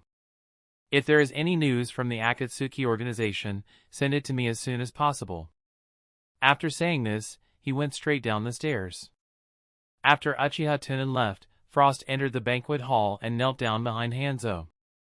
"Master Hanzo." At this time, Hanzo's expression finally returned to normal.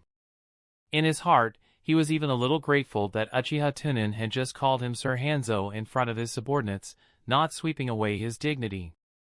In the future, cancel all trades with Hidden Sand Village and send people to gather information about the Akatsuki organization. "Yes." Frost bowed her head and left the banquet hall. She closed the door. "It's still good to be young. There aren't so many worries." Hanzo looked up and sighed. Only then did he lift up the gas mask's mouth and pick up his chopsticks to eat. The next morning, most of the people were still asleep. Uchiha Tunan, who was used to waking up early, had already gotten up and sat down at the tea table by the window. Uchiha Tunan's current residence was a courtyard that Hanzo had specially arranged for him to stay in at the center of village. Kakashi lived next to Uchiha Tunan, while the 4 hidden guards were located in 4 corners of the courtyard. Of course, the 4 of them were divided into 2 classes, and they needed to take turns to guard Uchiha Tunan in secret, as well as be in charge of Uchiha Tunan's daily needs. Uchiha Tunan knocked on the table with his finger, and the secret guard named Nan came to Uchiha Tunan's room with a cup of tea that had been boiled and placed on the tea table. After Nan left the room, Uchiha Tunan picked up a novel called Wind and Cloud in the Realm of Rebirth on the table and started reading. This book was borrowed by Uchiha Tunan from the library in Rain Village yesterday. Among them, there were some authors who had their guesses about time travel. Boom! A blue bolt of lightning tore through the night sky, followed by another deafening clap of thunder. Uchiha Tunan frowned slightly, picked up the teacup, and looked out of the window. Outside the window was the dark sky, and the angry roar of the strong wind made people feel that the sky was about to collapse. Thunder and lightning flashed, the heavy rain, the thick rain, violently scattered on the top of the house, and the pitter-patter of the rain sounded mysteriously, as if it was issuing a warning. Uchiha Tunan took a sip of tea and muttered, "The weather here is really annoying." After that, he continued to read the novel. A few minutes later, another bolt of lightning appeared, illuminating the entire sky. Uchiha Tunan, who was concentrating on reading, had a slight change in expression. His eyes under the bandage moved to the tea in the cup. The surface of the calm tea reflected the dark sky. Uchiha Tunan put down the novel, stood up at the window, opened the window, and looked up at the sky. The eyes under the bandage quickly opened the three-tomo Sharingan. Under the observation of the eyes, the vision was quickly closed. A black shadow of a bird circled in the sky several times, and then flew in a direction. The corners of Uchiha Tunan's mouth gradually curved up as he muttered, "You still dare to fly so high in the rain. You really aren't afraid of being struck by lightning." With that, Uchiha Tunan closed the window and turned to leave the room. He came to the corridor and said lightly, "I'm going out for a while. If someone comes looking for me, help me deal with it." "Yes."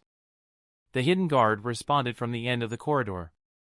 As soon as he finished speaking, he saw Uchiha Tunan suddenly disappear into the corridor. In the next moment, he was out of the garden in the backyard. It rained all year round in Rain Village, but fortunately, there were many underwater pipes in Rain Village that could drain the rain from the ground into the river in the distance. This was why Rain Village had never been submerged by the rain all this time. Coincidentally, there were dozens of sewers in the garden.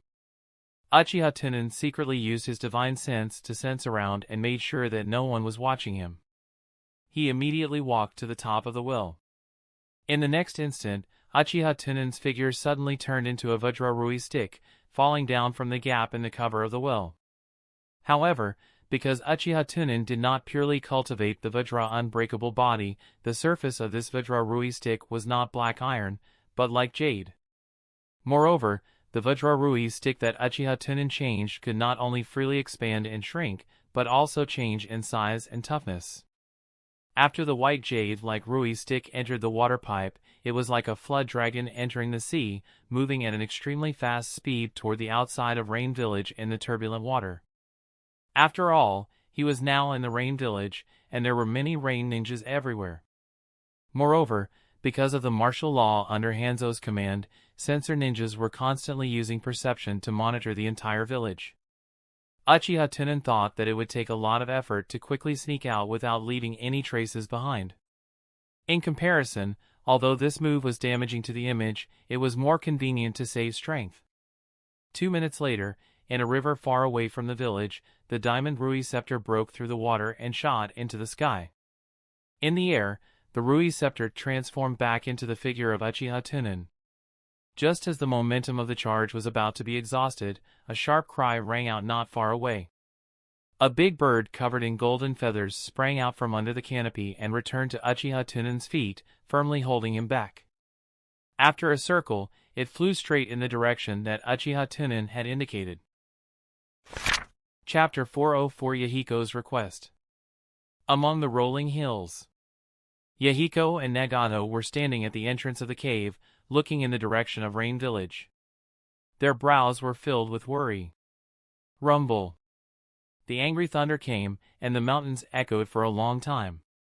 The sound was like thousands of drums. In the blink of an eye, the rain suddenly became heavier. The sound of rain came together and roared, and the sky seemed to have opened countless holes. The heavy rain gathered into a waterfall and fell toward the earth. At this moment, Yahiko and Nagato's eyes lit up, and their eyebrows relaxed. In the rain, Conan, who had turned the paper into wings with a dance of paper, fell from the sky. Yahiko hurriedly pulled Conan, who was soaked in rain, into the cave closer to the fire. He asked, "How is it? Is the person who entered the rain village today Uchiha Tunan?" Conan lowered her head with a face full of self-blame, shook her head and said, "The rain village is under martial law, and there are ninjas everywhere. I don't dare to land to investigate the information." Yahiko nodded silently.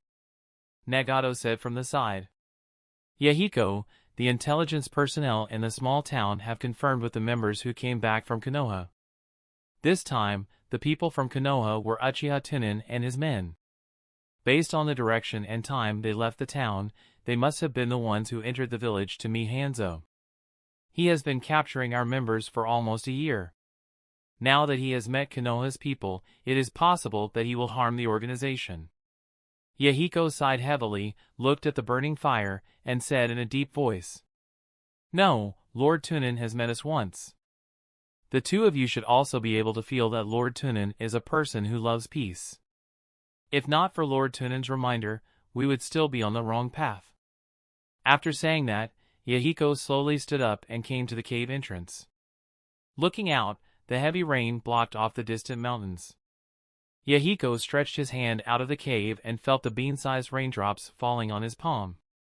He closed his eyes and muttered, "The war is not because everyone cannot understand each other, but because the population and resources are severely uneven. We can't change the environment of the big country. The only thing we can do is help the rain country become a middle-tier country to stay away from war." With that, Yahiko opened his eyes and looked up at the sky. He said with a determined face, "This is my hometown. It has rich resources. As long as the rain country can be outside of war, everyone can live happily." All of a sudden, Yahiko's eyes focused, and he discovered that the dark clouds that were as thick as lead iron were penetrated by a black dot from top to bottom. A ray of golden sunlight just happened to shine through the temporarily open cloud tunnel to the cave where Yahiko was. Yahiko looked at the bird that was rapidly falling from the sky and shouted, "Who is it?" As soon as he finished speaking, Conan and Nagato, who were roasting fire in the cave, stood up and stood behind Yahiko, looking at the sky vigilantly. In the blink of an eye, the three of them could clearly see that it was a big golden bird that had jumped down from the sky. Swoosh! Along with a high-pitched cry, Uchiha Tunan jumped down from the back of the big bird and landed firmly in front of the three of them. "I mean, it's raining so heavily. How can there be birds flying in the sky?"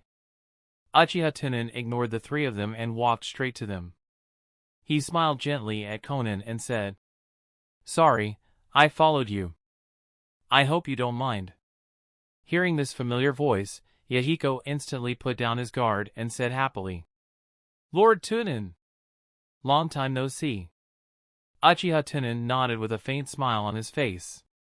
Then, he walked into the cave and said slowly, "This time, the higher-ups of Konoha sent me here to help Hanzo clear out the illegal organization with the intention to rebel. Before I came, I heard about the philosophy of the Akatsuki organization. At that time, I immediately thought of you. You guys are really great." Seeing that Uchiha Tunan had already entered the cave and sat down, taking off his trench coat and starting to warm at the fire, Yahiko took a few steps forward and anxiously explained, "Lord Tunan, we don't have any thoughts of rebelling against Lord Hanzo. We just want peace in the rain country." Uchiha Tunan shook the slightly moist windbreaker on his face and said unhurriedly, "As far as I know, you have been recruiting members into the organization over the past few years. It had become the biggest illegal organization in the rain country and even in the whole world.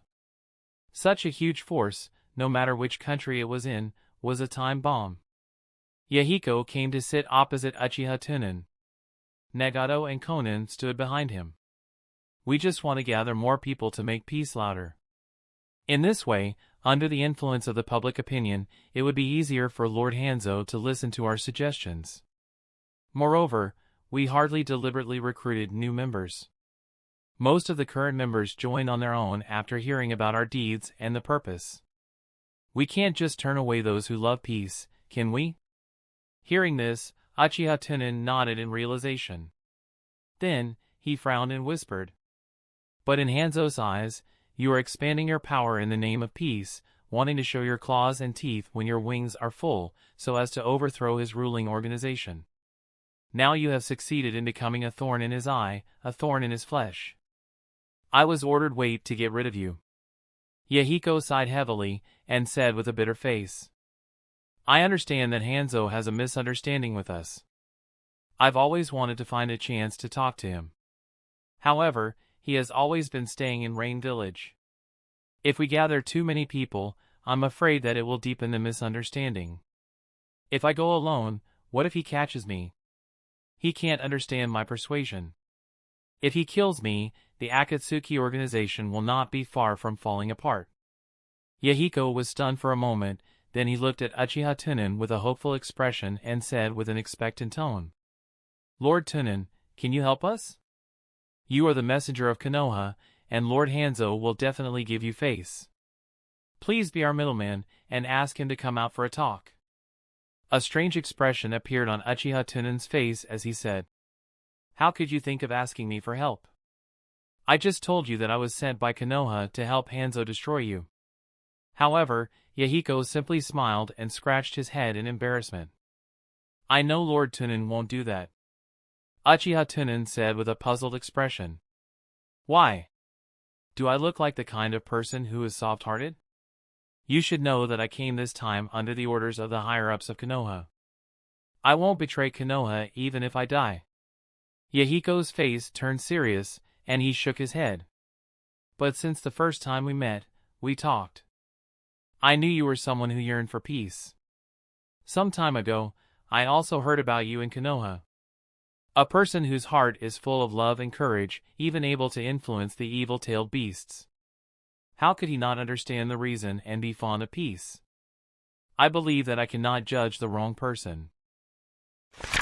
Chapter 405, Taken Advantage. Crash. The wind and rain shook the mountains. Thunder was mixed with lightning, and lightning was accompanied by thunder. Uchiha Tunan took a deep breath and put on his dry windbreaker. He turned his head to the hole that had been covered by the water curtain and said expressionlessly, You don't have to flatter me. I am a ninja, and I have to obey the orders of the village. And I love Konoha, just as you have been working hard for your hometown. We have our own standpoints, and each has his own family and friends. Even if it was me. However, before Uchiha Tunan could finish his words, Yahiko dropped to his knees and slammed his head heavily on the ground. He said in a deep voice, Please! As long as you can help us, I am willing to do anything you want me to do. For the peace of the Rain Country, I am willing to give up everything I have. Seeing that Yahiko had already knelt down and began to beg for help, Konan and Nagato looked at each other and knelt down in unison. Uchiha Tunan, who had a cold expression just a moment ago, suddenly stood up and said with a face full of bewilderment. Don't. Get up, how can you do this? Let's talk things out. Are you forcing me? However, when he heard Uchiha Tunan's flustered voice, Yahiko was delighted. He knew that he had asked the right person. The man in front of him was someone worth entrusting. Uchiha Tunan came to Yahiko's side and reached out to pull him, but Yahiko refused to get up. Uchiha Tunan pulled Nagato and Konan again. But Yahiko, as the leader, did not get up, so naturally, the two of them would not get up. After a while, Uchiha Tunan sighed heavily and said helplessly, Forget it. I will make an exception and help you. I will negotiate with you with Hanzo.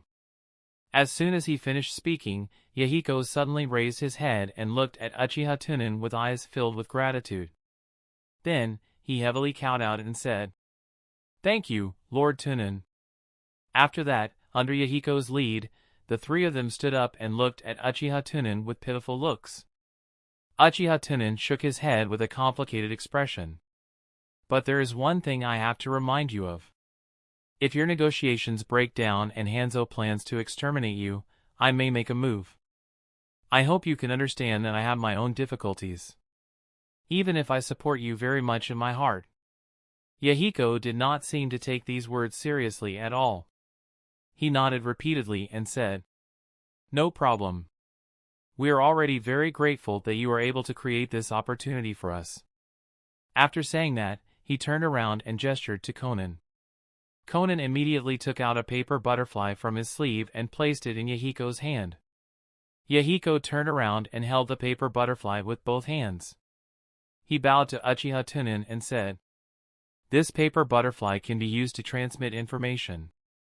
If Lord Hanzo agrees to negotiate, you can write the information on the paper butterfly and it will send the report back." Uchiha Tunan nodded slightly, took the paper butterfly and put it into the ninja bag. He got up and walked out of the cave. When he reached the entrance of the cave, Uchiha Tunan paused slightly, turned his back to Yahiko and the other two, and said in a low voice, "I will remind you one last time. This time, my 4 hidden guards and the captain of the dark group, Kakashi, came with me. The 4 hidden guards were responsible for protecting my safety. Under normal circumstances, they would not attack. As for Kakashi, I'm sorry. I did not order him to violate the mission of the Hokage. He is very strong. If the negotiation fails, you need to be careful. No matter what, I hope that you and him will not suffer any casualties." After saying that, Uchiha Tunan sighed heavily and stepped into the curtain of rain. His figure disappeared into the curtain of water. Yahiko came to the entrance of the cave and looked out. It was dark outside, but he could not see how Uchiha Tunan had left. At this time, Conan and Nagato came behind Yahiko. Conan hesitated for a moment, then asked softly, "Do we really have to negotiate?" Yahiko's eyes became slightly sharp, and he nodded heavily. "We can't wait any longer. If we continue to wait, I'm afraid we will be cleansed by Master Hanzo." The Akatsuki organization was an organization that loved peace and could not be crowned with the crime of betrayal. Nagato looked at Yahiko's back and patted him on the shoulder. He said in a deep voice, "Yahiko, let me go to the negotiation. You are the leader, nothing can happen to you." Conan also put his hand on Yahiko's shoulder and smiled. "Yes, Lord Hanzo is known as a demigod. Killing us is easy. Moreover, there is also the guardian of Konoha, Uchiha Tunan, and Kakashi, who is very powerful. Let me go with Nagato. I can take Nagato away at the critical moment. If the 3 of us go together, I won't be able to fly." Hearing this, Yahiko turned around and looked at the 2 in front of him with a touched expression. Then, a bright smile appeared on his face. "As the leader, I have to go, and I know that Lord Tunan will not take action. And once the negotiations break down and we fall into a disadvantage, maybe Lord Tunan will save us." Conan and Nagato were slightly stunned, and looked at each other. Conan was puzzled and said, "Didn't he say he wouldn't go against the Hokage's order?" Yahiko smiled mysteriously and turned to look at the dark sky. He said confidently, "If he wanted to make a move, he wouldn't have said those last words. I'm guessing that the most likely thing he would do is not make an appearance that day. We only need to guard against Lord Hanzo and that Kakashi." Seeing that Yahiko was so trusting of someone he had only met twice, Nagato scratched his head in confusion and asked cautiously, "Can we really trust Lord Tunan? Do you think he will collude with Hanzo and invite us to the meeting place to set up an ambush?" Yahiko shook his head with a smile and muttered, "No, Lord Tunan is a good person. Otherwise, I would not have begged him like this. Because I guessed that he would be soft-hearted. To be honest, I was really guilty just now. After all, this was the first time I used someone else's kindness. But, for the future of the Rain Country, I am willing to bear this guilt. At worst, when my wish is fulfilled, I will personally go to Konoha to apologize to Lord Tunan. However, I think he will definitely forgive me easily."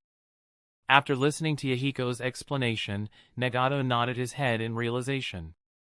Konan covered her mouth and chuckled.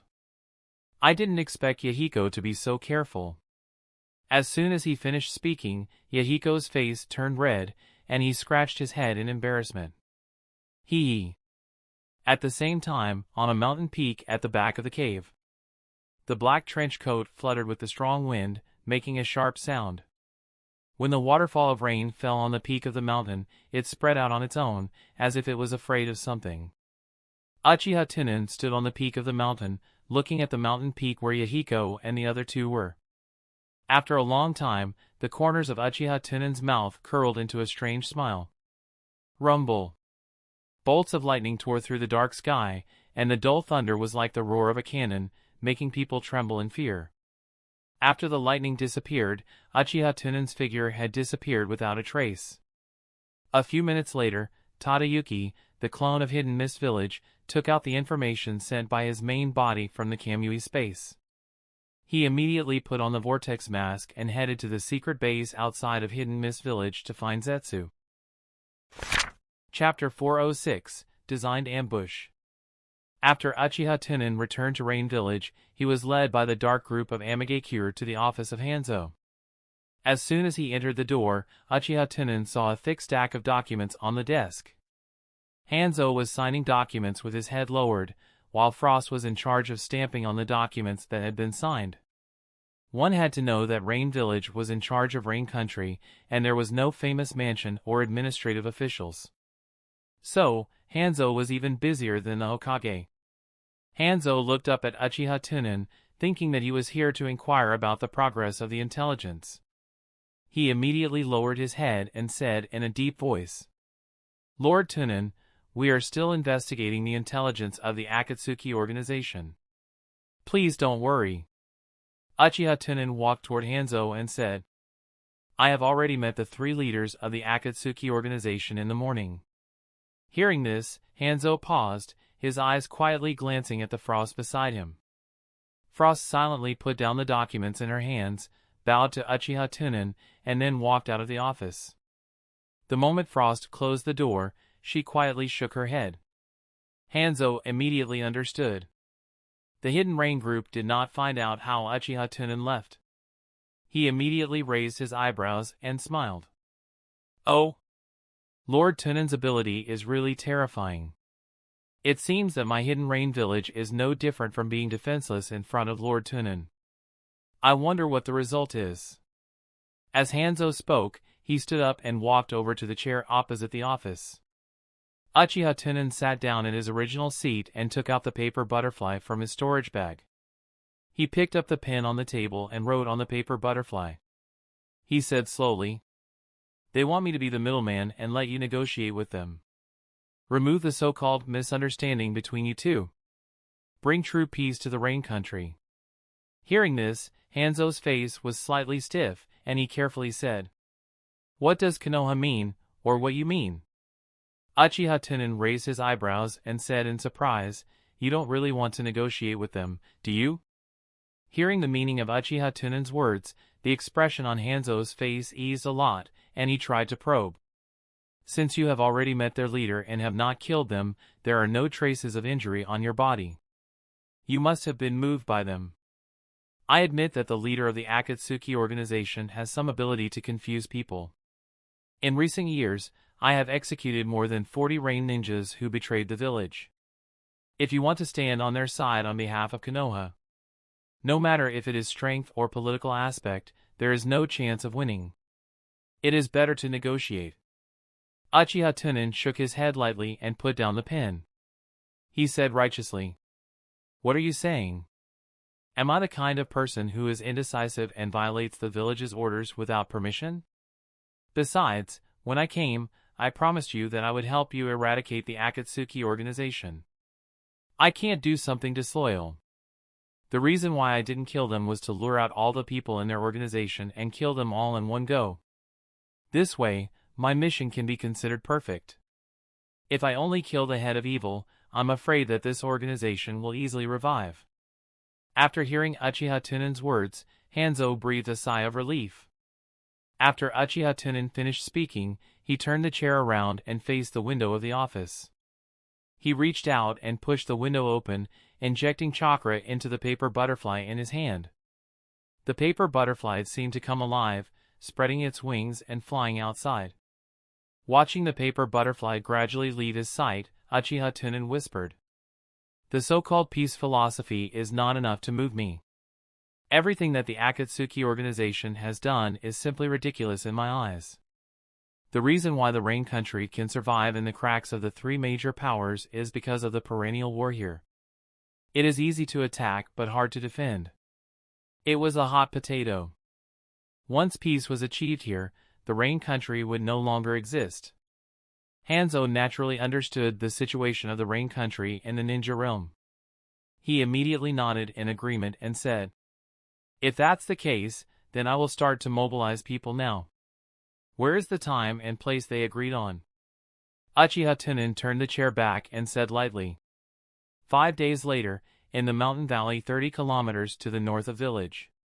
Hearing this, Hanzo frowned slightly and said, "Why does it take so long?" Naturally, he had to give his doppelganger and Zetsu enough time. Hidden Mist Village was half a ninja realm away from Hidden Rain Village. The corners of Uchiha Tunan's mouth curled up slightly. He said softly, "It also takes time for the Akatsuki organization to gather members." An hour later, Yahiko and the other two were still hiding in the cave from the rain. Suddenly, Conan's expression changed and he came to the cave entrance. Not long after, the paper butterflies slowly flew into the cave. Conan spread out his hands, caught it steadily, and handed it to Yahiko. Yahiko took the paper butterfly and stared intently at the lines of small characters on the wings of the paper butterfly. Gradually, Conan and Nagato discovered that Yahiko's face began to turn red, and his body began to tremble involuntarily. "Great! Lord Hanzo has agreed to negotiate with us," Yahiko shouted excitedly after reading it. He could not wait to hand the paper butterfly to his two companions and let them share their joy. After Conan and Nagato finished reading the words on the paper butterfly, a hint of suspicion appeared in Conan's eyes. Conan looked at the excited Yahiko and said softly, "Will there be a problem? The higher-ups say that Lord Hanzo needs us to gather the people of the organization and register them." However, at this time, Yahiko was already overwhelmed by joy. He smiled and waved his hand. "With Lord Tunan as our guarantor, Hanzo should not dare to harm us. Besides, didn't Lord Tunan write it down? In fact, Lord Hanzo has always wanted the Rain Country to achieve peace. Lord Tunan simply relayed our words, and Lord Hanzo dispelled his suspicions. We only need to discuss our ideas and future plans with Lord Hanzo. As for the so-called personnel registration, it is to prevent spies from sneaking into our organization. After the personnel of the Akatsuki organization are registered, all the members of our organization will be officially recognized by the government." Seeing that Yahiko was so happy, Nagato also showed a smile on his face. "As long as Yahiko thinks it is feasible, we have no objections." Yahiko took a few deep breaths to calm himself down and said to Conan, "Conan, go and inform the members of each stronghold to gather them up. By the way, tell them the good news." Although Conan had doubts in her heart, Yahiko always had the final say in such big matters. As long as Yahiko felt that there was no problem, she naturally would not pour cold water on everyone at this time. What's more, Yahiko was right. Hanzo might dare to lie to them, but he would never dare to lie to Uchiha Tunan, the leader of the first village of the ninja world. And Uchiha Tunan's character was known to the whole world. After Conan performed the dance of paper and flew away, Yahiko could not hold back the excitement in his heart and came to the entrance of the cave to breathe in the fresh air. The rain was getting smaller, the dark clouds were getting thinner, and the sky was getting brighter and brighter. Just as Yahiko was feeling right now. Seeing Yahiko like this, Nagato couldn't help but smile. He got up and came behind Yahiko and said gently, "Yahiko, you really succeeded." Yahiko clenched his fists and looked at the rain curtain in front of him. He nodded heavily and said, "This time, our luck was good. We met this great benefactor, Lord Tunan. But this is just the beginning. We want to bring true peace to the Rain Country. We only have two paths. One is the war strength of the Rain Country, making the other big countries fear us. The second was to keep talking to the big names and nobles of the various big countries. Even if they had to sacrifice a little of the country's economic benefits, they had to admit the neutral position of the Rain Country. Details. Nagato listened attentively to Yahiko's chatter. Although he did not understand many of the content, hearing Yahiko's firm tone, Nagato was full of confidence in Yahiko. He immediately tilted his head and said, "It sounds very difficult. But I believe you can do it." Chapter 407, Sweeping the Floor. 3 days later. The gloomy sky started to rain again. It was neither fast nor slow. It was neither sparse nor dense. It was as if it was drawing silk. The rain weaved into a thin net and shrouded the surrounding mountains like smoke and mist. In the same cave, Yahiko handed the towel to Conan, who had just returned, and asked, "How many members of the organization have gathered?" Conan, who took the towel, smiled and said, "It's almost done. After all, the Rain Country is only this big. They are now all crowded in the nearest towns. However, I observed that everyone seems to be very excited." Yahiko nodded and walked back and forth in the cave. He muttered, "There are still 2 more days. It feels like there is still a long time. Why not today?" Seeing Yahiko like this, Conan covered her mouth and chuckled. She comforted. "Maybe Lord Hanzo is busy." At this moment, Nagato rushed in from outside. "Yahiko, there are 2 strange people at the foot of the mountain who want to join our organization." Yahiko was stunned for a moment. He waved his hand and said, "Don't make a fuss. In the future, we will be an official organization. More and more people will want to join us." Nagato shook his head and frowned. "No, they look a bit strange. It makes me feel scared. And how did they know that we were here?" As soon as he finished speaking, a deep and empty voice came from outside the cave. "What's there to be afraid of? We are all ambitious people who are passionate about peace. You should feel close." His heart was filled with righteousness, and he was not afraid at all. 2 figures suddenly appeared at the entrance of the cave. Both of them were wearing black robes. One was a black and white face, and the other was wearing a vortex mask. They were the clones of Zetsu and Uchiha Tunan, who had rushed over from Misty Village. Seeing this, Nagato became serious and shouted, "Didn't I tell you guys to wait at the foot of the mountain?" Hearing this, the doppelganger coldly snorted. "What a great authority. I didn't expect the so-called Akatsuki organization to be so arrogant. It seems that we have come to the wrong place. Zetsu, let's go." "Wait." Just as the 2 of them turned around, Yahiko hurriedly called out to them and bowed apologetically. "I'm sorry, we were indeed rude this time. I wonder how the 2 of you found us." The clone shrugged and said indifferently, "It's not that hard to find someone. Didn't this lady just say that the Rain Country is only this big?" Conan looked at the 2 strange people in front of him suspiciously and couldn't help but say, "The 2 of you don't look like ninjas from the Rain Country." The clone nodded and said slowly, "We are wandering ninjas who carry the darkness on our backs and search for light everywhere. Recently, I heard that an organization called Akatsuki appeared in the Rain Country who is maintaining peace, so the 2 of us came to take a look." For some reason, Nagato seemed to have a very bad impression of the 2 of them. With a face full of vigilance, he said in a low voice, "If you want to join our organization, shouldn't you show your true face to others?" The clone smiled and shook his head. "Sometimes, being too curious is not a good thing. My true face will only bring you bad luck and trouble.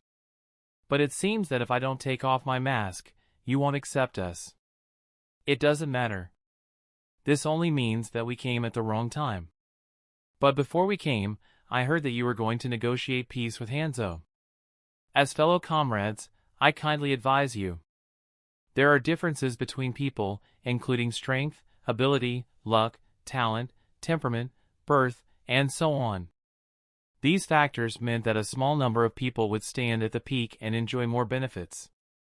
And the so-called peace was actually the order set by this small group of people in order to stabilize and enjoy benefits.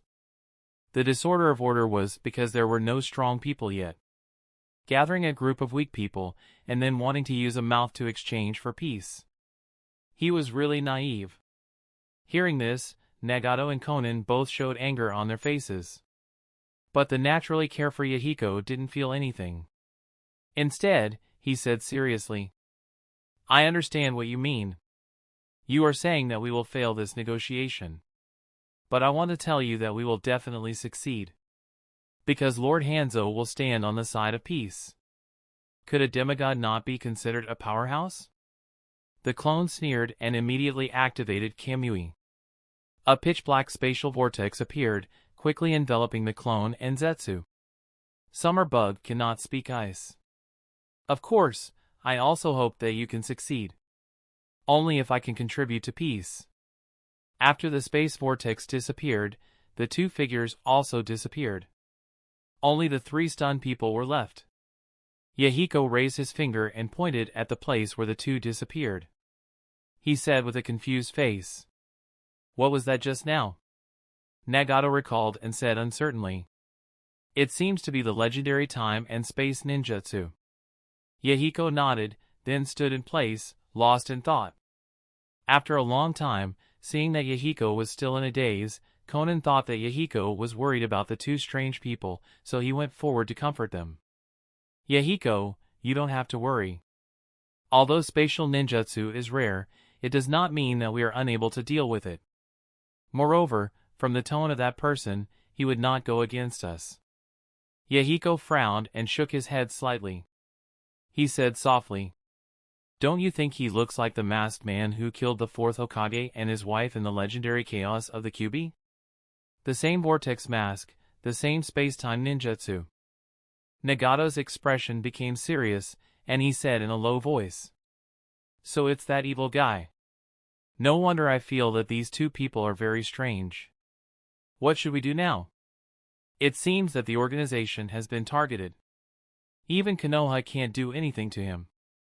Seeing Nagato's worried face, Yahiko immediately reached out and patted him on the shoulder, comforting, "No, there is one person who can suppress him." Nagato thought for a moment, and a gentle smile appeared in his mind. His tightly knitted brows gradually relaxed. "You mean Lord Tunan?" Yahiko nodded heavily. "When the time comes, we will tell Lord Tunan about this information. I don't believe that such an evil person would simply want to join our organization." On the other side, the doppelganger had already followed Zetsu out of the distant cliff. White Zetsu covered his forehead with a distressed face and said, "Lord Madara, have we been kicked out of the door?" The clone looked at the vague outline of the mountains in the rain in the distance, his eyes flashing. "Don't worry. When their hopes are shattered and they fall into a desperate situation, they will naturally take us in." The icing on the cake was not as good as the charcoal in the snow. This time, the clone was just trying to get along with the three of them in advance. If he joined the organization now, his position would definitely be lower than the three of them. If he wanted to gain enough authority in the organization, the timing to join was quite important. For this reason, the instant clone had already secretly communicated with the main body. He was prepared to sacrifice a little reputation. When Black Zetsu heard this, he said in a low and muffled voice, "What if Hanzo really succeeded in negotiating with them?" The clone shook his head and said, "If it was the ambitious Hanzo at the beginning of the Second World War, it would be possible. Now, unless he wanted to personally destroy the entire Rain Country. A place rich enough to survive in the cracks between the three great powers. Don't you think about why? What's more, he is not as famous as the Kingdom of River, the Kingdom of Frost, and the Kingdom of Cloud. If you want to annex Rain Country, the various great countries do not even need to think of a proper reason." Chapter 408, Negotiation. 2 days later. Early morning. The rainstorm that lasted for several days finally stopped for a short time. Clouds filled the air, light and thick, the sky like a faded gray cloth. The atmosphere was warm and humid, making people feel flustered. There were several hovering bird shadows in the sky. In the distance, the hazy peak of the mountain carried a round orange, red, and red ball. The red sunlight drew 3 long shadows on the ground. Yahiko led Conan and Nagato the place they had agreed on in advance. This was a valley, and the valley was filled with lush green grass. Dozens of streams crisscrossed in the valley, eventually converging and flowing to the river outside the valley. Yahiko looked around and whispered, "This should be the place." Nagato looked at the surrounding high ground. No matter how he looked at it, he felt that this place was an excellent place to ambush. However, it was not easy to say these words out loud. There was the suspicion of crow mouth, so he could only ask with a puzzled face, "Where are they?" Yahiko smiled and comforted. "Wait a minute, we are early." During this negotiation, Yahiko was careful and did not let the ordinary members of the Akatsuki organization follow him into the valley. Instead, he asked them to gather at a river on the way here and wait for news. If the negotiations broke down and he met with an accident, at least the members of the organization could still run away. Of course, Yahiko was almost 80 to 90% sure of this negotiation. After all, from Uchiha Tunan's letter, he was almost certain that this matter had been completed. Now, he was just here to take a walk. Boom! The angry thunder came, and the mountains echoed for a long time. The sound was like thousands of drums. For the 3 people who lived in the rain country all year round, thunder was common. Yahiko and Conan did not respond and continued to wait for Hanzo. Nagato, on the other hand, felt a little uneasy. He turned around and looked in the direction of the thunder. Half of the sky was covered in white clouds, and the other half was rolling with dark clouds. It looked quite distinct. The direction of the thunder was the direction where the ordinary members of the Akatsuki organization were gathered. There were flashes of lightning in the dark clouds, and the dull thunder was like the roar of a cannon, making people fearful. Yahiko, who was taking deep breaths to calm his nervous emotions, glanced at Nagato and then glanced at the dark clouds in the distance. He smiled and said, "It seems that God is taking care of us and not letting us negotiate in the rain." Nagato looked back at Yahiko, who was smiling brightly but sweating profusely, and could not help but smile. But subconsciously, he looked back and felt that something was wrong. At this time, the lightning on the dark clouds had become so dense that it was terrifying, and it seemed to be gathering towards the middle. At this moment, footsteps sounded from the high ground around the valley. Hanzo and hundreds of hidden rain group members showed up, looking down at Yahiko and the other 2. In a flash, they surrounded Yahiko and the other 2. Seeing the young faces of Yahiko and the others for the first time, Hanzo was slightly surprised. "You must be the leader of the Akatsuki organization. You are much younger than I imagined. The young people of this era are really extraordinary." Yahiko and the other 2 bowed in unison. "We greet Master Hanzo." Hanzo nodded indifferently and said to Yahiko, "Tell me about your understanding of peace." "No problem." Yahiko did not suspect anything, and with a face full of excitement, he began to narrate. "First of all, I want to tell you why I am so persistent in making the rain country peaceful. Of course, this is related to my personal experience." The corners of Hanzo's mouth curled into a smile, and he said meaningfully, "It's fine. We have plenty of time. Let's talk slowly." When it came to peace, Yahiko seemed to have endless words to say. Time passed by bit. It was unknown when it started, but in the distant sky, dark clouds gathered like lead blocks. As time passed, the blue lightning gradually turned red. Boom! Thunder exploded, and a red bolt of lightning suddenly fell from the clouds. From a distance, it looked like the world was connected to a curved red line. Thunder rumbled. As the next bolt of lightning fell, the scarlet lightning fell to the ground again and again, like red chains snakes with fire, illuminating the clouds that were rolling in the turbulent waves. Yahiko and the other 2 had their backs facing this direction, so they could not see the strange phenomenon here. Now was the critical time for the Akatsuki organization. Although Nagato and Conan felt that the thunder was a bit too frequent, they could not look back casually, afraid that their lack of manners would affect Hanzo's senses to them. On the other hand, Yahiko seemed to not hear the thunder at all, and his saliva flew everywhere as he spoke passionately. But because the thunder was too loud, he subconsciously raised his voice. Hanzo looked at Yahiko indifferently, his eyes reflecting the scarlet lightning, but his heart was filled with fear. Uchiha Tunan had sent Kakashi to release this lightning for the purpose of eliminating the ordinary members of Akatsuki organization. This move was similar to the 10,000 lightning sky prison that Uchiha Tunan had inherited from White Tooth. In fact, Kakashi knew about this ninjutsu, but because of the lack of chakra, he had never learned it. This was also the reason why in the original work, the Sasuke developed Kirin. In fact, Kirin was the same as Chidori, both were inspired by Sasuke from Kakashi. And now, Kakashi has awakened the kaleidoscope, and has the pupil technique of Takamikazuchi, which manipulates lightning.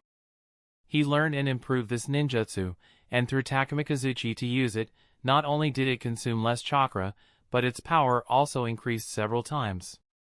Using this method to deal with the ordinary members of the Akatsuki organization, there was the meaning of a cannon hitting a mosquito. However, most of it was to show off his muscles in front of Hanzo. As time passed, he saw that the scarlet thunder in the distance had not ended. Hanzo only felt a chill run down his spine, a lingering fear in his heart. He could not even listen to what Yahiko was saying. Gulp! Swallowing sounds were heard one after another from the rain umbu. There are even those with poorer psychological qualities. At this time, the two sides are already fighting, shaking like chaff. Hanzo's expression did not change, but a drop of sweat had already flowed down his cheeks to the tip of his chin, condensing into a small bead of sweat. At this time, Hanzo didn't know whether he should wipe it or not. A leader of the dark group could control the lightning in the natural world to launch a large-scale attack. Is this strength of Konoha? If this move is used to deal with Amigakure, I'm afraid I will have to run away. If Kakashi is so strong, then what kind of strength does he have as the leader? No wonder Konoha dared to let him, as the pillar of the Kyuubi, come to the Rain Village to carry out a mission. Fortunately, I endured it that day. Thinking of this, Hanzo's body became tense, and a feeling of danger arose in his back. After all, Uchiha Tunan was sitting not far behind him, leisurely sipping his tea. Chapter 409, Threatening Hanzo. After a long time, Yahiko was still speaking with confidence. Hanzo's attention had always been on his back, and his eyes reflected the scene of red lightning that filled the sky behind Yahiko. Suddenly, the dark clouds in the sky in the distance churned, and a blood-colored thunder dragon that was as powerful as hell poked its head out from the clouds. The moment the thunder dragon appeared, it opened its mouth as if it was roaring, and a dull rolling thunder sounded in the sky. Gulp! At this moment, Hanzo could not help but swallow his saliva. In a flash, the huge blood-colored lightning dragon circled around and pounced towards the ground. A blinding white light lit up the world, but it was only for a moment. A few breaths later, bang! An earth-shattering roar rang out for a moment, and the entire world seemed to have lost its sound, becoming completely silent. Both Hanzo and the accompanying dark group subconsciously took a few steps back. Yahiko and the other two were shocked by the sudden explosion. The three of them looked back together, only to see the ink cloud floating there quietly in the distance, and a few blue lightning flashed in the cloud from time to time. This scene is not too common in the Land of Rain, but it is quite common. Nagato and Conan looked at each other, their eyes full of suspicion. Yahiko did not think too much about it and rubbed his ears with a smile. He turned to Hanzo and continued to tell him about his peace philosophy. On a large tree on the distant peak of the mountain, Uchiha Tunan's clone was standing on a tree branch, hiding his figure under the shade of the tree, looking at the valley in the distance with an indifferent expression. At this time, the upper half of his body slowly emerged from the tree branch. It's over. I said I should make my move earlier. Don't let them come here.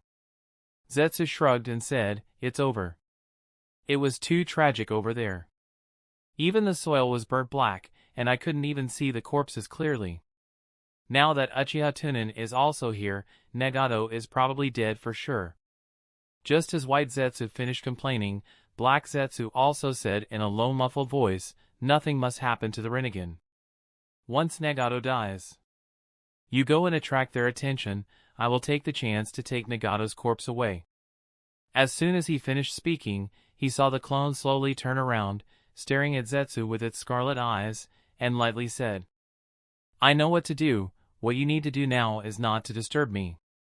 If you continue to talk nonsense, I will kill you, scram. Under the gaze of the clone that was filled with killing intent, Black-White Zetsu didn't dare to jump a single word, sneaking into the branches with his tail between his legs, not knowing where he had gone. In the mountain valley, Yahiko spoke for a few minutes before saying with a serious expression, Lord Hanzo, what do you think of my plan? If we can really achieve it all, I believe the entire world will follow our example. At that time, you will be the savior of the world. Good fellow, the leader of the Akatsuki who has such a big nerve is really unlucky. That kind of momentum, it is estimated that only a few people can survive. A dull laughter came from under the half-hidden gas mask. He said hoarsely, I don't think so. At this moment, an indifferent voice came from behind the three of them. The three of them turned their heads in unison and saw that on the high ground of the valley behind them, Kakashi was holding his white fang and using the scarlet kaleidoscope to ignore the three of them. Yahiko frowned and asked in confusion, You are? The leader of Konoha's Umbu, Hatake Kakashi. This mission is to destroy the Rain Country's underground organization, Akatsuki.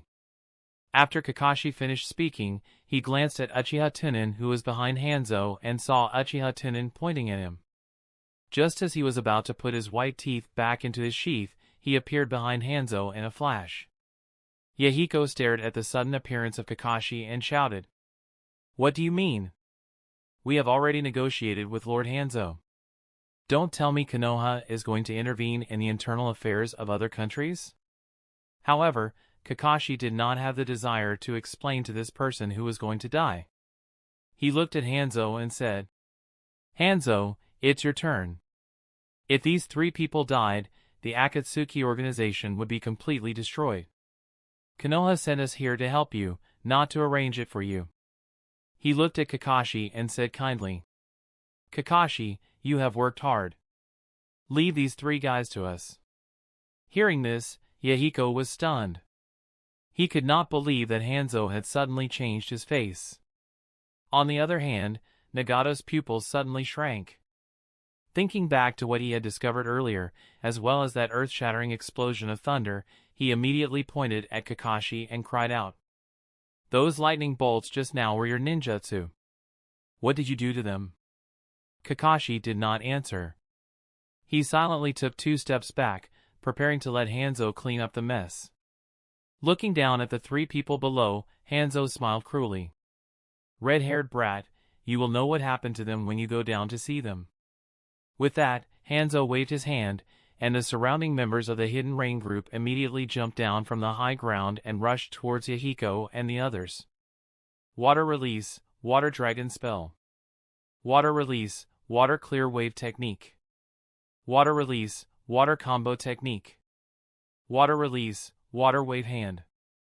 Before the Hidden Rain group could get close, they launched a series of water release techniques. No one would underestimate the 3 of them. After all, the other party was the leader of the Akatsuki organization. Being able to lead so many people, he naturally would not be too weak.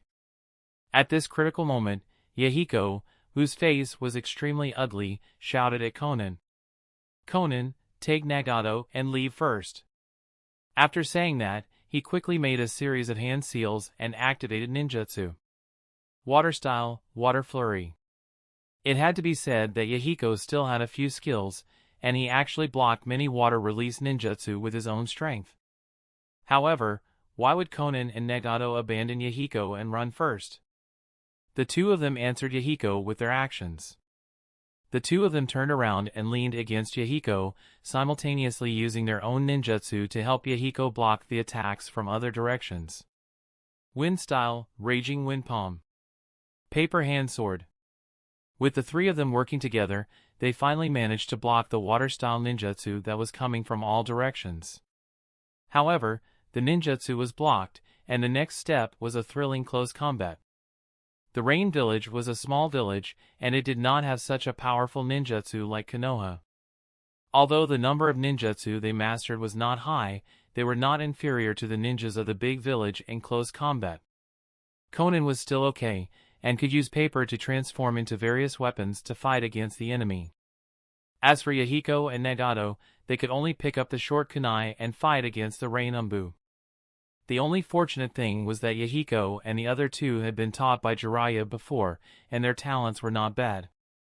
They could even occasionally kill a few of the Rain Umbu. However, there were too many Rain Umbu here, and if the three of them continued to fight, they would be dragged to death. Yahiko turned sideways and dodged a long blade that was coming at him. He quickly approached and stabbed kunai into his chest. He turned around and roared, "Hurry up and leave!"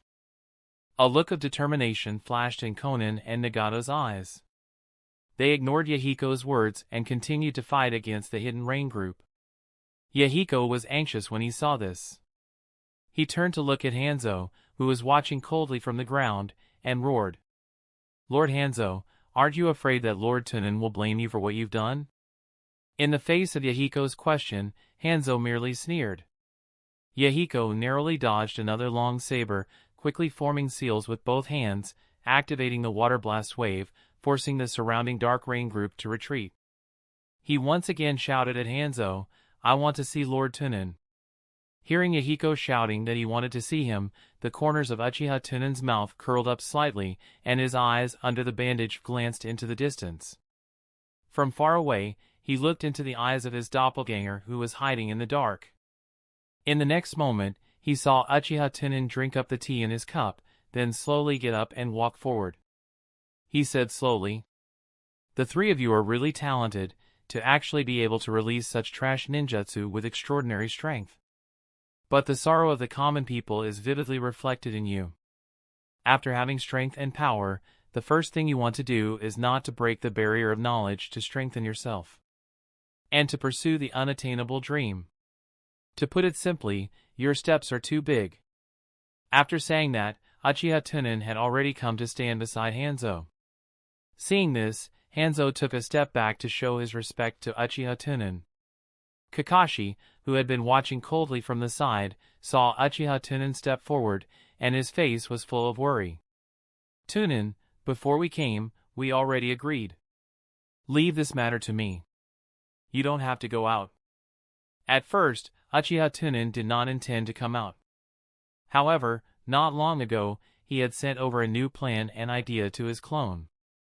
After considering it over and over again, Uchiha Tunan decided to personally make the three of them completely despair.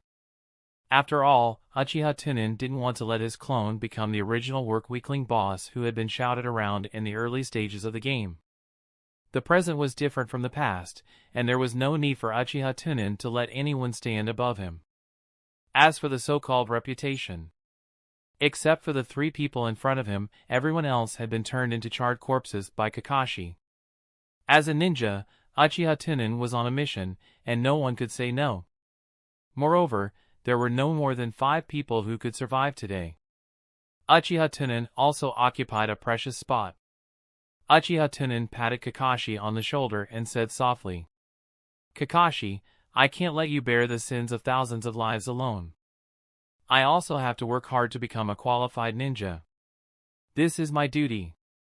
When Kakashi heard this, his usually indifferent expression changed slightly. "Tunan, you have improved again." The moment Uchiha Tunan appeared, Yahiko understood everything. Hanzo did not give the order to stop the attack, and those ninjas would not wait for Yahiko to question Uchiha Tunan. Just as Yahiko opened his mouth, several ninjas had already rushed up and attacked Yahiko. At this time, Yahiko's heart was filled with hatred, and his eyes were bloodshot. The fighting style had become much more brutal and ruthless. In a moment, several more Rain Ninja were killed by Yahiko and the other two. However, Yahiko and the other two were not in a good situation, and they were all injured. Just then, Hanzo looked at the fallen members of the Hidden Rain group and glanced at Kakashi beside him.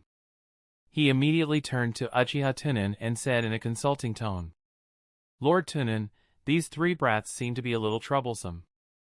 If my subordinates want to take them down, they will probably suffer a great loss." Uchiha Tunan nodded slightly, then raised his hand and pointed at Hanzo. He tapped twice and said, "You, go down." Hearing this, Hanzo was stunned. He hadn't expected that he would have Uchiha Tunan order the powerful Kakashi to take action so that he could protect his subordinates. In the end, Uchiha Tunan had actually let him go. He was a dignified demigod, and if he were to take action against three little children, regardless of the outcome, it would be hard to say. However, Uchiha Tunan did not care what Hanzo was thinking. Seeing that Hanzo had yet to take action, his face slowly turned to Hanzo. "Huh?" Hanzo heard the threat in Uchiha Tunan's voice. He could only reluctantly jump down from the high ground. While he was in midair, he quickly formed seals with his hands. Water Release, Water Dragon Roll. The attainments of half-hidden water ninjutsu indeed had some unique points, and just this momentum was quite shocking. Because previously, rain ninjas had used a large amount of water-style ninjutsu. At this time, the valley was filled with water, just like a medium-sized lake. The water in this lake began to spin rapidly. Seeing that Hanzo had made his move, the ninjas immediately moved in all directions. In an instant, a huge waterspout surged up from the soles of Yahiko's feet, sweeping the three of them into the air. Fortunately, Yahiko was also proficient in water-style ninjutsu. At the critical moment, he quickly made a series of hand seals and used water prison to wrap the three of them within. When the waterspout dispersed, the three of them landed on the surface of the lake. They only looked battered and exhausted and did not suffer any substantial injuries. Right now, Hanzo cherished his life and was unwilling to engage in close combat with the three of them. He immediately prepared to form another seal and launch a few more powerful long-range attacks. Taking advantage of this, the three of them finally had a chance to breathe. However, Yahiko raised his head and stared at Uchiha Tunan in disbelief. "Lord Tunan, why did you lie to us?" Uchiha Tunan shrugged innocently. "When have I ever lied to you? I told you from the beginning that my mission this time is to destroy the Akatsuki organization. At that time, I warned you that I might make a move. Didn't you say you understood?" After saying that, Uchiha Tunan pointed at Hanzo, who was about to release his ninjutsu, and made a gesture of putting it down. Hanzo immediately understood, and Uchiha Tunan was dissatisfied with his performance. He secretly gritted his teeth and looked at the three people who were panting in front of him. He took out his long saber and rushed towards Yahiko and the other two. As expected of a man with the title of a demigod in the ninja realm, Yahiko and the other two found it difficult to defend against him as soon as he got close to them. In a few moves, Hanzo kicked Yahiko and Konan, who were on the left and right, and at the same time, stabbed into the legs of the long door that they could not dodge in time. "Pucci!" Seeing that his companion was injured, Konan and Yahiko exclaimed in unison. "Nagato!" In a split second, Nagato endured the pain from his leg and forced himself to retreat a distance. He avoided the fate of being stabbed by Hanzo and shouted at Yahiko. "I'm fine, Yahiko, hurry up and leave." However, Yahiko and Konan immediately rushed to Nagato and simultaneously cast ninjutsu at Hanzo. Multiple paper hand sword. Water walk, water chain bullet. Facing the two's area of effect ninjutsu attacks, Hanzo had no choice but to temporarily dodge. Seeing this, Uchiha Tunan, who was on the ground, seemed to be a bit unhappy, and coldly shouted at Hanzo. "What are you doing? Hurry up and finish this quickly, come on." "Poison." Hearing this, Hanzo was stunned. He looked at the ninjas around the valley and said with an ugly expression, "But..." These ninjas were Hanzo's confidants, and they had always thought that he was the most powerful man in the world. They all looked at Uchiha Tunan with unkind eyes, and then turned their heads to look at Hanzo without the slightest intention of running away. Hanzo felt the trust in his eyes and felt a chill in his heart. He wanted to weaken his strength. What are you waiting for? As soon as he finished speaking, Hanzo noticed that Uchiha Tunan's face had turned cold. Chapter 410, Breach of Promise. Just as Uchiha Tunan finished threatening Hanzo with a cold face, he whispered to Kakashi. In the last battle, he has been hiding and has accumulated a lot of strength. This time we help Hanzo stabilize the situation, but if there is a chance, we must weaken him as much as possible. This is what the Hokage-sama told me to do before he left. Kakashi's expression did not change. He nodded lightly and said, I understand. Tunan, you don't have to explain to me. In the valley, after being threatened by Uchiha Tunan, Hanzo secretly gritted his teeth and immediately bit his finger. He quickly formed a seal and patted the ground, saying, Intermediary Spirit Technique, Salamander.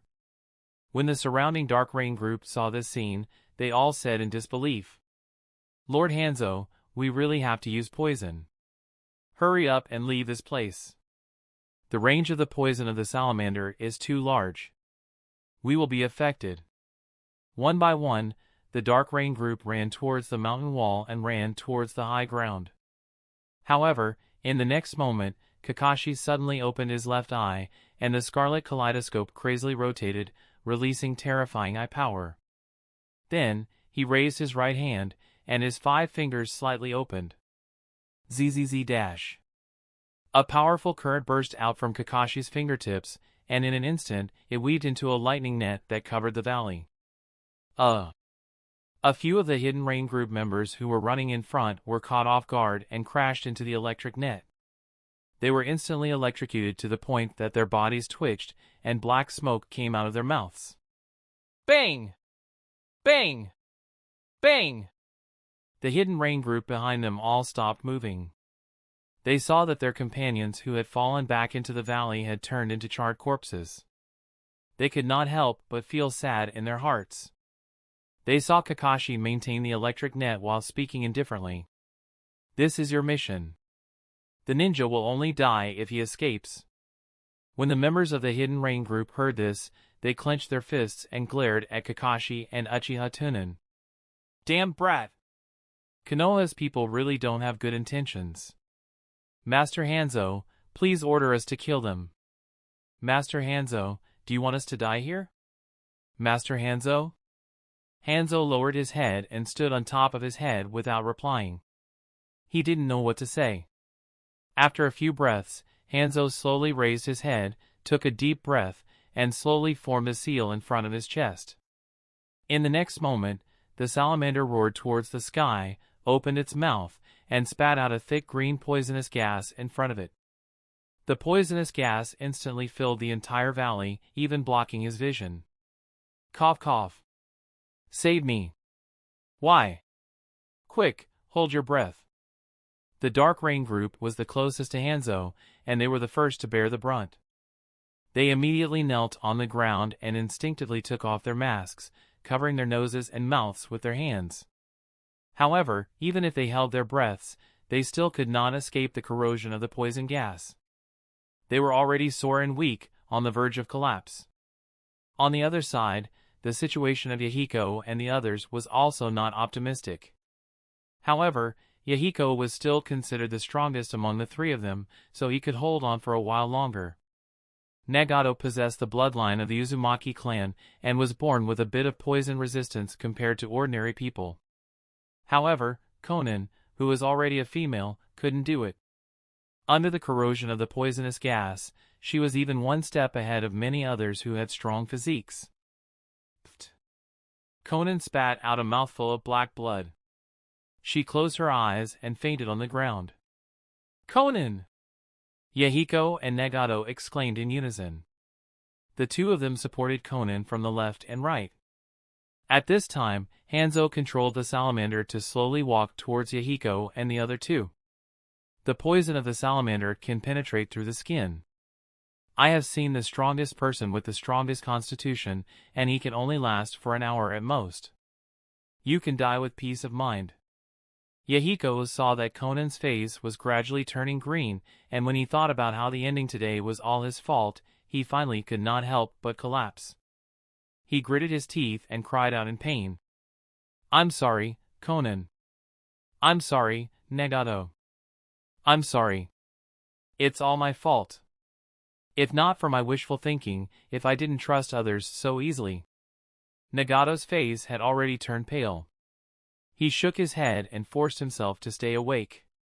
He said weakly to Yahiko, "Yahiko, don't blame yourself. Your dream is the same. Our dream. No matter what the result is, we will bear it together."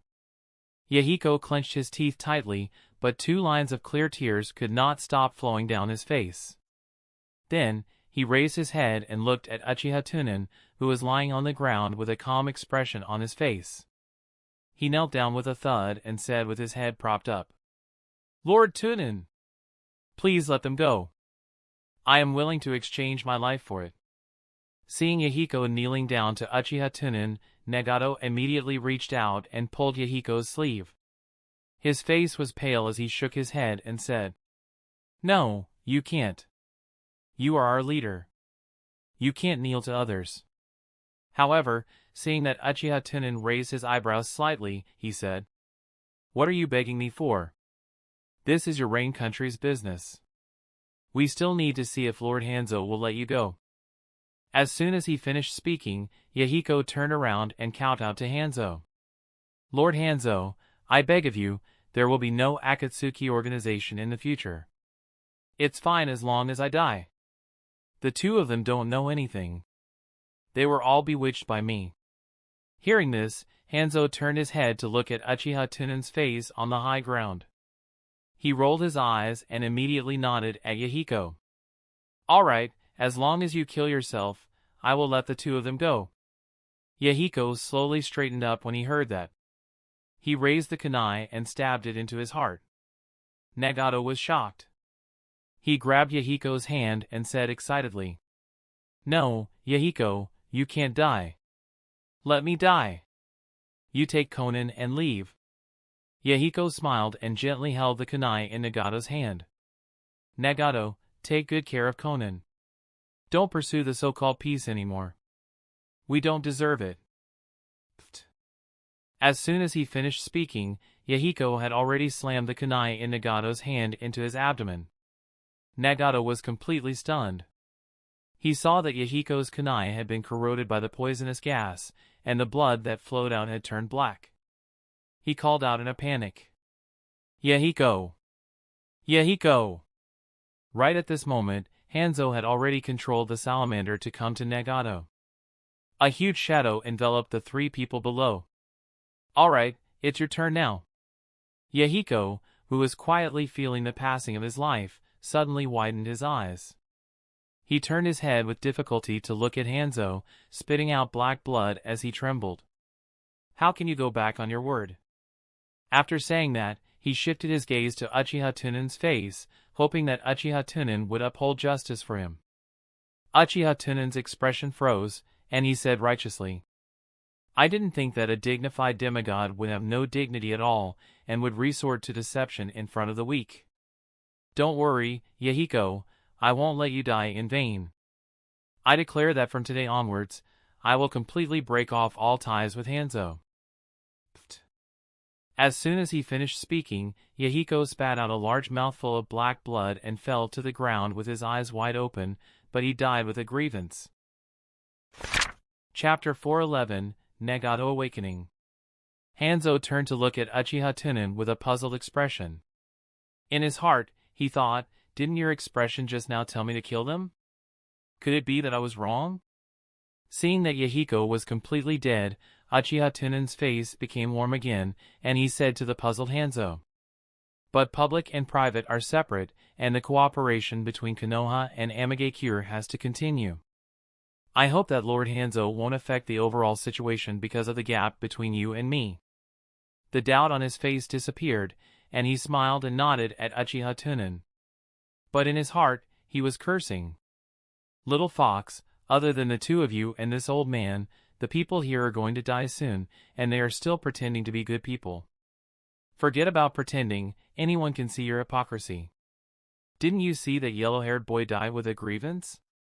Seeing Yahiko die and being played like this before he died, Nagato felt an unprecedented anger rush to his head. In the blink of an eye, he had lost all reason. Waha! In the mountain valley that was filled with poisonous gas, Nagato's sinister laughter rang out, sounding extremely terrifying. Crazy? Looking at Nagato, who was laughing crazily, a trace of pity flashed through his eyes.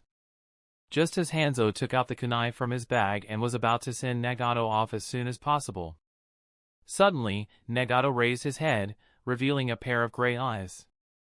Staring at Hanzo, he roared with a ferocious expression. All of you, die! What kind of eyes are these? Hanzo exclaimed.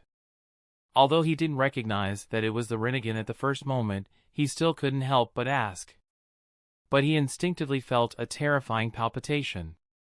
Hanzo, who cherished his life, instantly used the body blink technique and fled towards the place where Uchiha Tunan and Kakashi were. After all, that place was the safest place. Like a mad devil, Nagato raised his right hand high, opened his 5 fingers, and roared. Psychic! Snap! The sound of bones breaking rang out.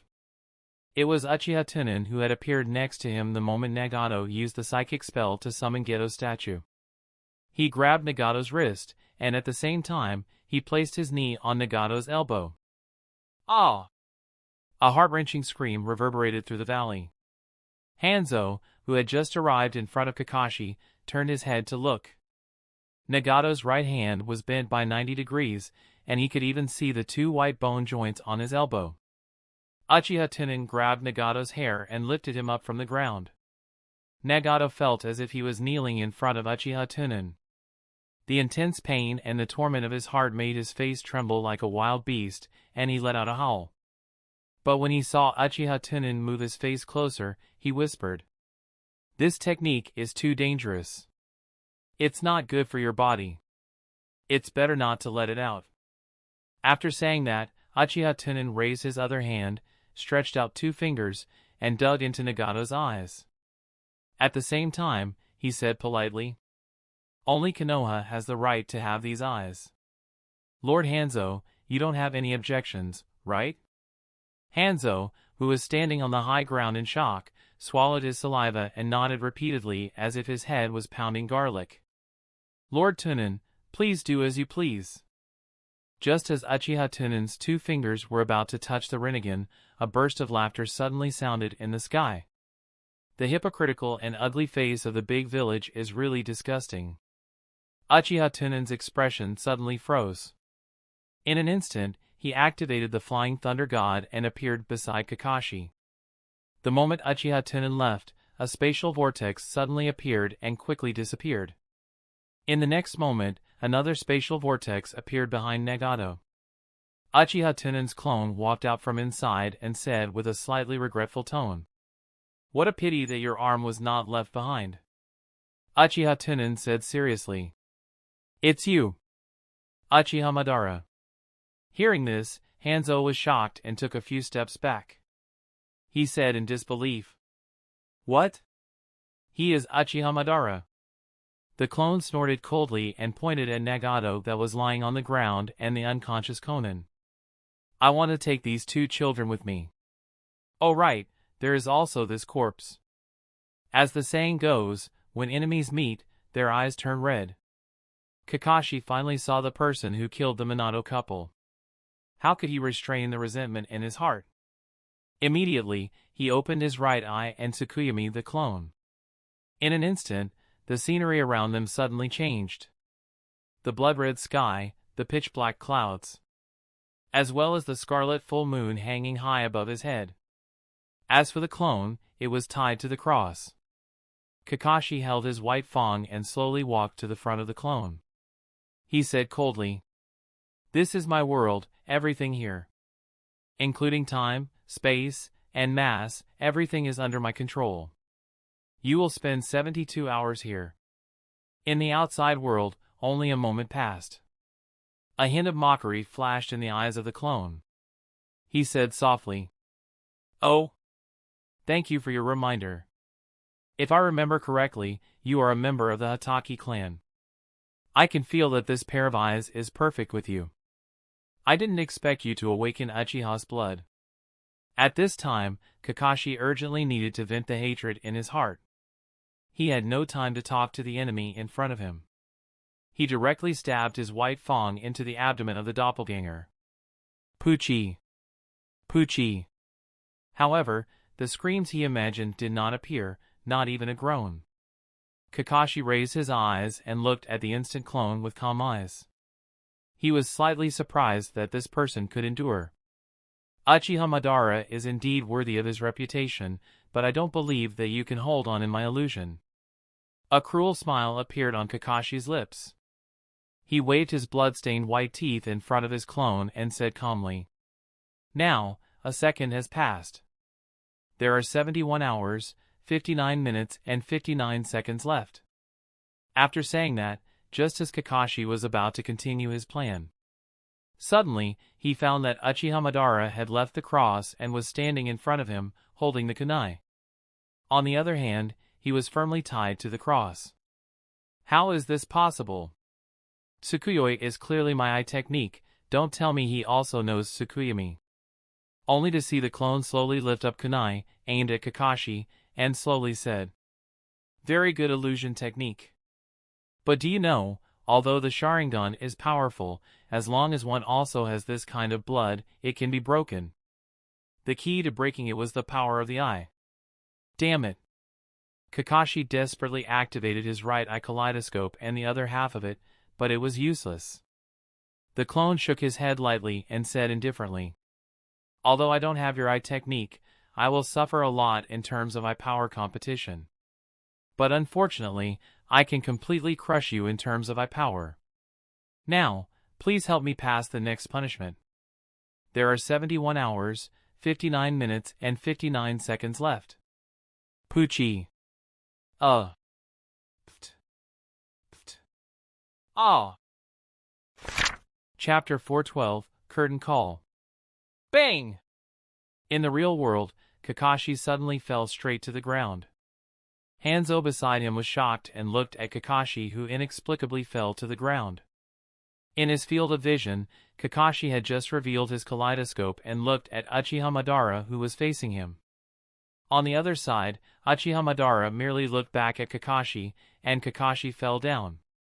This Kakashi was already strong beyond the scope of an ordinary ninja, but he still couldn't match Uchiha Madara's eyes. Is this the strength of the legendary Shura of the ninja world? To be able to seriously injure a person and pass out with his eyes in an instant, it should be the use of Sharingan illusion. This battle is no longer something I can interfere with. If there are any signs of Uchiha Tunan being defeated later, I will have to run first. Amagakure village is probably not safe, so I have to hide outside for a bit. Thinking of this, he looked at Uchiha Tunan, sweating profusely. However, Uchiha Tunan's expression was unusually calm, and he didn't even look at Kakashi and Hanzo. The reason why he didn't stop Kakashi from casting Tsukuyami on his clone was because he wanted to try out how much eye power was contained in the Mangekyo. Of course, the result was out now, but only his clone knew. He would have to send the information to him in the future, or he would only know after his clone was removed. Right now, the only people left in the audience were the scared Hanzo, half-insane Nagato, and Zetsu, who was hiding in the dark. The others were either half-dead and unconscious, or they would die later. Without enough audience, Uchiha Tunan also planned to let this farce end early so that he could go back to the village to do his own things. A warm and angry expression appeared on Uchiha Tunan's face, and he said to the clone, "You want to take the Rinnegan away? You also have to see if I agree or not." The doppelganger crossed his arms over his chest and looked askance at Uchiha Tunan. He snorted coldly. Ignorant junior, I'm just informing you. Whether you agree or not, the result will be the same." In the next moment, Uchiha Tunan closed his palms together, and golden chakra surged around his body, and he activated nine-tailed mode. The violent chakra blew Uchiha Tunan's windbreaker with a schwa sound. The terrifying might made the earth tremble slightly, and the surrounding ground split open like a spider web. Pieces of rocks even broke away from the gravity of the earth and floated around Uchiha Tunan. The golden hand formed by 9 chakra was raised high, and a pitch-black Bijadama quickly condensed. By his side, Hanzo had already retreated to a safe distance, and had even brought the unconscious Kakashi away. After all, if Uchiha Tunan won later, then if he didn't bring Kakashi along, then Kakashi would be accidentally injured. He probably wouldn't have a good ending. In almost the blink of an eye, the tail beast Jade had already been condensed, and it quickly attacked the instant clone. The clone didn't move at all, and his left eye began to spin rapidly. Not far from the clone, a huge spatial vortex suddenly appeared, blocking the path that the tail beast Jade had to pass through. When the tail beast Jade touched the spatial vortex, it was like raindrops falling into a calm lake. Just a few circles of spatial ripples that would make people dizzy would silently enter. Looking at this scene, Hanzo was completely stunned. He guessed that the legendary Uchiha Madara would not be so easy to defeat, but he did not expect that it would be so easy to block Uchiha Tunan's Bijadama. One must know that Uchiha Tunan was a complete Jinchuriki, and also the most powerful nine-tailed. Was this true expert, the expert who surpassed tail beasts? At this moment, Hanzo finally understood how ridiculous his so-called half-god title was. In the distance, Zetsu, who was hiding in the dark, saw this and couldn't help but exclaim, "My god, this guy has really become a complete Jinchuriki. He can actually release the tail beast Jade at will." Speaking of which, Lord Madara's eyes are too powerful. He can even absorb the tail beast Jade. However, what they didn't know was that Uchiha Tunan and the instant doppelganger were completely acting. This level of confrontation could only be considered a serious one. After Uchiha Tunan finished his attack, the clone naturally had to show a hand and go through the motions to give an explanation to the few spectators. The clone snorted coldly, his feet slightly splitting as he stomped heavily on the ground. Crack! Cracks spread out from the soles of his feet to the distance. When the cracks spread to the surrounding mountain walls, the mountain walls began to collapse one after another, raising a thick cloud of dust. The clone quickly formed seals with both hands and shouted fiercely, "Fire escape, hero fire annihilation!" Uchiha Tunan was also not to be outdone. Almost at the same time, he formed seals and shouted, "Fire release, grand flame extinguisher!" Boom! On the other side of the instant clone, the raging fire was affected by the narrow terrain as soon as it exploded. It turned into a surging torrent of fire and pounced towards Uchiha Tunan, who was on the high ground. On the other hand, the flames spread all over the sky, covering everything in the mountain valley with an overwhelming momentum. The moment the 2 balls of flames appeared, the thick purple poison mist that had originally filled the mountain valley dissipated completely. Even the air above the flames began to fluctuate violently, as if it was about to melt. Waves of heat surged over, and the flames that covered the sky made the half-hidden face look fiery red. The poison of salamander can even be burned to ashes, yet the fire can actually reach this level. These two fellows, do they really still belong to the category of ninjas? When the 2 balls of flames touched together, not only did they not explode, but they seemed to fuse together, causing the surrounding temperature to rise several levels again. Even Hanzo, who was far away, felt that he couldn't stand it anymore and carried Kakashi to retreat again. In the distance, when Zetsu, who was hiding in the dark, saw this scene, he was completely stunned. He opened his mouth and was speechless. Black Zetsu looked at the sea of fire in the distance and said in a low and muffled voice, "Lord Madara seems to be almost the same." Just when the 2 people watching the battle thought that this was just the appetizer before the battle, the voice of the doppelganger came from the sea of fire. "Uchiha Tunan, one day when I recover my strength, I will come to you."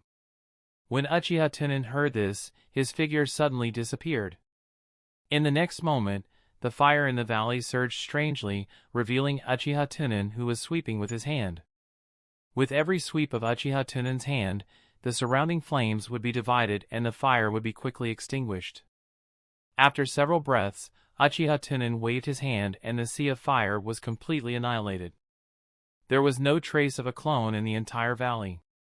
Even Nagato, Konan, and Yahiko's corpse had disappeared. Uchiha Tunan said with a gloomy face, "Damn it." He ran away. After discovering that Uchiha Madara had escaped, Hanzo heaved a sigh of relief. It was good that Uchiha Tunan had won. At the very least, Uchiha Tunan had a cooperative relationship with him and would not harm him. He saw that Hanzo had carried Kakashi over to Uchiha Tunan with a slightly flattering smile on his face. Lord Tunan is already very strong to be able to beat him away. That is the legendary Uchiha Madara. As he spoke, Hanzo rolled his eyes and tried to be attentive. What do we do now? Do you need me to chase after him? Uchiha Tunan raised his eyebrows when he heard this, but he did not expect that not only did Hanzo lower his status, he even lowered his face. However, no matter what Hanzo became, Uchiha Tunan did not care, as long as he was obedient. However, Uchiha Tunan shook his head lightly and said, "That's a special time, space ninjutsu. I can't catch up with it. I need to go back to the village now and tell the Hokage-sama the information." After saying that, Uchiha Tunan took Kakashi from Hanzo. Hanzo said with a reluctant face, "Lord Tunan, aren't you going to stay for a few more days? There are still many fun places in Rain Village." Uchiha Tunan chuckled. He knew that Hanzo was worried that the fake Uchiha would be killed. Now, Nagato only needed to see how the doppelganger operated. Hanzo's mission was to stay in Rain Village and wait for his death. Basically, there was no value, and Uchiha Tunan was too lazy to waste his breath. He immediately carried Kakashi on his shoulder and directly used his body to run towards Konoha. When Uchiha Tunan completely disappeared from his sight, the smile on Hanzo's face instantly disappeared, and he looked around with a gloomy face. The entire valley was completely scorched black at this time. As for the corpses of Rain Ninja, most of them had turned into white ash all over the ground. Although this trip destroyed the Akatsuki organization, the loss of Rain Village was immeasurable. With so many powerful subordinates dying at once, it would probably take a few years for them to recover. However, Hanzo's eyes flickered as he muttered, "Looks like I have to find a substitute when I go back." In the distance, Zetsu, who was hiding in the dark, had already left. He controlled the pig cage grass to slowly close and his body dived underground. Lord Madara has become much stronger than before. He can already fight Uchiha Tunan to a draw. This is really good news. Well, it seems that he has gained a lot in Hidden Fog. Let's go to the appointed place to wait for Lord Madara. About 20 kilometers away from the valley. This place was originally a green grass field, and there was also a winding river. But now there was no more green here, and everywhere was black and hard soil, as well as burnt corpses. The dark clouds in the sky had not completely dispersed, and the low-pressure clouds were mixed with the misty rain, moist and dry ground. Black water converged in the river, dyeing the river black. A spatial vortex appeared, and the clone stepped out from the vortex, carrying the half-broken Nagato and the unconscious Konan. He threw Nagato to the side and said indifferently, "You have 10 minutes to mourn for your sacrificed companions. As for their bodies, you probably can't take them away." Nagato, which was originally in a state of madness, calmed down when he saw the charred corpses strewn all over the ground. He sat quietly on the ground, raised his head, and allowed the drizzle to brush against his face as he muttered, They are all dead. Why is this world like this? I don't understand. If you want to cry, then cry out. If I'm not wrong about you, you probably won't have the chance to cry in the future. This is a rare opportunity. Treasure it well." The voice of the clone sounded from behind him. Nagato slowly turned his head and looked back. The doppelganger had already placed Konan flat on the ground and was inserting a thin needle into Konan's body. After Nagato saw Konan, he seemed to have recovered a bit of his rationality and said hoarsely, "What are you doing?" The clone did not stop moving and methodically inserted needles into Konan's body. Naturally, it is to detoxify her. I have already saved her. I can't save a corpse. As he spoke, The clone turned to look at the long door and went straight to him, stabbing a few needles into his body with lightning speed. Pfft. Nagato could only feel a surge in his abdomen. He instinctively opened his mouth and spat out a mouthful of black blood. Seeing this, the doppelganger nodded in satisfaction.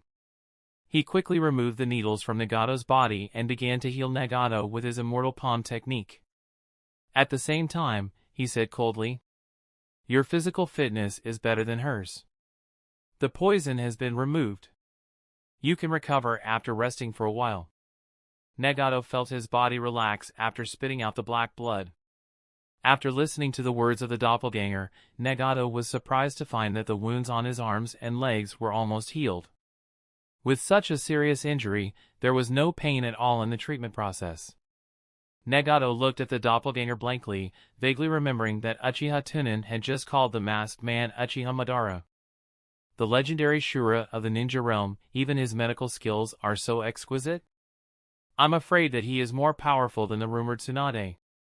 Very quickly, Uchiha Tunan had already wrapped up the bandage, stood up, looked down at Nagato and said coldly, "You still have 6 minutes." Nagato lowered his head sadly. His shoulders twitched slightly as he touched his face with his hand and said, "Thank you. Thank you for saving me and Conan." Seeing this, the corner of his mouth under the vortex mask curled up slightly, but he said mercilessly, "No need to thank me. Actually, I don't intend to save you. Even if you didn't awaken those eyes, I never intended to show myself. Of course, if I had known that you would awaken those eyes, I might have saved that yellow-haired brat. But unfortunately, you awakened a little too late." Such cruel and ruthless words caused Nagato to stop crying. He slowly raised his head and looked at the red and cold eyes of the clone in front of him in disbelief. He gritted his teeth and said, "You've always been here. Why didn't you save Yahiko?" When the clone heard this, it snorted coldly and crossed its arms before its chest. "I have no relatives or friends. Why should I put myself in danger for a stranger? My current strength is much weaker than before. I am no match for that Uchiha Tunan at all." After saying that, the doppelganger looked at Nagato with eyes full of contempt and disdain. He sneered. "What? Are you going to repay kindness with enmity?" Nagato was stunned and lowered his head again. "That's right. This guy has no relations with us. It's already a great kindness that he can save us. He does not have the obligation to save Yahiko, so how can I blame him? Wouldn't that be the same as those hypocritical and dirty people?" After a long time, Nagato slowly raised his head and stared at the instant score. "You saved me because you wanted to use me." "That's right." The instant clone's reply was crisp and direct, catching Nagato off guard, but at the same time, he felt sorrow in his heart. This guy didn't know how to dote on others at all. Nagato's eyes were filled with tears, and he nodded with a dejected expression. His eyes were lifeless as he looked ahead. Chapter 413, Nagato Comes Under. The drizzle fell on the scorched earth that was still warm, and a mist with a disgusting smell rose up. The mist floated and covered the entire river like a veil. Nagato reached out to rub his wet eyes and said in a hoarse voice, "What do you want me to do?" The clone crossed his arms over his chest, his eyes full of disdain. "People like you focus on the so-called emotional bonds.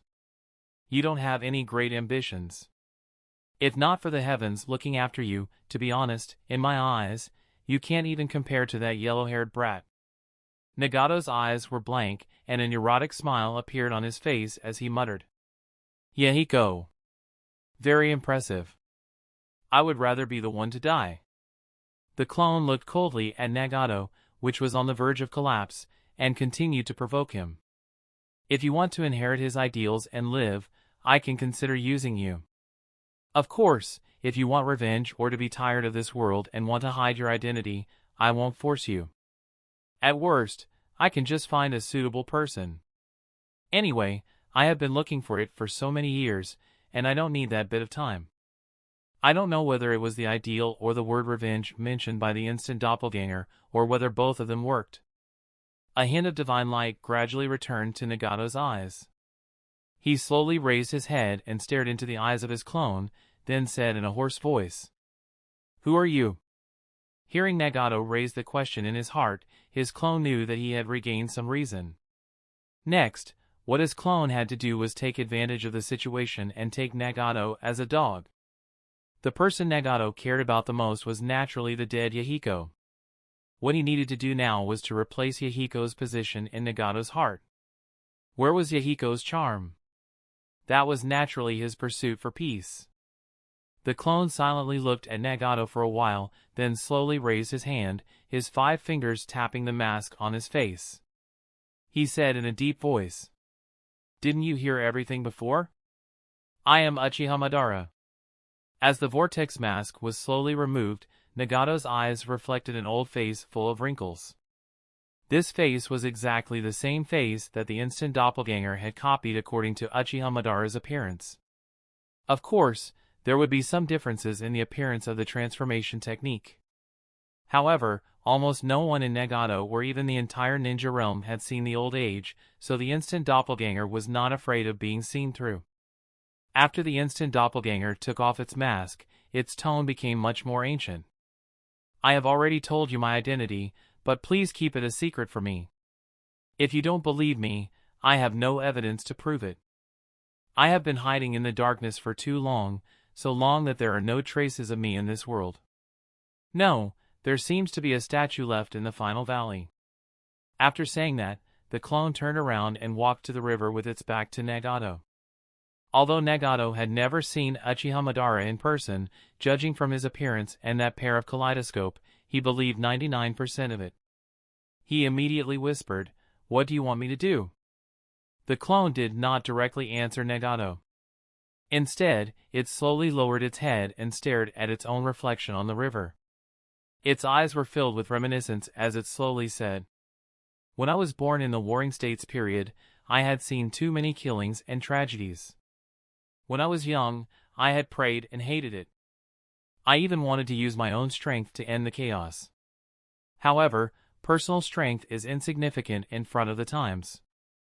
For the survival of the family, I have to grow into a qualified executioner.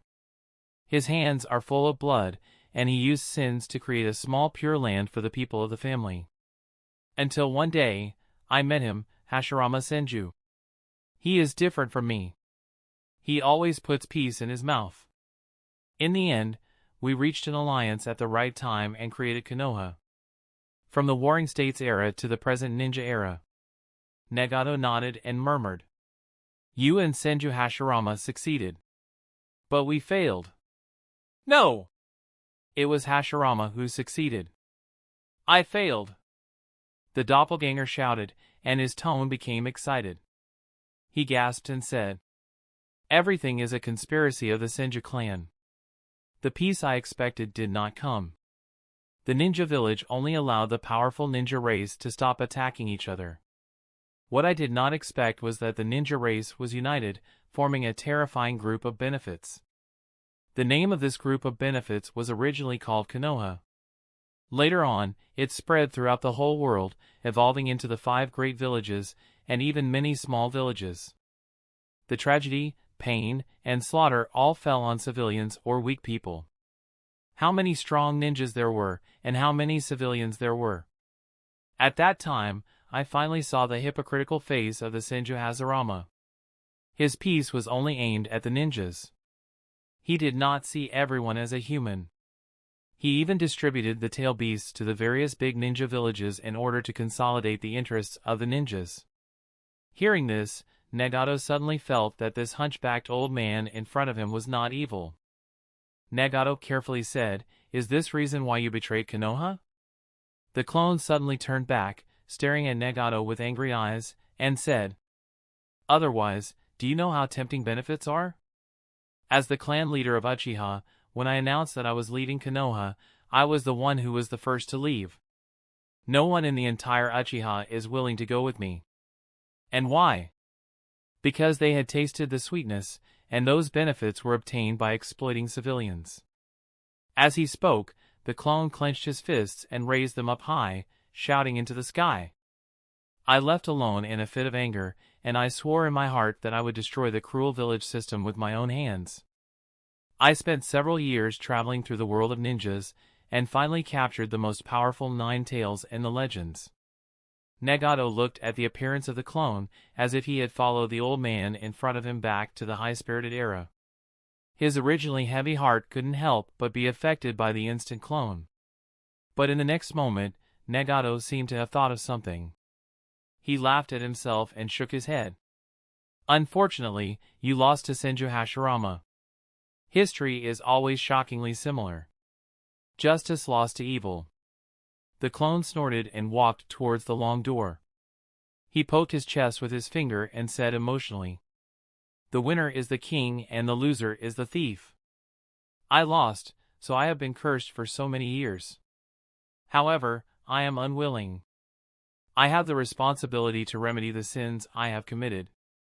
For so many years, I have been planning how to achieve true peace. But in that battle, I was almost half crippled. But my heart will never admit defeat. If I fall, I can just get up again.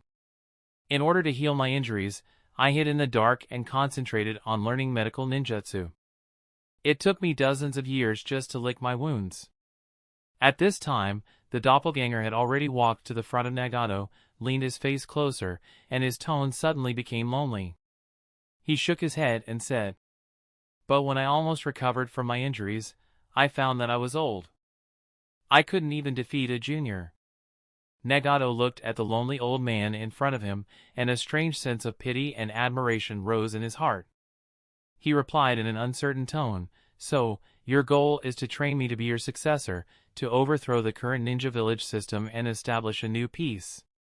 When the clone heard this, it gradually straightened its body, closed its eyes, took a deep breath, and knocked the mask back on. "Originally, I had almost given up hope.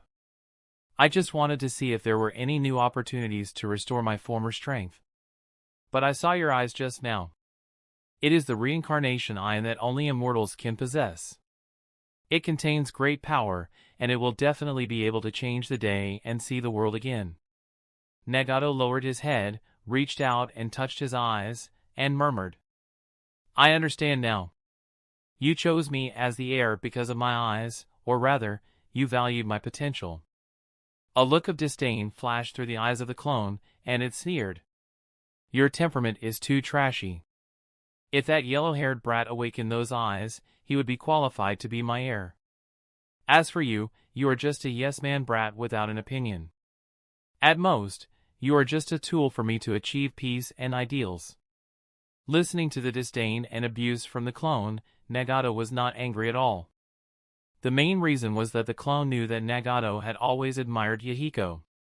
Therefore, the words of the clone were full of admiration for Yahiko.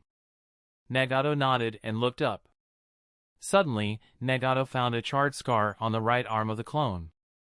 It looked like it had just been burned. Suddenly, Nagato realized something. So this guy had been injured by Uchiha Tunan in the battle just now in order to save me and Konan. I can't blame him for not being able to save Yahiko.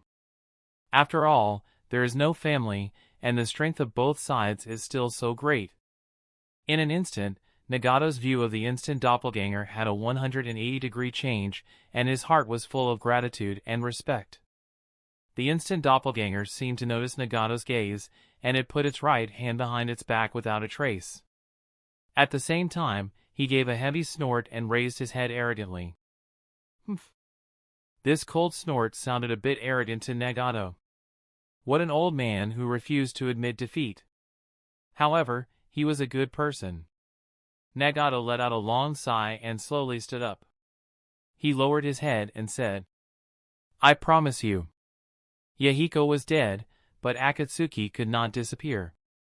I will bear his ideals and create a peaceful world. Even if I become your tool, it doesn't matter. Seeing that Nagato had agreed, the corner of his mouth under the mask slightly curved, and he said in a deep voice, "Let's go, and we'll do it again. What you need to do now is to first learn the ability to master your eyes.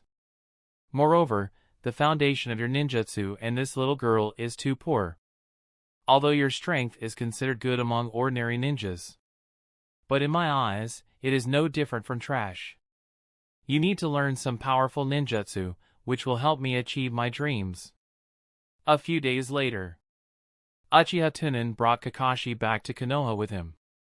The first thing he did when he returned to the village was to discuss with Hiruzen Sarutobi and Danzo how to deal with the remnants of the Akatsuki organization. In the meeting room of the Hokage, Uchiha Tunan explained the course of the mission in an orderly manner. As time passed, the expressions of Hiruzen Sarutobi and Danzo gradually became solemn. After a long time, when Uchiha Tunan finished his report, Hiruzen Sarutobi put down the pipe in his mouth and frowned. "Tunan, you mean the survivor of the Akatsuki organization who was rescued by Uchiha Madara awakened the legendary Rinnegan?" Uchiha Tunan nodded heavily. "That's right. After this exchange, I found that Uchiha Madara is no longer a concern. After all, his age is still there. His strength will only deteriorate as his body grows older.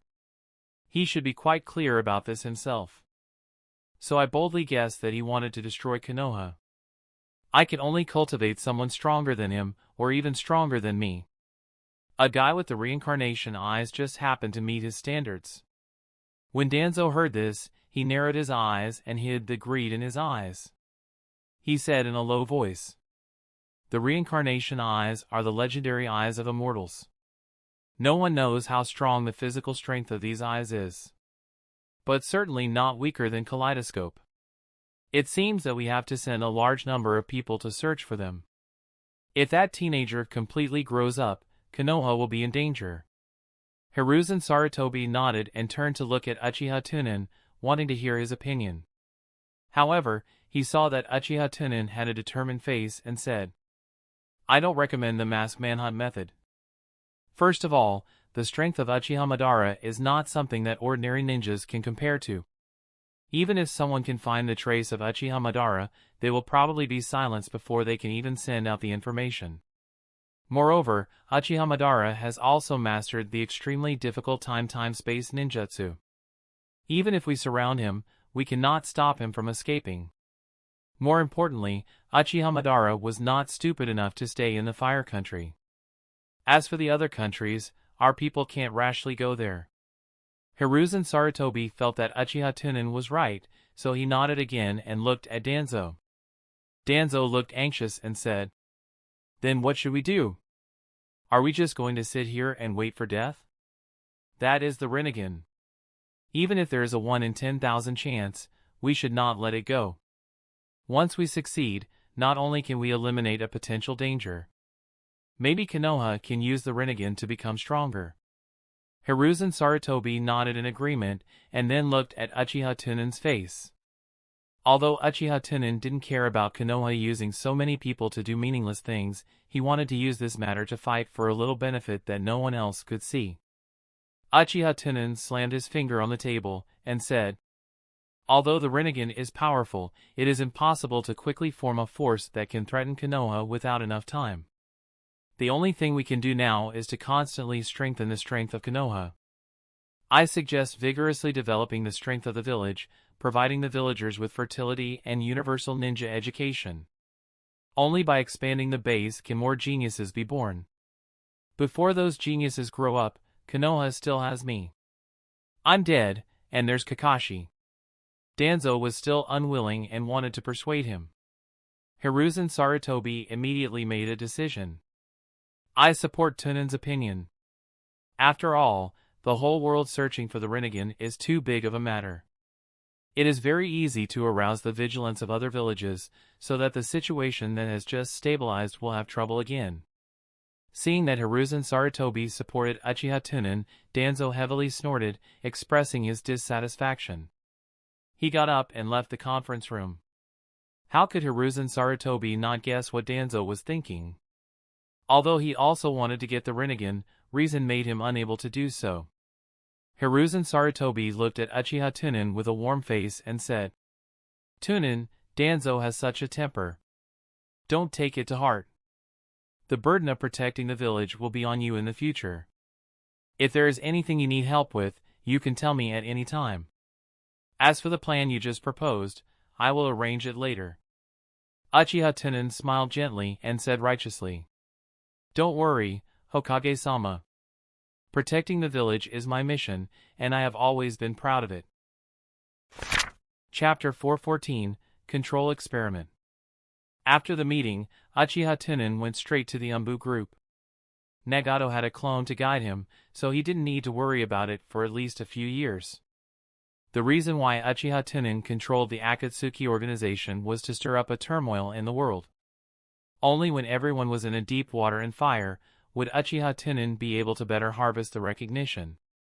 Moreover, once the Akatsuki organization was formed, it could bring a lot of convenience to Uchiha Tunan.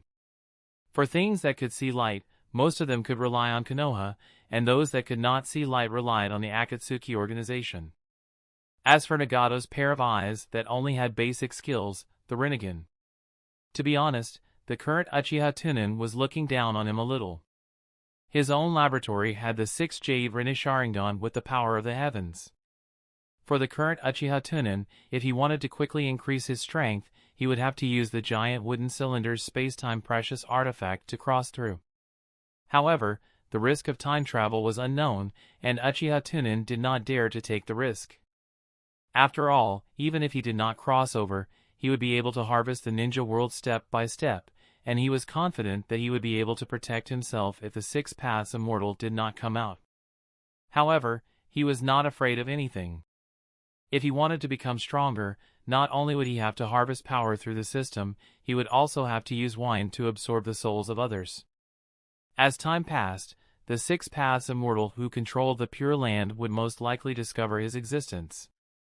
At that time, how could 6 Path Immortal not make a move on him? After all, there was a Pure Land in this world, but there was no reincarnation.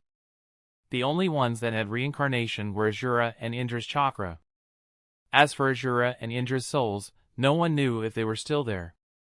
In other words, the souls of the ninja realm could only enter and not leave for thousands of years. If what Fukagawa said was true, the 6 Path Celestials were the cancer cells of civilization, devouring other individuals to strengthen themselves.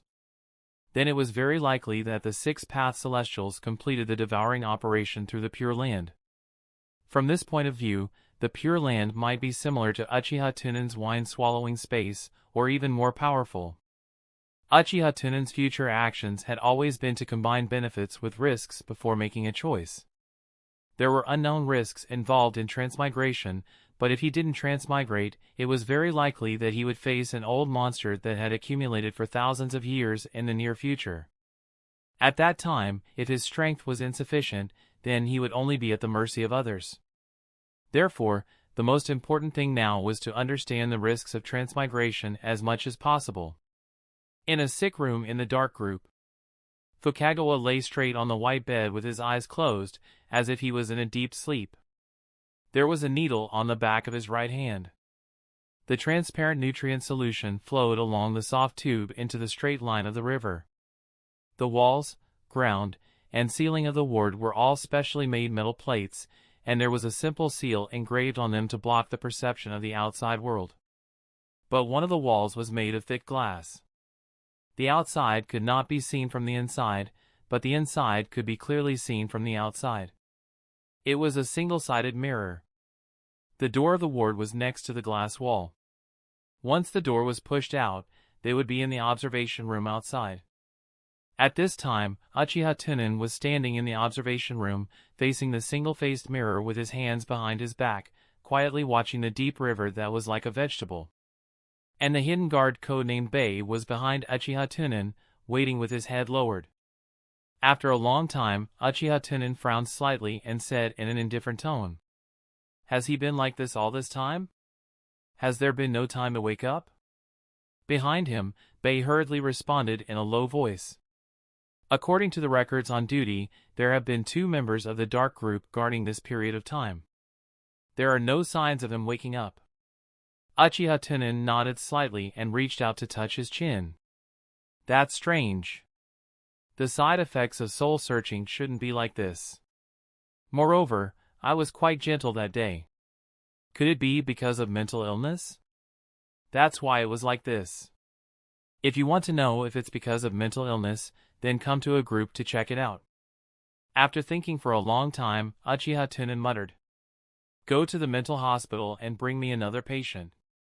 "Yes," Bei responded. Not long later, Bei led a mentally ill man with a silly smile to the observation room. "Sir, we have brought him here." Uchiha Tunan waved his hand and signaled Bei to leave.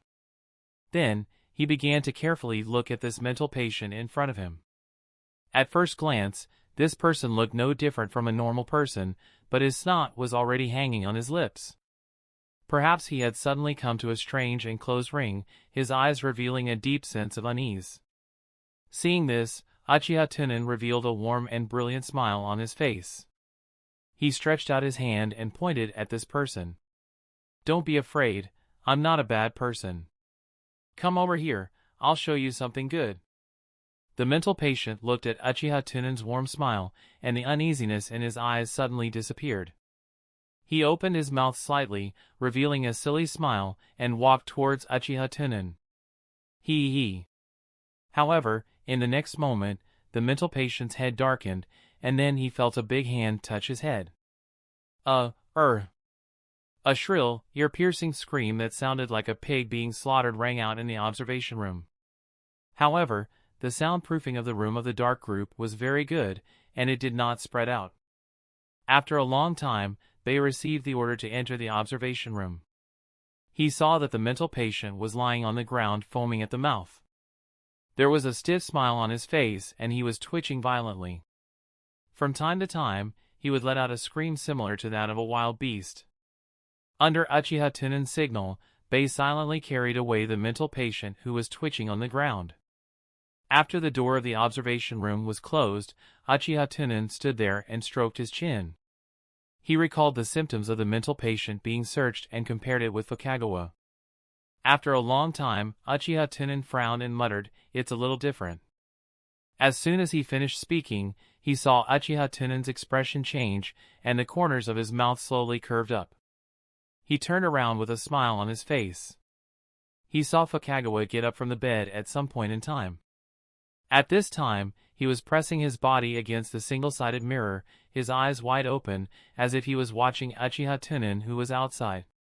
Then, he saw Fukagawa's mouth slowly open.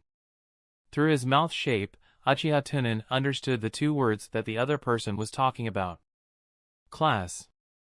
2 hours later. Squeak! The door of the observation room opened. Uchiha Tunan walked out with a calm face. "My lord."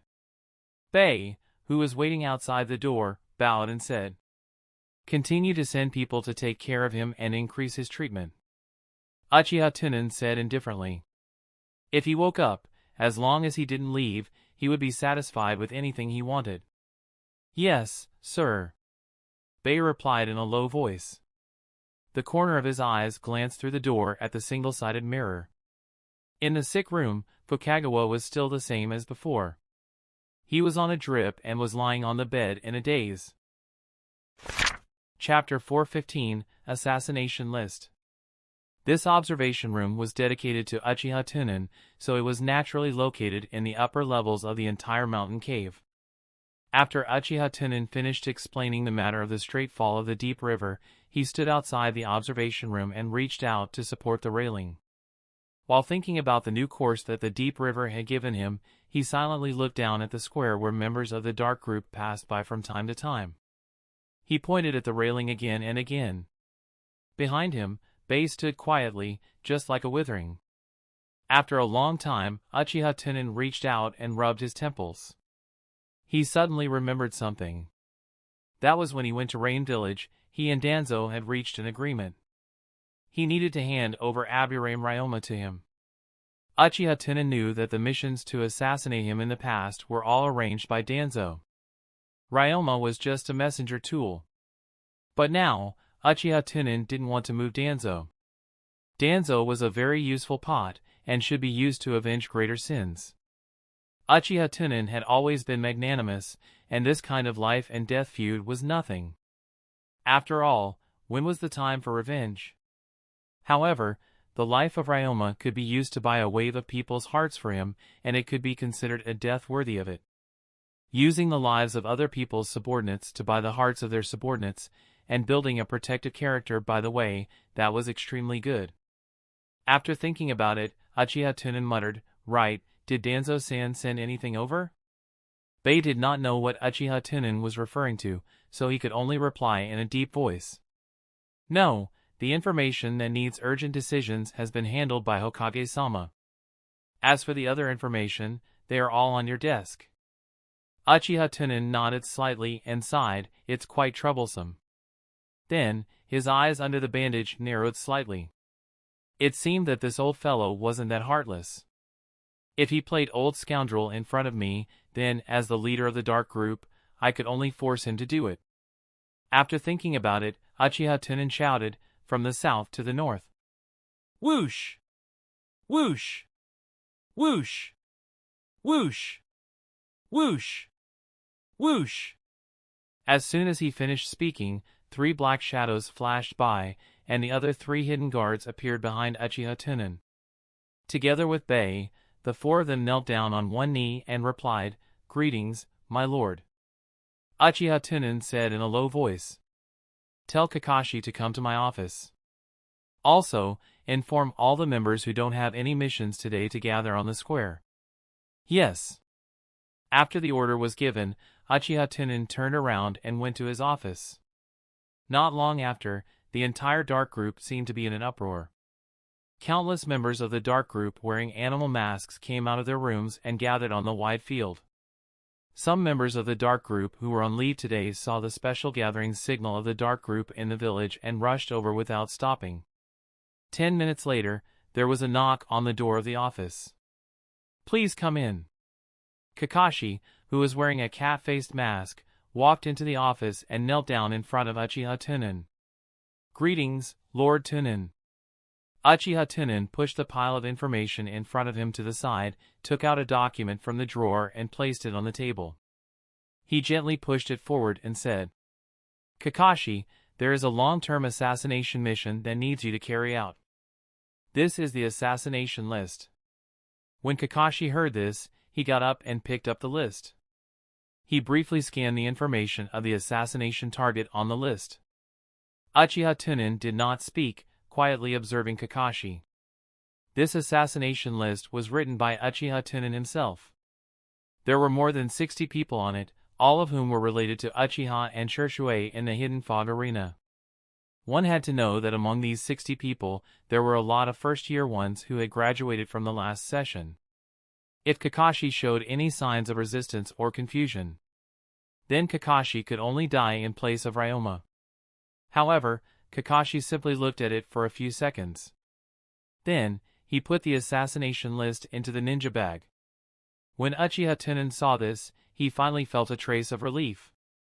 Then, a look of pity flashed across his face, and he said in a low and serious tone, "Remember, don't kill these people in one go. Kill them one by one in front of Uchiha Shisui. If possible, try to kill them as much as possible, the crueler the better. At the same time, you have to protect Uchiha Shisui from dying in this war." The reason why he sent Kakashi over was because his clone was still teaching Nagato and did not have the time to arrange these things. Moreover, although Uchiha Tunan was confident in his 100 clones, he did not have confidence in those missed ninjas. "Understood," Kakashi replied in a deep voice. Uchiha Tunan tapped his fingers on the table and probed, "If you have any questions, you can ask me." Kakashi said in a calm tone, "No." Uchiha Tunan was very satisfied with Kakashi's reaction. "Konoha urgently needs enough top-notch fighters," he said. "This mission was unanimously decided by the higher-ups. We need to keep it strictly confidential." With these simple words, Uchiha Tunan had already thrown the pot to Konoha's higher-ups. If he explained it this time, then he wouldn't explain it in the future. After saying that, Uchiha Tunan stood up and waved to Kakashi.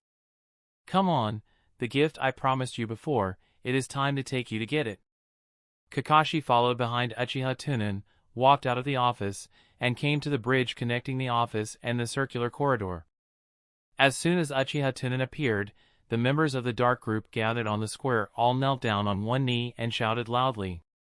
"Greetings, Lord Tunan." Uchiha Tunan placed one hand in front of him and placed the other on his back. He said in a deep voice, "You all." He was a hero who was silently dedicated for his own benefit. As Uchiha Tunan spoke, the crowd fell silent. Uchiha Tunan continued in a deep voice. "The purpose of the existence of the Dark Group is to protect the peace of Konoha.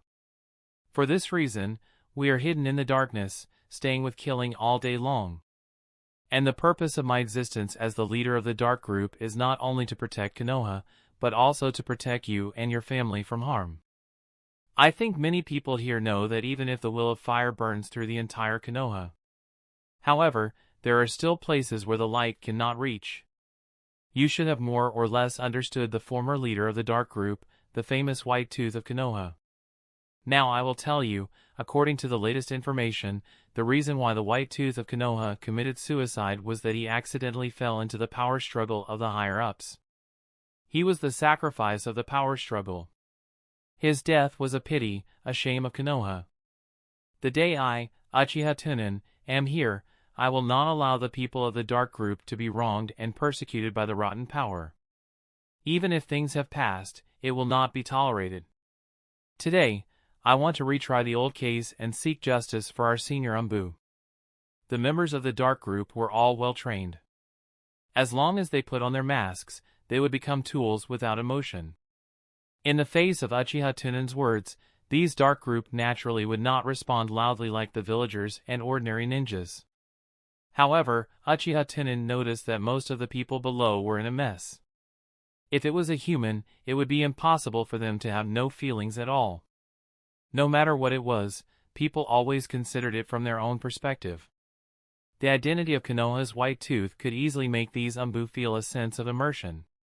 After all, for these people below, who didn't want to become the White Tooth that made all the villages tremble in fear? At the same time, no one wanted to fall to the end of White Tooth. Beside him, Kakashi stood silently, but his thumb was trembling slightly. After a few breaths, he heard a dignified voice from inside the Dark Group. "Let's go!" Chapter 416, Full Force.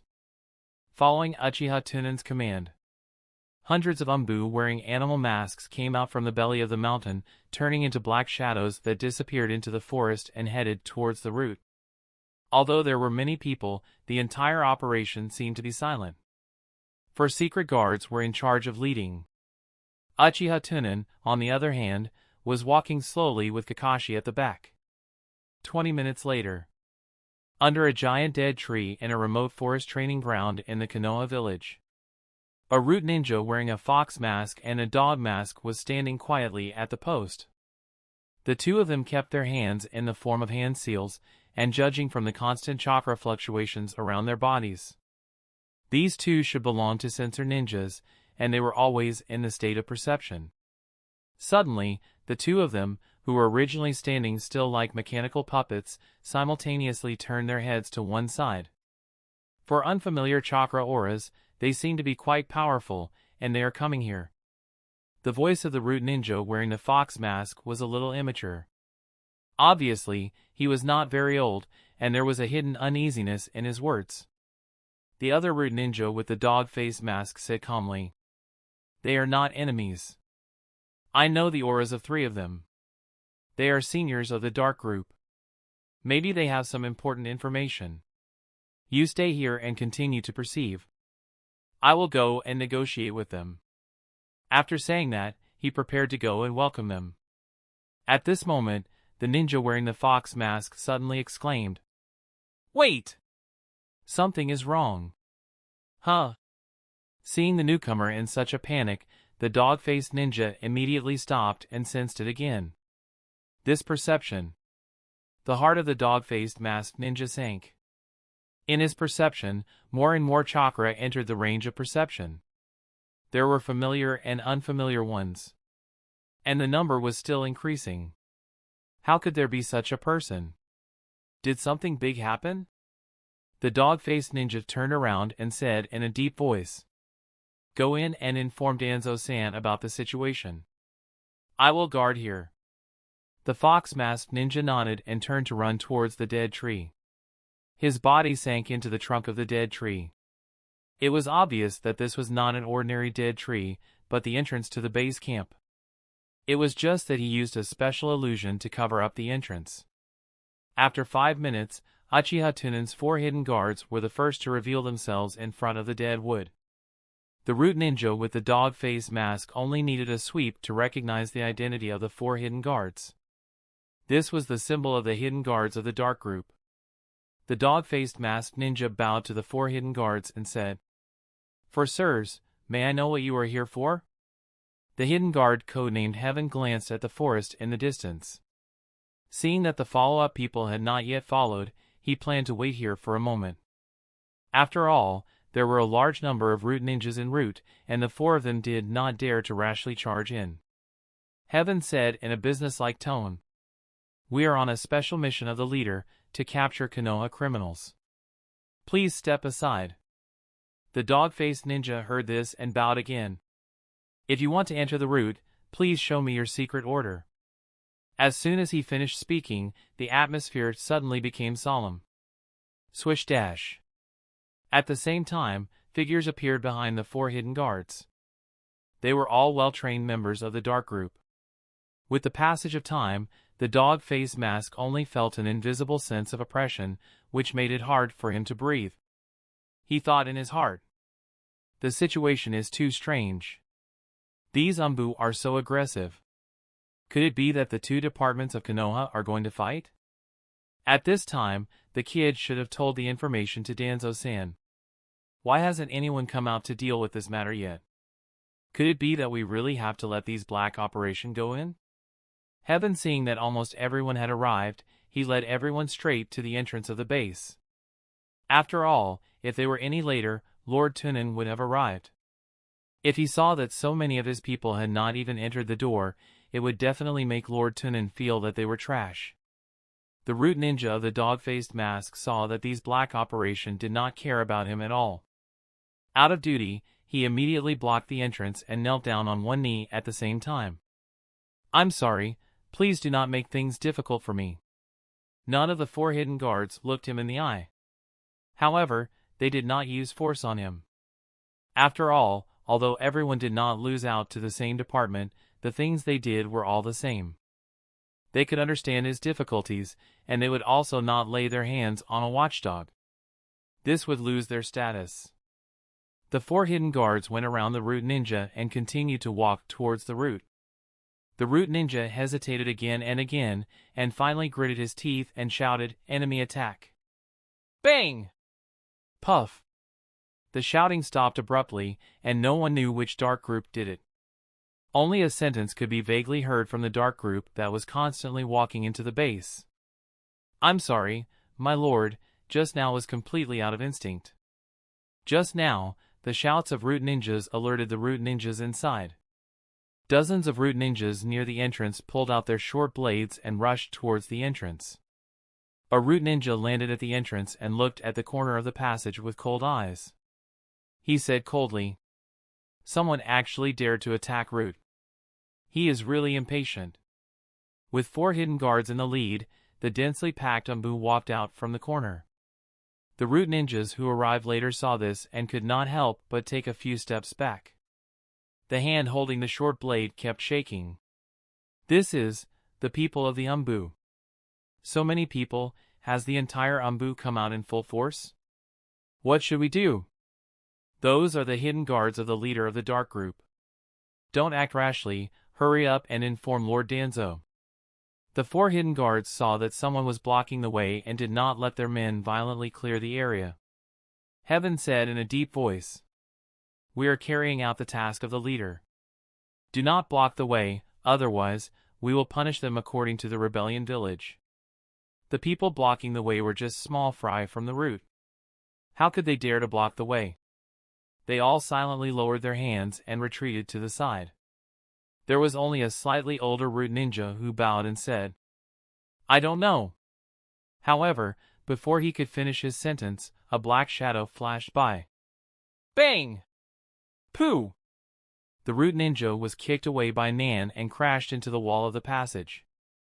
"I told you not to block the way," Nan said in a cold voice. The whole process happened in front of these root ninjas.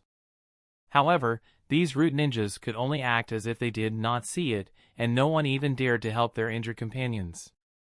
They could only watch as the Umbu in the long line went straight to the depths of the root. Chapter 417, The Sword is Drawn. After all, today's mission was not to assassinate, but to follow Uchiha Tunan's instructions and openly come to arrest the criminal. Therefore, the speed of the entire dark group was not fast. Along the way, there were no root ninjas who did not open their eyes to block the way. They did not even see a root ninja. Earth, who was good at sensing, said in a low voice, "It seems that today's mission won't be completed so smoothly." Heaven nodded silently and whispered to his three companions, "Later, restrain yourself, or you might accidentally rise to the infighting in the village. This might make it difficult for Lord Tunan." Not long after, this gray-black torrent arrived at a tightly shut stone door.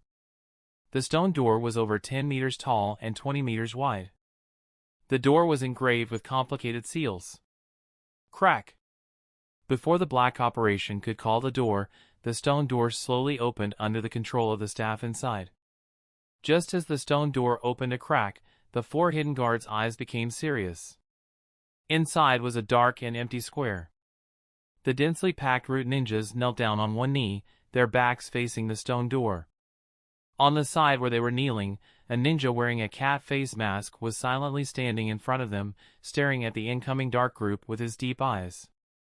Seeing Root putting up such a lineup, a fierce look flashed through the eyes of North, and he said in a deep voice, "They seem to know the information, and they don't seem to be willing to hand them over. These trash at the root even dared to disobey Lord Tunan's orders." Then, he turned to the heaven and asked, "Lord Tunan did not give us the right to wantonly attack the members of the root. What should we do now?" Heaven narrowed his eyes slightly and said softly, "Lord Tunan will be here soon. What we have to do is to not weaken the momentum of the dark group."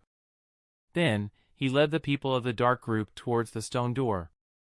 The only root ninja standing was Root Captain, Danzo's trusted aide, Aburame Ryoma. Looking at the people of the dark group coming towards her, the eyes of Ryoma did not have any ripples. It was almost like a pool of stagnant water. In his mind, he recalled the scene of Danzo choosing to leave after receiving the notice. "For the peace of the village, I can't come forward to protect you. But since you've been with me for so many years, I don't want to hand you over just like that. Whether you can protect yourself or not is up to you." On this day, it still came. Ryoma's fingers trembled slightly, then he shouted loudly, "Root has long been under the jurisdiction of Lord Danzo. Isn't it too much for you to break into Root as you please?"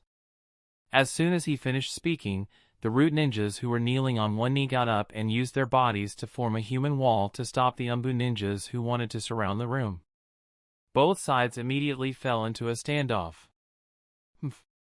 However, after a cold snort, four hidden guards came to the middle of the crowd and looked directly at Aburame Ryoma behind them through the human wall, only to see Heaven coldly say, "Aburame Ryoma, you were poisoned in the mission, forcing the former leader of the dark group, White Tooth, to give up the mission for you. After returning to the village, you pushed the responsibility to White Tooth in order to escape punishment. He even secretly guided the public opinion of the villagers, causing White Tooth to commit suicide. Today, I will bring you back to the Black Operation for interrogation." Ryoma was not intimidated. He looked at Heaven fearlessly and said calmly, "I did not ask White Tooth to save me. If you want to arrest me, shouldn't you show evidence?" When it came to evidence, the dark group really did not have any. After all, so many years had passed. Moreover, this was different from ordinary cases. There was no definite evidence at all. Even if they went to investigate, they would definitely not be able to find anything. Before Uchiha Tunan arrived, the dark group did not dare to start a war with Root. Therefore, in a situation where he was in the wrong, Heaven could only bring out Uchiha Tunan, the big flag, and threatened in a cold voice, It seems that you don't put the leader in your eyes. Seeing that the other party had brought out Uchiha Tunan, Ryoma was unmoved. He continued to speak in a calm tone. He is the leader of the dark group. I only obey Lord Danzo. Whoosh! Whoosh! As soon as Ryoma said this, the Umbu drew their short blades. After all, the words of Ryoma were disrespectful to them. Seeing the dark group ninjas show their weapons, the root ninjas also pulled out their short blades. After all, for the root ninjas, Ryoma was the second in command of the root, so how could they let the dark group take it away without any evidence? The troops of both sides were suddenly at loggerheads, but no one dared to act rashly. The scene fell into silence. No matter if it was in the south or in the north, no one said a word. Because they all knew that the real person in charge had not come yet. Step, step, step. At this moment, the sound of footsteps and light laughter came from outside the stone door. I thought Ryoma-sama was not afraid of death, and would follow us back to Umbu for investigation. Sure enough, ants are still greedy for life. The dark group ninjas stepped aside and knelt on one knee to welcome Uchiha Tunan. Uchiha Tunan led Kakashi through the crowd. When they arrived in front of the human wall formed by root ninjas, they did not stop. The root ninjas blocking Uchiha Tunan's path subconsciously swallowed their saliva. Seeing that Uchiha Tunan had no intention of stopping, they subconsciously retreated. A gentle smile appeared on Uchiha Tunan's face as he softly consoled. Don't step back, step aside. No one will blame you. If you continue to block, your Lord Danzo will deal with you tomorrow. With that, the root ninjas lowered their heads and retreated to the side. Uchiha Tunan slowly walked up to Ryoma and faced him with a faint smile. Ryoma looked at Uchiha Tunan and recalled that young and tender youth. In a daze, an unreal feeling rose in the heart of Ryoma. The ant that he thought he could crush at will had now grown into a colossus he needed to look up to. Others might not think much of what Uchiha Tunan had just said. However, Ryoma understood what the other party meant. Otherwise, they would not say that they were greedy for life. In front of Uchiha Tunan, Ryoma could not maintain its previous calm. Taking a deep breath, it said in a deep voice, I am Root Captain. If anyone can slander me, who will dare to work for Konoha in the future? There was no longer the previous unyielding tone in his words. Hearing this, Uchiha Tunan smiled and said softly, With your position, I'm afraid it is not enough for you to stand and accept my question. As soon as he finished speaking, Ryoma did not hesitate at all and knelt down on one knee. He bowed his head and said, Greetings, Lord Tunan. Chapter 418, Repression by Force. Seeing that Uchiha Tunan had made the second-in-command Aburame Ryoma submit to him, the members of the Dark Group could not help but feel a sense of satisfaction in their hearts. Of course, this still had to be blamed on the difference in status between the two parties. Although there were many restrictions on power, once it could be used, it was basically unsolvable for the inferior. In this situation, if Aburame Ryoma dared not kneel, it would immediately be taken away. No one could say anything. If Ryoma wanted to save his life, he could not give Uchiha Tunan any excuse. Uchiha Tunan stood in front of Ryoma with his hands behind his back and said in a calm tone, I now suspect that you are related to the framing case. Take off your mask and let me see if you are the criminal. If you don't cooperate, then I will forcibly take you back in the name of obstructing the black operation. Although at the level of Ryoma, its true appearance was not a big secret for the same department. But whether it was the Root or the Dark Group, except for the commander level, they all needed to wear masks. Uchiha Tunan opened his mouth to ask Ryoma to violate the rules of the Root.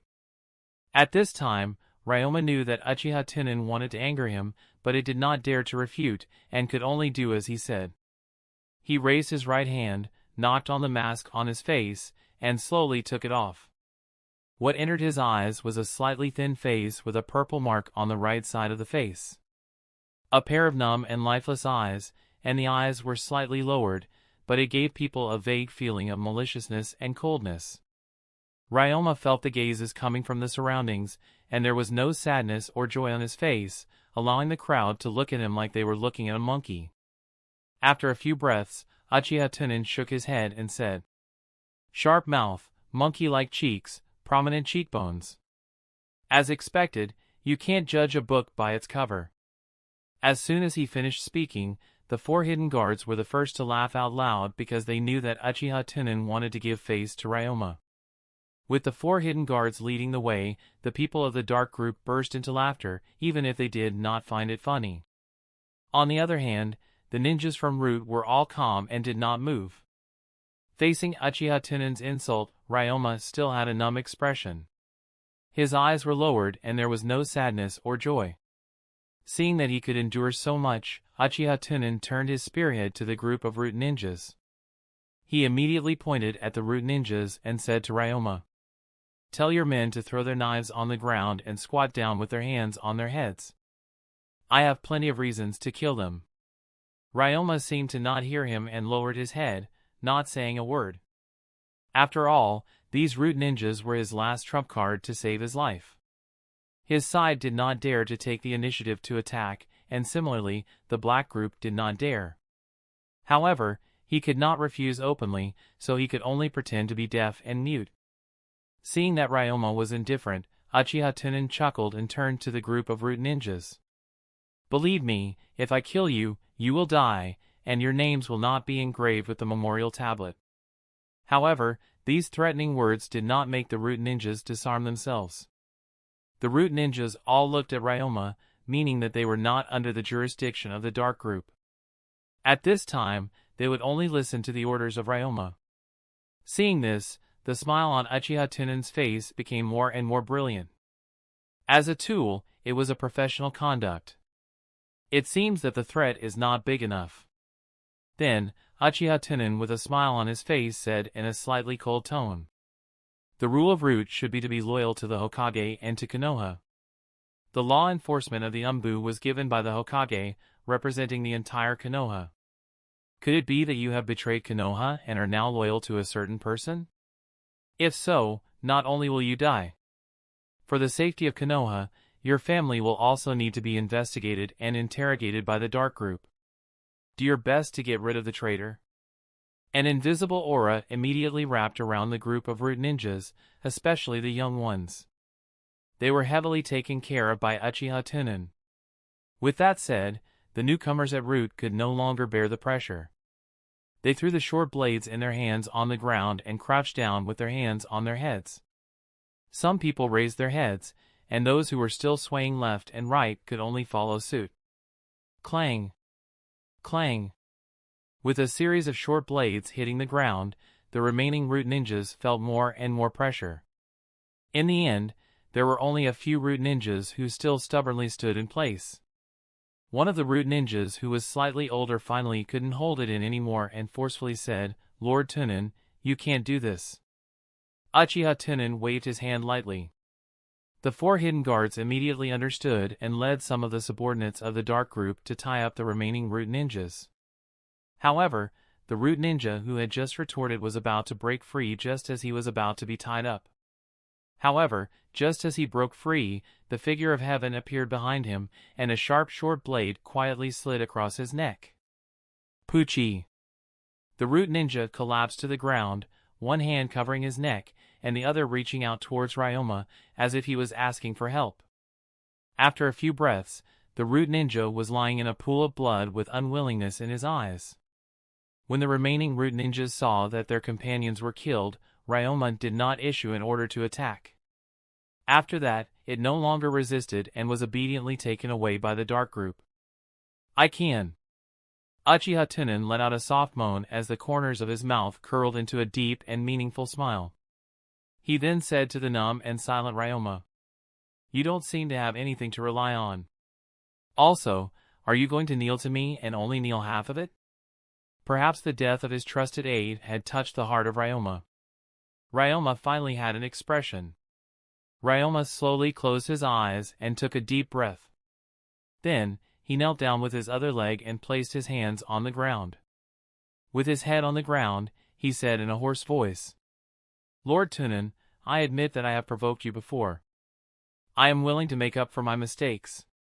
Please forgive me." When Uchiha Tunan heard this, a look of shock appeared on his face. He immediately laughed angrily. "What nonsense are you talking about? Do you think that I am the kind of person who takes revenge for personal grudges? I admit that we had a little friction, but I have long forgotten about it and did not take it to heart. This time, I came to find you, it was completely an old case. Investigate the truth of White Tooth's suicide. Today, I called so many colleagues here to ensure the fairness and public during the investigation of the case." Upon hearing this, Ryoma slowly raised his head and carefully observed Uchiha Tunan's expression. He was gradually unable to figure out what the other party's words were. Could it be that this fellow was really here for the White Tooth incident? Chapter 419, Take Ryoma Away. Ryoma lowered his head, his eyes flickering as he looked at the ground. He said in a low voice, "I didn't ask White Tooth to save me. He was the one who made the decision. I am very grateful that he saved my life. I don't want him to commit suicide either. But no one would have thought that he would be so fragile." Hearing this, Uchiha Tunan nodded thoughtfully. "That mission was jointly carried out by the two of you. Is it possible that after you found out that you were poisoned, in order to survive, you begged White Tooth to give the hostage to the enemy village? Or you secretly took the hostage to exchange for the antidote and then used the power to make White Tooth dare not tell the truth? In short, that mission failed. As for the reason, it was ultimately because you were poisoned, so you were very suspicious. If you don't have evidence to prove your innocence, then come with us." When Ryoma heard this, he felt an unprecedented absurdity. He stared at Uchiha Tunan in disbelief and said, "You want me to get evidence?" But unfortunately, no one had ever proposed the so-called legal theory of the ninja world. This kind of fatal loophole meant that the superiors wanted to wrongly accuse someone. It was simply too simple. Just say it casually, "I suspect that you have betrayed the village." You need to take out the evidence that you have not betrayed the village. Who can take it out? Time passed by bit. Ryoma was no longer as calm as before. His forehead was covered in sweat. However, he could not find a point to refute. He could only grit his teeth and say, "But you do not have any evidence. Do you think that you can arrest people at the root with just your suspicions?" Uchiha Tunan chuckled and nodded. "That's right. It's because the dark group doesn't have any evidence, so you are just a suspect now." Then, Uchiha Tunan reached out and patted Ryoma on the shoulder. With a sincere face, he said, "To be honest, I trust you very much. Therefore, we have to take you away even more so that we can prove your innocence." After he finished speaking, he saw Uchiha Tunan's lips move slightly. He activated the sound of the wind and gathered his voice into a line that entered the ears of Ryoma. "Don't waste time. No matter what, you can only come with us today. I can only waste my breath here because of your master. Your master gave you to me a long time ago. You should know this. My patience is gone." After saying this, Uchiha Tunan turned around, made a gesture, and walked out. The four hidden guards understood and went forward to pull up the dazed Ryoma. Suddenly, Uchiha Tunan stopped in his tracks. He turned around and pointed at Ryoma. He said, "Be more gentle and let him walk on his own." The four hidden guards obeyed and let go of Ryoma. Under the watchful eyes of the crowd, Ryoma slowly raised its feet and walked out. When he walked out of the stone door, Ryoma paused in its steps and looked back. He seemed to be looking at someone in the dark depths of the room. Half an hour later, in the interrogation room of the dark group, Ryoma was knocked on the neck and limbs by a special metal ring, and the whole person was hung on a torture instrument that looked like a cross. All the clothes on his body were stripped off, leaving only a pair of underpants. Uchiha Tunan and Kakashi stood in front of him. Ryoma had his eyes closed, but his face was full of shame and anger. "All the instruments of torture in the dark group are here. I asked them to reinforce the sound insulation seal here. The rest will be handed over to you." Uchiha Tunan pointed to the instruments of torture all over the room, then patted Kakashi on the shoulder and said, "After everything is done, remember to pay respects to Senior White Tooth. After you have adjusted your mood, you can set off to carry out that mission." Hearing this, Kakashi nodded silently. After hearing Uchiha Tunan's words, Ryoma immediately widened his eyes and glared at Uchiha Tunan as he roared, "You lied to me!" However, neither Kakashi nor Uchiha Tunan paid any attention to this person who was about to die. Kakashi hesitated for a moment before raising his head to look at Uchiha Tunan. His eyes were filled with confusion as he said, "Father, he was wrong in the end." Hearing this, Uchiha Tunan smiled and said, "In the past, it might have been wrong, but now it must be right." After that, he took out a document from his ninja backpack and handed it to Kakashi. "This is the new code of operations for the Dark Group." Kakashi took the document and read it carefully. The title of this document was impressively written with the code of action of the Dark Group, and the first rule was that in times of crisis, even if the mission failed, he had to do his best to ensure the safety of his companions. Below the document, there was also a seal that the leader of the Dark Group had. This also represented the authority of this code of action. Unconsciously, Kakashi's thoughts became complicated, and his eyes became crystal clear. However, Uchiha Tunan explained from the side. "In this world, there is no absolute right or wrong. Most of the time, what we are entangled in is just a sentence from some people. For such a principle of action, I finish changing it in the time it takes to drink tea. And it, at a certain time, can determine a person's life and death and value. This is also why when everyone despised Senior White Fang, I still firmly stood by his side. Because in my opinion, that is not wrong at all. Now, can you understand your father?" After hearing Uchiha Tunan's words, Kakashi suddenly felt that White Tooth's death was not worth it. But when he saw Kakashi return the document to Uchiha Tunan, he said in a low voice, "Thank you, Tunan. If this matter were to spread out today." Uchiha Tunan put the documents into his bag and smiled. "I don't care about what others think of me. This position is destined to bear more and more puzzle and infamy in the future. As long as the people around me can understand me and support me, it's fine." After saying that, Uchiha Tunan turned around and walked out of the interrogation room.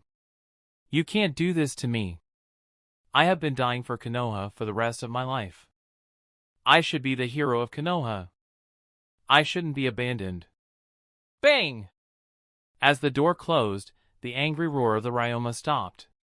"Hero." Uchiha Tunan shook his head with a sneer and walked towards the office. To be honest, for Konoha, Ryoma was like White Tooth, and it was worthy of the title of hero. Although he had done a lot of bad things and killed a lot of people. However, these were all at Danzo's behest. It could not be denied that most of his life was for Konoha's survival. Unfortunately, what was a hero? In the face of absolute power, a hero was nothing more than a tool. If his master could not protect him, then he would have to throw his life away in front of the power transaction. There was no need for Uchiha Tunan to act. The new year was coming soon. When Nagato was almost done with the arrangements, Uchiha Tunan planned to travel through time and harvest a wave of them. After all, if he traveled through time, the avatar at this time would most likely disappear. It wouldn't be beautiful if the avatar was exposed. Chapter 420, New Year's Eve. In the following period of time, Uchiha Tunan had a rare peaceful life. Every morning, he went out to the Dark Group. After dealing with official business, he took time to check on the condition of the deep river. The last time he came back, Fukagawa directly woke up. He gave Uchiha Tunan a more critical lesson. The content of the lesson was related to time travel, but it was not comprehensive or rigorous for Uchiha Tunan. After all, in the knowledge of Fukagawa, the whole world was still a false dream. Therefore, his concept of time was also based on dreams. The sentence that inspired Uchiha Tunan the most was, "The past is just a memory of the life of the entire world. If the memory is messed up, this assembly will recall and correct it." But that will have to be discovered by the assembly of time now. Uchiha Tunan took these words to heart and wanted to listen to his lessons more. Unfortunately, there was no sign of him waking up again. During this period of time, Uchiha Tunan spent a bit of time every night to study the tissue samples of Urashiki. However, with the current civilization of the world, the research progress was almost zero. Time passed bit by bit like this, and in the blink of an eye, the new year had arrived. There was no snow on this year's night of the new year. The crescent moon was clear and gentle, and there were only a few floating clouds in the sky that were like willow catkins. Welfare Institute. In Uchiha Tunan's study room.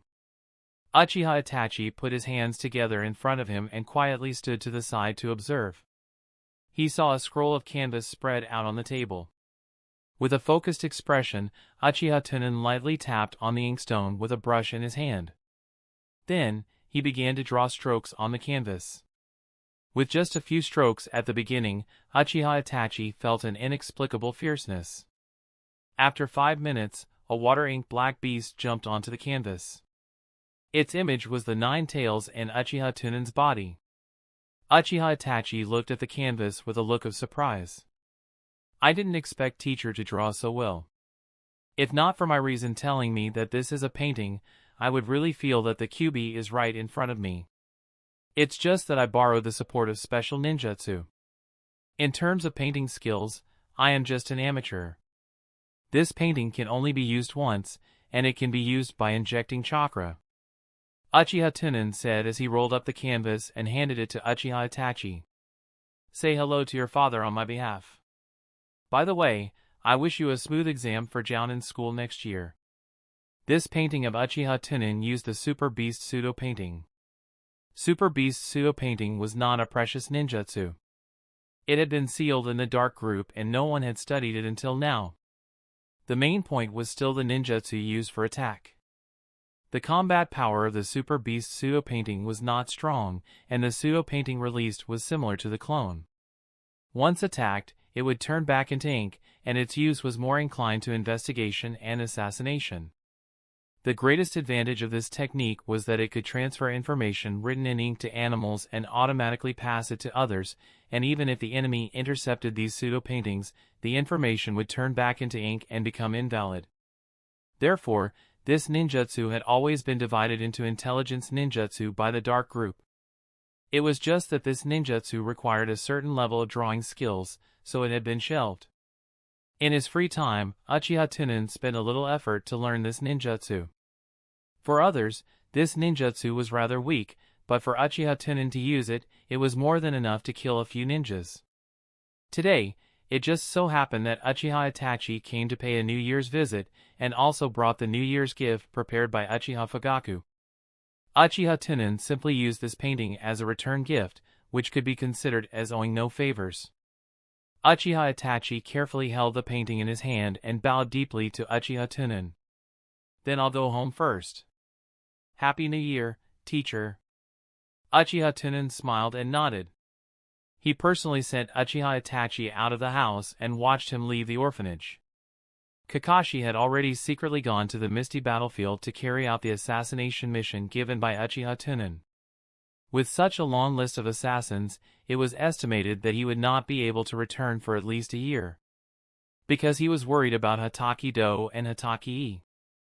Before Kakashi left, he asked Uchiha Tunan to take care of them for a long time. Uchiha Tunan could only agree to such a small request. Therefore, this new year was a little more deserted for Uchiha Tunan. Those familiar faces from before were no longer there. Thinking about it now, it really made him feel a little nostalgic. For a whole day, only Naruto, who had just learned how to crawl, accompanied him. As for the orphans and elderly people in the Welfare Institute, Uchiha Tunan was basically recognized. Moreover, because the war had fallen into a stalemate, the Welfare Institute would only inject fresh blood once in a month or two. In order to save his precious time, Uchiha Tunan simply sent 2 sweet female senior spies from the Black Operation to take care of them. Watching the small figure of Uchiha Yu walk out of the Welfare Institute gate, Uchiha Tunan looked up at the night sky and whispered, "The moon is bright and the stars are sparse. It seems that tomorrow is a suitable day to travel. You are right. As he spoke, Uchiha Tunan turned his head. Naruto was sitting on the ground, holding a toy in his hand and stuffing it into his mouth. He ignored Uchiha Tunan completely. Seeing this, Uchiha Tunan shook his head with a chuckle, closed the door, returned to the chair and sat down, took a sip of tea, had nothing to do, started the wind to listen to the excitement tonight. He heard the conversation in the orphanage building. This was the New Year's Eve dinner under the leadership of the female spy. The laughter of the children came from the street not far away from the orphanage. This was a female spy who took the children to the commercial street to play for a day and happened to come back. As the scope of the wind was getting bigger and bigger, Uchiha Tunan heard a chanting, a blessing, and a confession. Uchiha Tunan's expression changed slightly, and then he slowly opened his eyes. He remembered that every new year, the Temple of Fire would send a group of monks to Konoha to chant sutras and pray. It could also be considered a way to expand the influence of the temple. I can go ask for some good luck, Uchiha Tunan murmured. He got up and looked at little Naruto, who was still focused on playing with his toys. He immediately split up a shadow clone to stay behind to take care of Naruto.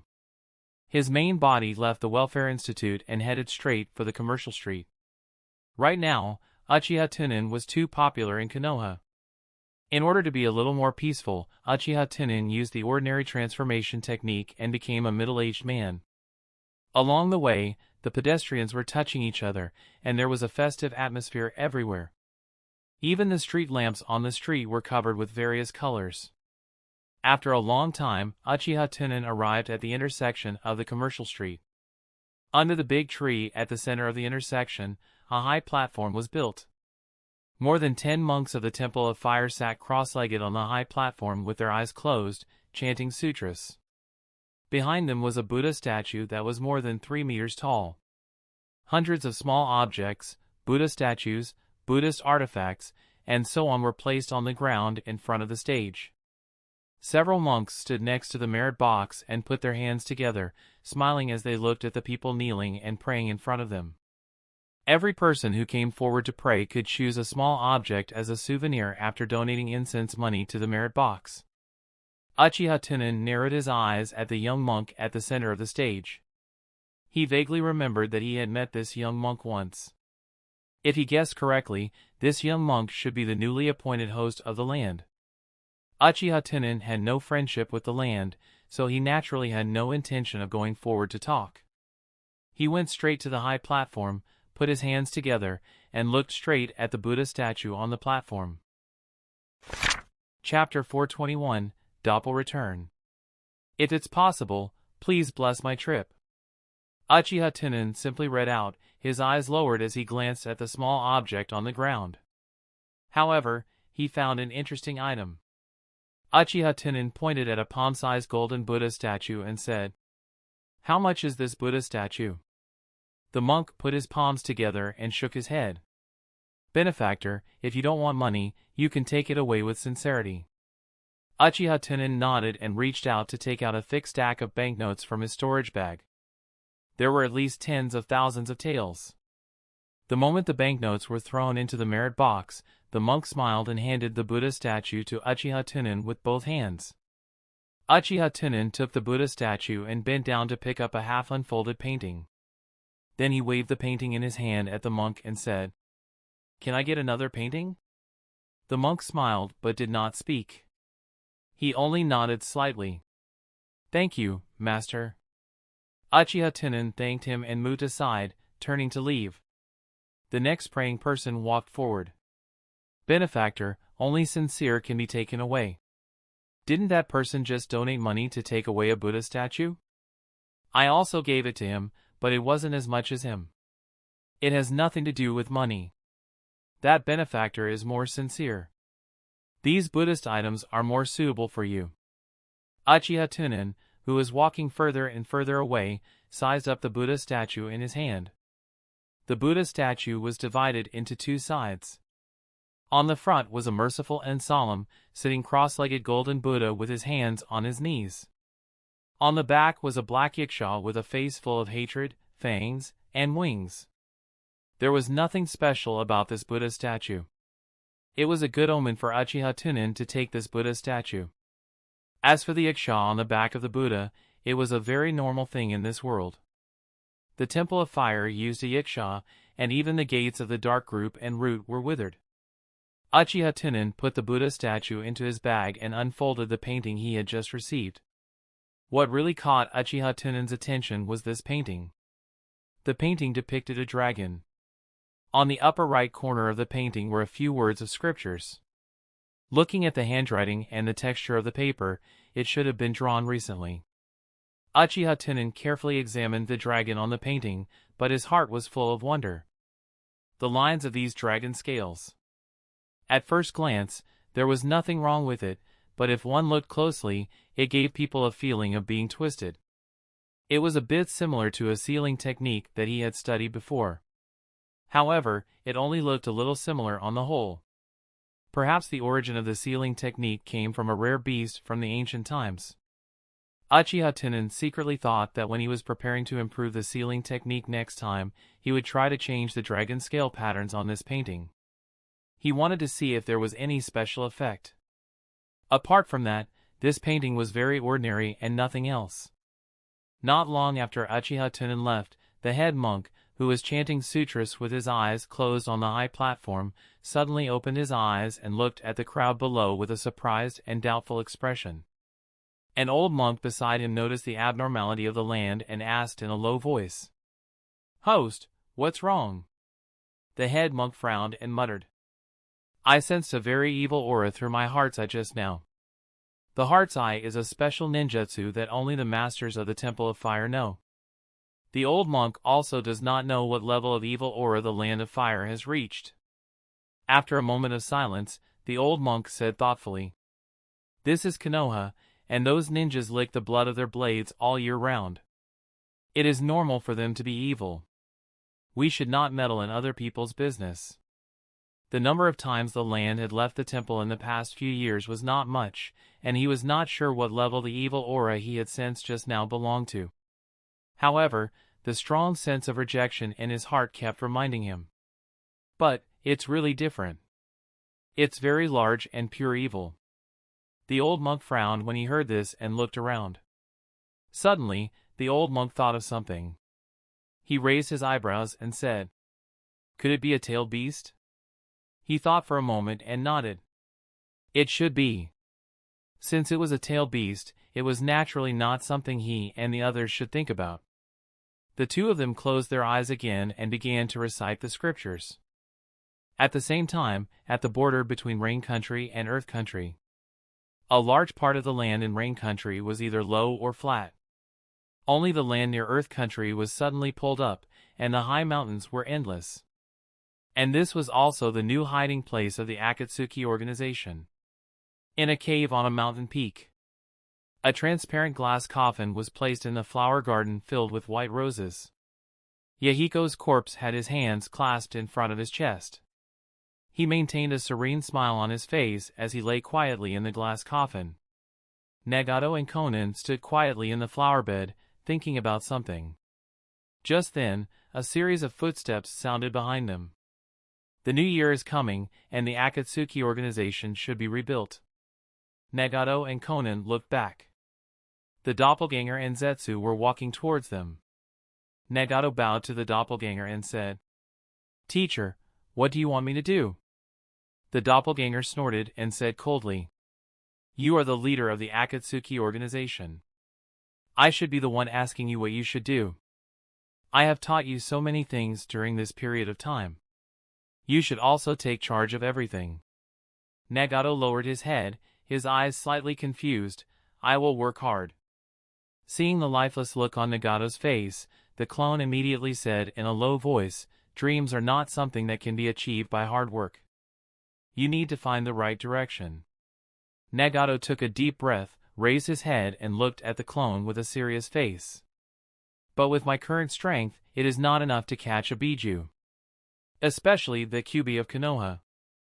The clone slowly came to the flower garden, its scarlet eyes staring at Yahiko's corpse, and said in a deep voice, "Capture the Biju into Geto statue, and after becoming the Shibi Jinchuriki, you will obtain the invincible power. This was the last step to achieving peace. What you need to do now is to be down to earth and find the current direction. Hearing this, Nagato frowned in deep thought. After a long time, the confusion in Nagato's eyes faded. He said word by word, increase your strength and strengthen the organization. The clone glanced at the determined Nagato and said, specifically.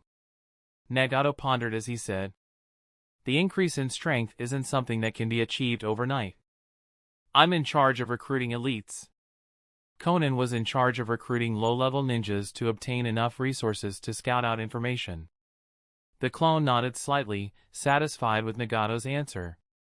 He said with a slightly gratified tone, the next time I come, I will also bring you some resources. The road in the future needs you to walk on your own.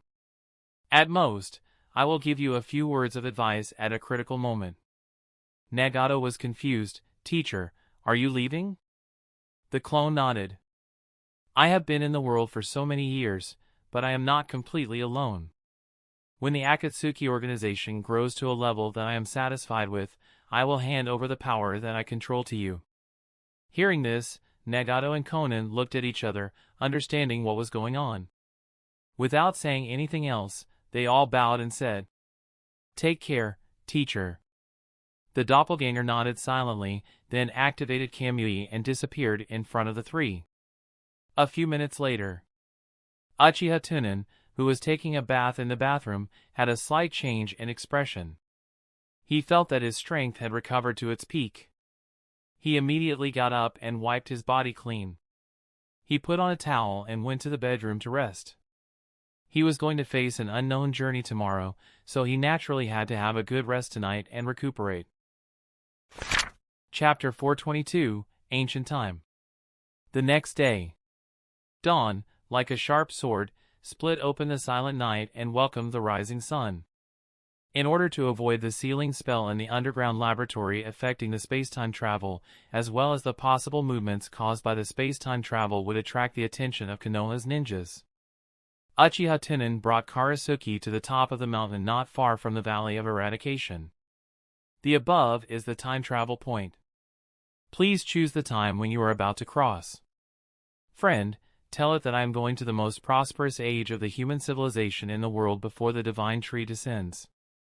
A wisp of golden light covered the outline of the mountain range. In the golden light, a white brilliance flashed and disappeared. Time, ancient era. Li! The ferocious bird's cry cut through the blue sky. This vicious bird had the shape of an eagle, and its wings were like the wings of the heavens. It dove down and entered the sea of clouds below. It moved according to the bird's perspective.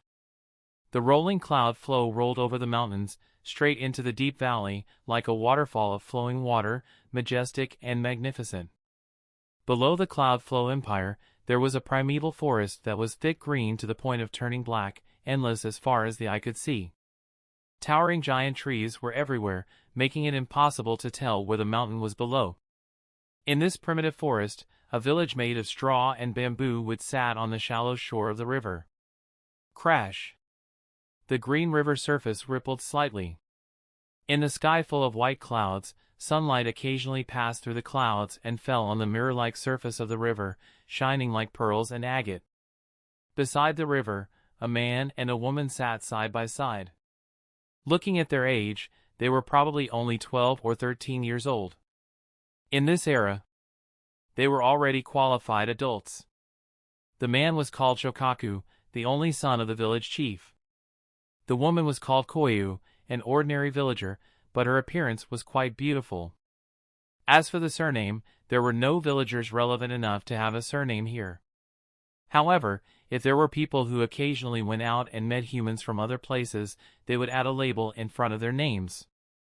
For example, when the people of this village introduced themselves to outsiders, they would add the word Kawa. The boy named Shokaku was bare-chested, with beast skin around his waist. He sat cross-legged on the ground and said casually, "Father said that he would give me a metal blade when I get married." Koya hugged her knees with both hands. When she heard the word metal blade, her eyes lit up slightly and she said weakly, "Good. I'm so envious. In this backward era, especially this kind of village that sat in the deep mountains, most adults used bone objects and stone tools to hunt. The preciousness of metal was self-evident. Koyu's performance made Shokaku's vanity greatly satisfied. Perhaps the young people were too direct, or perhaps the people of this era did not know how to hide. Shokaku raised his head slightly and looked at the river in front of him in high spirits. When I grow up a little more, I can go to the outside world and find a powerful warrior to acknowledge as my master. In the future, I can also become a powerful warrior. Good. So powerful. Koyu was really envious. She had only heard the word warrior from the elders in the village. Every warrior had a knife and was powerful enough to kill monsters. Monsters were powerful to a certain extent, and they had beasts that were not inferior to the wisdom of humans. The two of them chatted idly. Most of the time, Shokaku was showing off and Koyu was envious. After an unknown period of time, Shokaku, who had been showing off, suddenly felt a little dull. Only then did he remember today's business. Shokaku glanced at Koyu from the corner of his eye and suddenly asked, "Come to think of it, you should get married.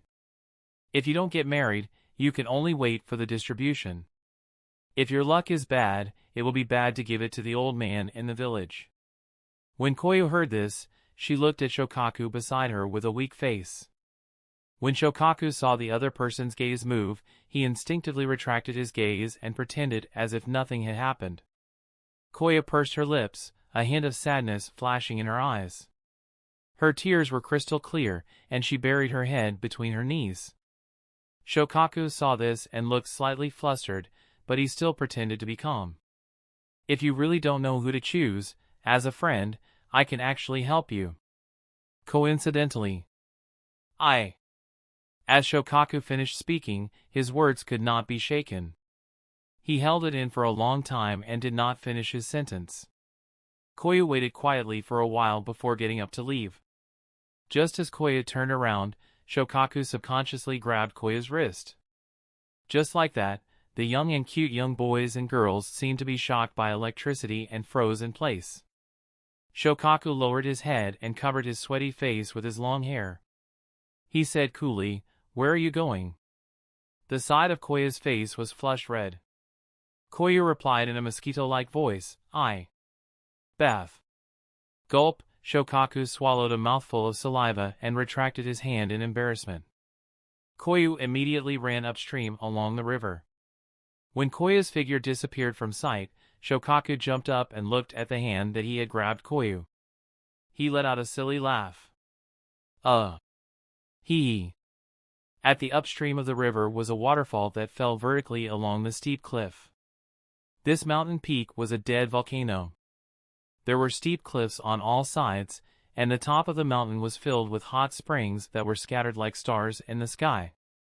In addition to the dense jungle on the top of the mountain and the lack of wild beasts, the women in the village liked to come here to take a bath. Koyu came to the waterfall and grabbed the thick vines hanging down from the cliff. Its figure was vigorous as it climbed up. It was clearly more than 2,000 meters high, but it only took Koyu more than an hour to reach the top of the mountain. The vast sea of clouds was on his body, but because there was a large amount of hot springs on the top of the mountain, it caused the fog to rise, making it impossible to see too far. Koyu did not go straight to the hot spring closest to itself, but rather walked absent-mindedly through the dense forest shrouded in fog. It was unknown how long she had walked. Crash! The sound of water splashing was heard.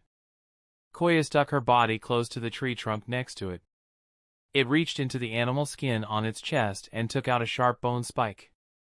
It held its breath and listened attentively. At this time, most of the villagers were busy.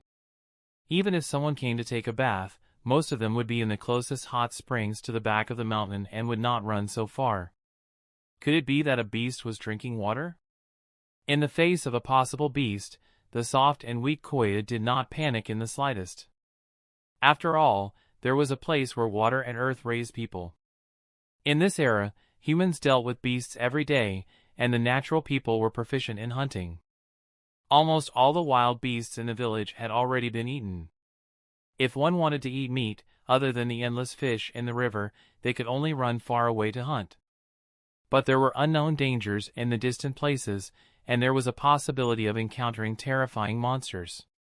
Koyu stretched out its tongue and licked the saliva flowing out of the corner of its mouth.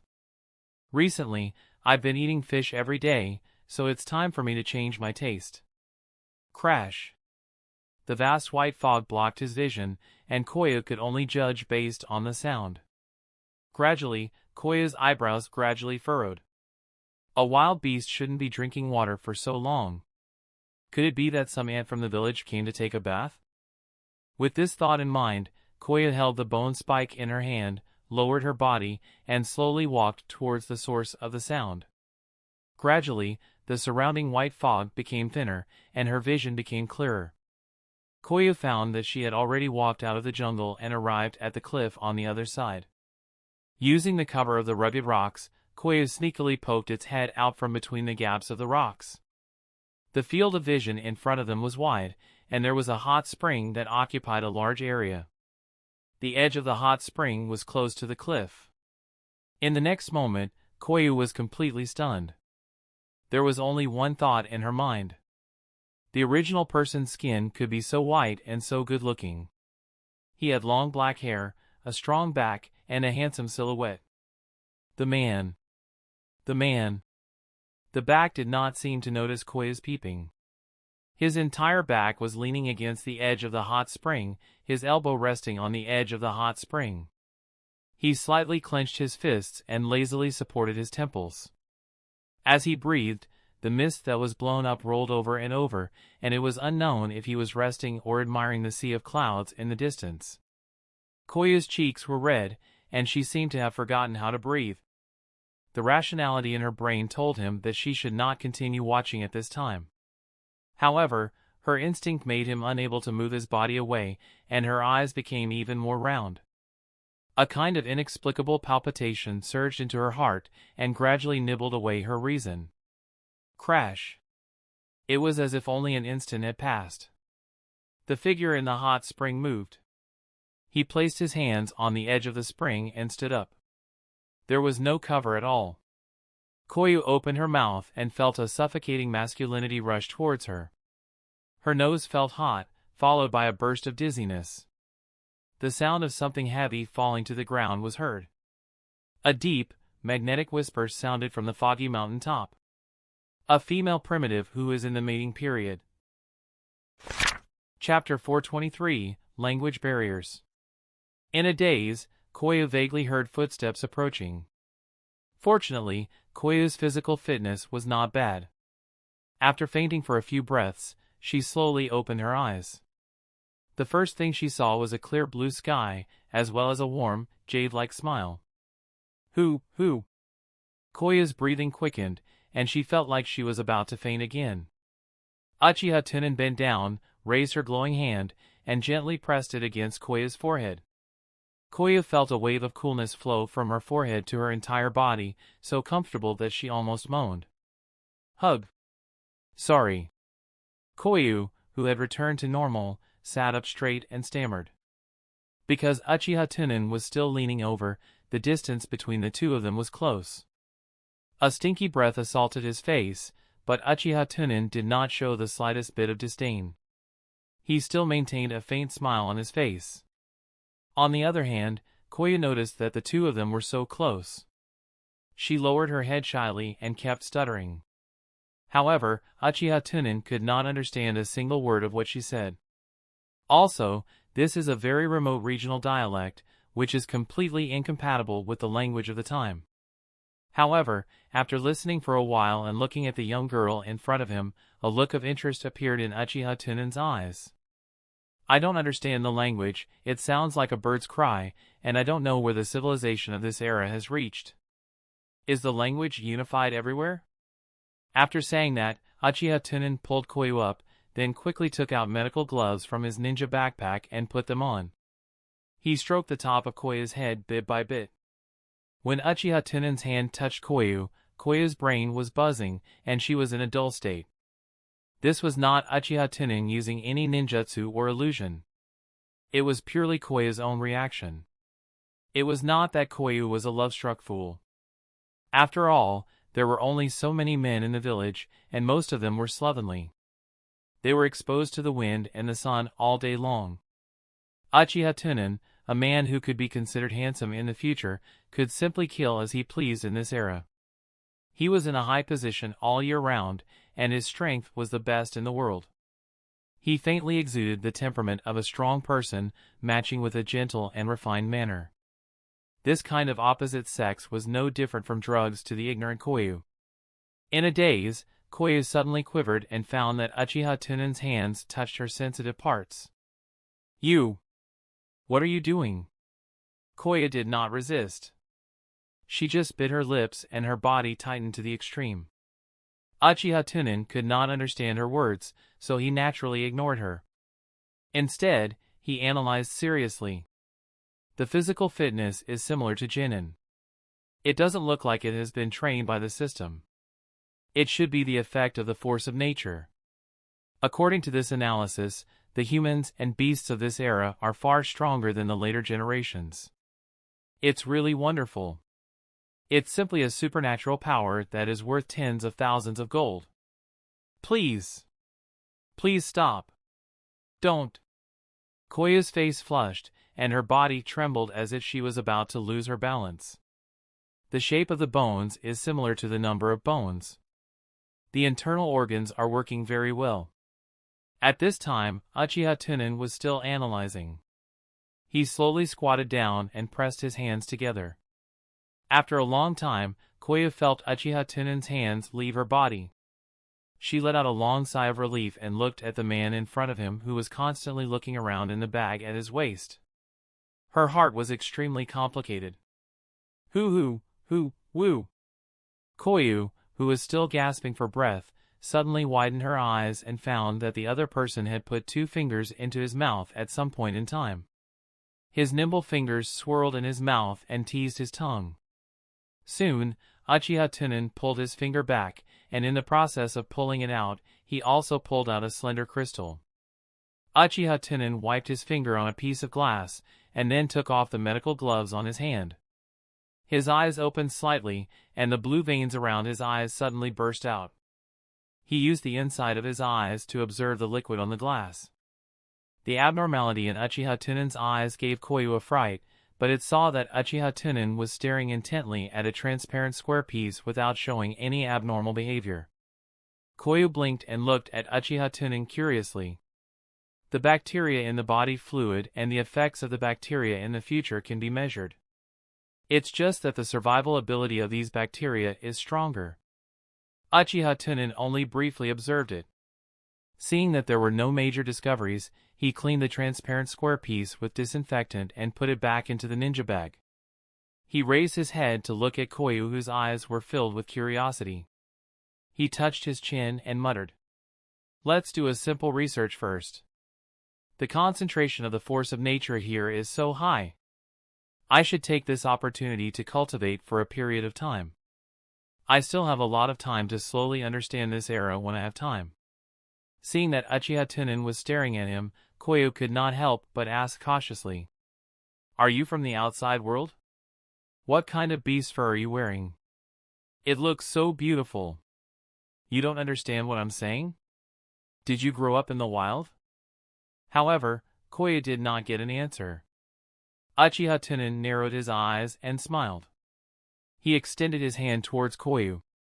Looking at the smooth palm in front of him, Koyu slowly raised her hand and placed it on Uchiha Tunan's palm. Just like that, Uchiha Tunan led Koyu and walked towards the jungle next to the hot spring. He saw a stone house built from gray rock standing under the cover of the dense forest and mist. Koyu, who was overwhelmed by hormones, did not notice this at this time and was pulled into the stone house by Uchiha Tunan. The area of the stone house was not large, and there were things that Koyu had never seen before. However, from the luster of these things, they looked like metal that Koyu had seen before. Under Uchiha Tunan's guidance, Koyu lay on a soft white bed, confused. For women of this era, they understood what lying down meant. Uchiha Tunan looked at Koyu, who had her eyes closed tightly, and he could not help but nod with satisfaction. This female primitive man was so obedient from beginning to end. It seemed that the civilization of this era had reached the parent civilization. Women had to obey the words of men. However, it seemed that the intelligence of this female primitive man was not high. Uchiha Tunan pressed the button on the bedside. Ka! A special metal buckle popped out of the bed and fixed Koya's limbs and neck. Koya sensed that something was wrong and quietly opened her eyes. She saw that Uchiha Tunan did not pounce on her as she had expected. Instead, he put on a medical mask and medical gloves and held up a sharp scalpel. In that instant, fear welled up in Koya's heart and she wanted to struggle up. However, this special metal buckle was so sturdy that it was impossible for Koya to break free. When Uchiha Tunan saw the frightened look on Koya's face, he gently comforted her. "Don't be afraid. You are the first life I met in this world. You have a very commemorative and observational significance. I won't completely dissect you. Just take a bit of an organization to study. Don't worry, my technique is very good. It won't hurt." Although Koya could hear the gentleness in Uchiha Tunan's words, this scene still made Koya very afraid. The sharp scalpel lit up with a fluorescent green light and cut open her abdomen bit by bit. In the stone house, there was the sound of rags tearing. The strange thing was that throughout the entire process, Koya only felt a chill in his abdomen. There was no pain he had imagined, and there was not a single drop of blood flowing out from the cut abdomen. But even so, Koya could not suppress her instinctive fear. She struggled weakly and shouted, "Help!" The roar only spread out for a few dozen meters before it suddenly disappeared into the dense forest. It was as if there was a transparent soundproof wall that firmly locked the sound. The roars of the forest shrouded in a small fog continued for a long time. Soon after, a magnetic murmur sounded. Sure enough, the humans of this era were not affected by the divine tree. They could subtly absorb the force of nature to strengthen themselves. It turned out that the force of nature was not only attracted by strong emotions, but also attracted by simple blood energy. It was just that the effect of blood energy was not as great as his emotions. Unfortunately, I do not have this kind of blood. If I want to take another step, I have to study genes. However, the knowledge I have is not enough to reach this step. Half an hour later, Uchiha Tunan sutured Koya's abdomen and used medical ninjutsu to smooth the suture.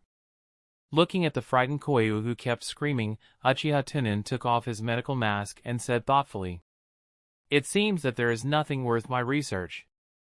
Suddenly, Uchiha Tunan's eyes lit up, and he suddenly realized, "Oh right, there is also the language of this era." After saying that, he saw Uchiha Tunan reach out his hand and press it on top of Koya's head. Ah! Chapter 424, Father and Son Talk. The setting sun was setting in the west. The men who were hunting outside returned to the village empty-handed. Although there were many wild beasts in the primeval forest in this era, the influence of the force of nature had improved the intelligence of these beasts. The most basic currying favor and avoiding harm were still known. In addition, this village by the river had already existed for over 100 years, and most of the nearby beasts had already been captured. These people who went out to hunt could only go a little further away. They also had to go around the places where their ancestors had used their lives to detect the presence of monsters. Therefore, they could only capture a prey in 10 days to half a month. Fortunately, the wild beasts in this world were usually larger in size. In addition, these hunters were not purely hunting. They would also collect edible fruits and wild vegetables in the forest. It was enough for the people of the village to live, and there were even some left. The sunlight shone on the simple steps made of logs. Shokaku sat on the steps and silently looked at the tall mountain in the distance. From time to time, he would smile foolishly. Time passed bit by bit. Soon, night fell. The youth's foolish smile also disappeared, and there was some anxiety and expectation on his face. Creak, creak, creak, creak. The sound of footsteps on the wooden board rang out behind him. Rest early, it's yours. You can't run away. He saw a middle-aged man with dark yellow skin, a tall and sturdy build, bare arms, waist wrapped in animal skin sitting next to Shokaku. He handed over a piece of blackened meat and motioned for Shokaku to eat it. Shokaku took the piece of meat and bit it hard. He chewed it and said sadly, "I was thinking. Could it be that I was too much during the day?" The middle-aged man beside him was Shokaku's father, who was also the village chief of this village. He was recognized as the strongest man, Okaku. If introduced to outsiders, it would be Kawa Okaku. Okaku used his thick arm to block Shokaku's shoulder and said in an experienced tone, "Don't let your imagination run wild all day. Walking out of the mountain and becoming a great warrior is your ultimate goal. Women are just tools to extend your bloodline." It was obvious that Shokaku did not agree with his father. He lowered his head and said stubbornly, "I have never treated Koyu as a tool. I am not like you, who spends the whole night with other women after marriage, leaving my mother to the side. When mother died from labor, you didn't even have the time to see her one last time. If this kind of thing happened in the future, the father and son would definitely have turned against each other long ago. But in this era, this village was obviously not a big deal." However, he saw that there was not the slightest bit of embarrassment on the face of Okaku on the river. He grinned and smiled a little embarrassedly. "I can't help it. The greater the ability, the greater the responsibility. The more I should take the initiative to bear more." Shokaku secretly glanced at his mouth. Every time his father went to different women's rooms, he was very active. When Okaku saw his son's expression, he was not angry. It could not be helped. Those women gave birth to tools for him. He only had one son. In the future, he would need to rely on him to retire. How could he not coax him a little? Seeing that it was getting late, Okaku gently patted Shokaku on the shoulder and stood up slowly. He said pointedly, "You are still too young. If I were you, I would have gone up the mountain to find her." Shokaku glanced sideways at his father who had stood up. Seeing that his father's hair was still a little wet, it was clear that he had gone to the river to take a bath the moment he returned to the village. He immediately understood something and said lightly, "You assigned it to yourself again." Okaku nodded with a simple and honest smile and said shyly, "Oyu's husband was bitten to death by a beast the day before yesterday. I went to comfort her. You also know that there are few men in the village and everyone has a heavy responsibility. This time, it's my turn again. I really can't refuse. I can't give her to you young people, can I? When you grow up, you will understand me." After that, he rubbed Shokaku's hair, turned around and impatiently walked towards a house in the village. Shokaku looked back and could vaguely hear the sobbing coming from the room. When Okaku entered the room, the sobbing in the room stopped abruptly and became quiet. Aunt Oyu must be very sad now, and it was good for his father to comfort her. Sigh. Shokaku sighed helplessly, then turned his head and continued to stare at the distant mountain in a daze. However, after being advised by Okaku, Shokaku felt a little restless in his heart. It's getting dark, so she should be in danger. Thinking about it carefully, his father's suggestion was not completely unreasonable. As a man, I should take the initiative and be tough. I'd better find her. What if something happens? Shokaku muttered to himself and comforted his conscience. He got up and disappeared into the night. He didn't walk along the river. After all, the river was winding and winding. How could it be faster than directly passing through the jungle? The moon tonight was very round and bright. Although the dense forest was dim, it was not much different from the small horns that lived here all year round. It was even clearer than when it was foggy during the day. Because it was too close to the village, if it was an animal that was big enough to fill the gaps between the teeth, there was basically no such thing in this jungle. The pale moonlight shone through the gaps between the leaves, and it looked a bit cold. However, right now, Shokaku's heart was burning. To summarize Shokaku's current psychological activity, it was about to start a meat game. Just as Shokaku reached the foot of the mountain and was about to grab the vines and climb up, a strange sound came from the forest on the other side. Ho, ho! It sounded like a mouse grinding its teeth, but it was much more ear-piercing. What sound? Shokaku raised his eyebrows slightly and walked straight to the source of the sound. It was not bad to catch a little fellow to give to Koyu on the way. Because there was no one walking in the jungle on this side, there were more weeds and completely blocked Shokaku's line of sight. In order to avoid scaring the prey away, Shokaku could only quietly push aside the weeds in front of him bit by bit before moving forward. Suddenly, the grinding of teeth stopped. Shokaku knew that he had still alerted the other party. He immediately stopped hiding and rushed forward. In the next moment, a numb, lifeless face came into view. Between the two of them, only a few sparse weeds were still shaking stubbornly. Shokaku was shocked, but he instantly recognized the person in front of him. He let out a light breath and said, "Koyu, what are you doing?" However, Koyu, whose face was numb, tilted her head blankly when she saw Shokaku. Her eyes gradually widened, and she looked extremely frightened. She turned around and pounced on the ground. Her limbs were like spider legs as he crawled towards the forest. She even screamed, "Men! Men! Koyu!" Shokaku shouted and chased forward. However, his feet stepped on something and he staggered. Fortunately, his skills were good, so he did not fall down and continued to chase after Koyu. However, when he left, he looked back. There was a branch that was as thick as an arm lying quietly on the ground. There were several holes on the branch, which seemed to have been bitten by Koyu. The four-legged Koyu fled in panic, as if she was very afraid of Shokaku behind her. As a male, Shokaku's physical instinct was stronger than that of a female. In addition to using all four limbs, it was not as fast as running with both legs. Very quickly, Shokaku pounced on Koyu and pressed her under his body, controlling her. Looking at the frightened Koyu, Shokaku ignored his instinctive reaction and shouted at Koyu, "It's me. Don't you recognize me?" After roaring a few times, Koyu seemed to recognize Shokaku.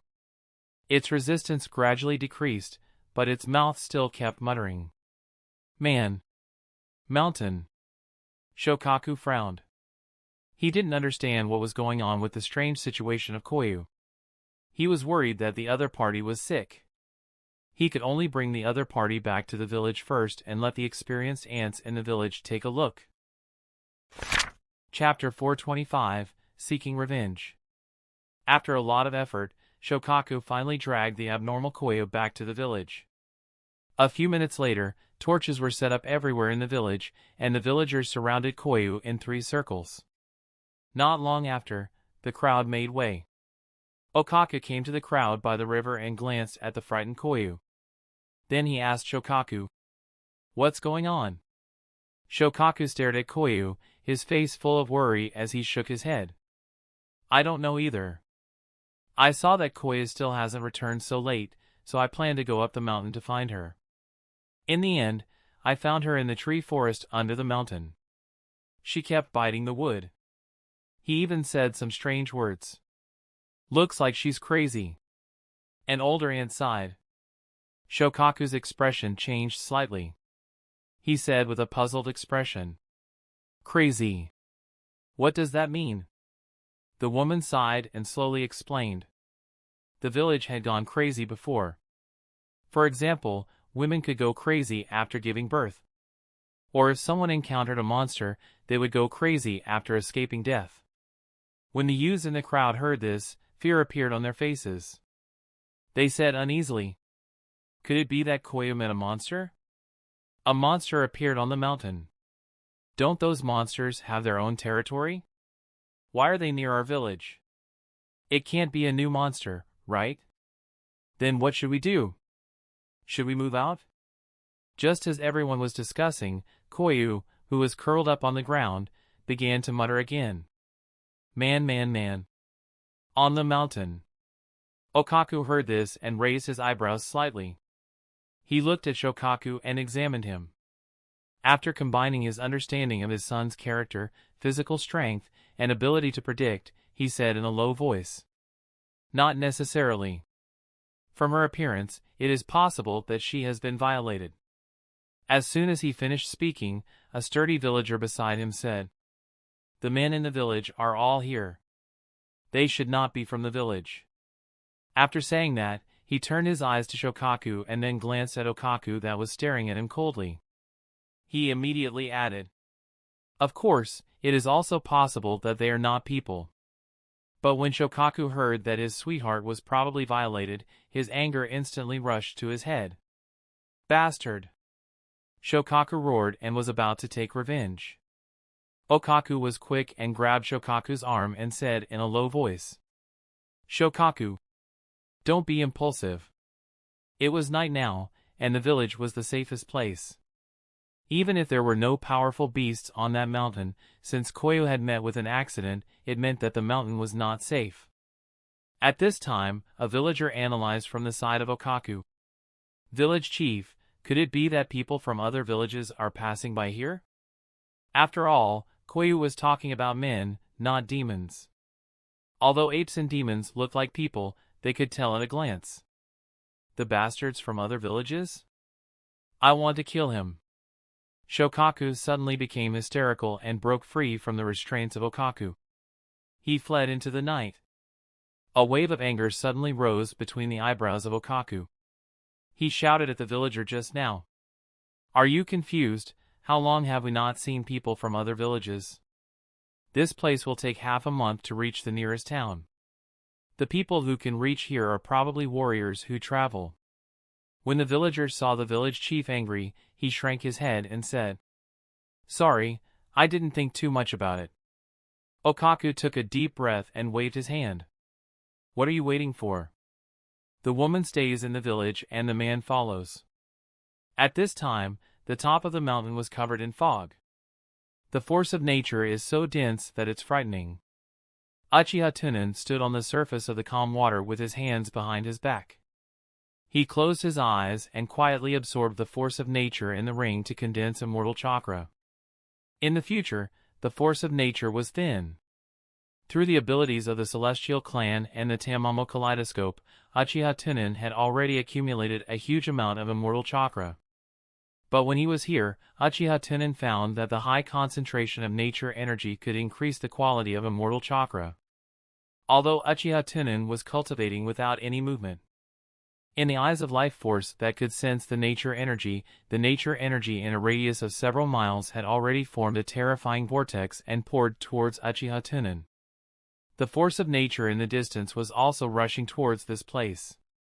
After I complete my immortal cultivation, I will refine my physical body. It seemed that this trip was worth it. A smile appeared on Uchiha Tunan's face. He slightly opened his eyes and glanced at the water. Through the hot spring, the rocks, and the soil, he saw a group of villagers running wildly in the forest. Uchiha Tunan only glanced at them, then retracted his gaze, no longer paying attention to these primitive people. My time is still very abundant. You don't have to think about arranging complicated things every day like before. Thinking of this, Uchiha Tunan felt much better. He gently opened his hands and muttered. The omnipresent force of nature, the ancient civilization, the golden age where martial artists and onmyoji coexisted.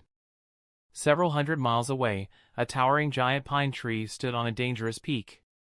A black bird spread its wings and was resting on the crown of the tree. Suddenly, the ferocious bird opened its eyes and looked into the distance. Li! A roar filled with anger resounded through the night sky. Then, a strong wind blew and a black shadow flew into the sky. At the same time, Okaku and the others also saw Shokaku running desperately ahead. Finally, at the foot of the mountain, Okaku pulled Shokaku back. Shokaku turned around and gritted his teeth.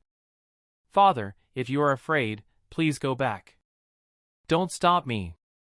Okaku looked at his stubborn son and said solemnly, "No matter what happens later, don't act recklessly."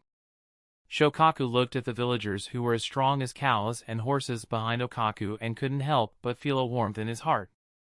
Even his anger was reduced by a lot, and he nodded silently. Following that, under the arrangements of Okaku, everyone grabbed onto the vines in an orderly manner and climbed up the mountain wall one by one. Looking at the towering cliff, Shokaku's eyes flashed with a cold light. "Koyu, just you wait, I will definitely kill that bastard to avenge you."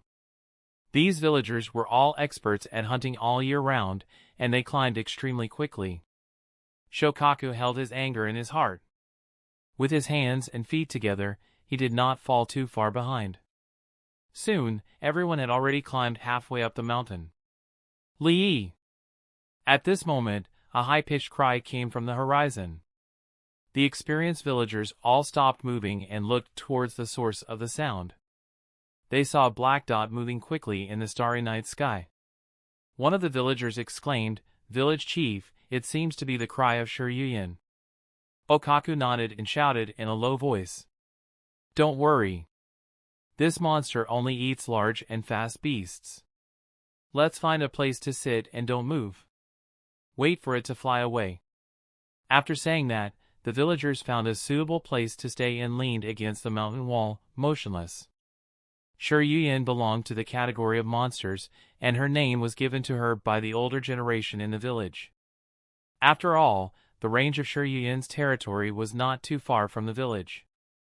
Every villager knew to avoid the territory of the other side when they were hunting, so they were not unfamiliar with Shiryuyan.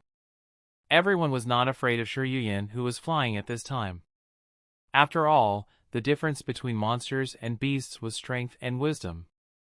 Monsters also had their own habits, and not all monsters wanted to eat people.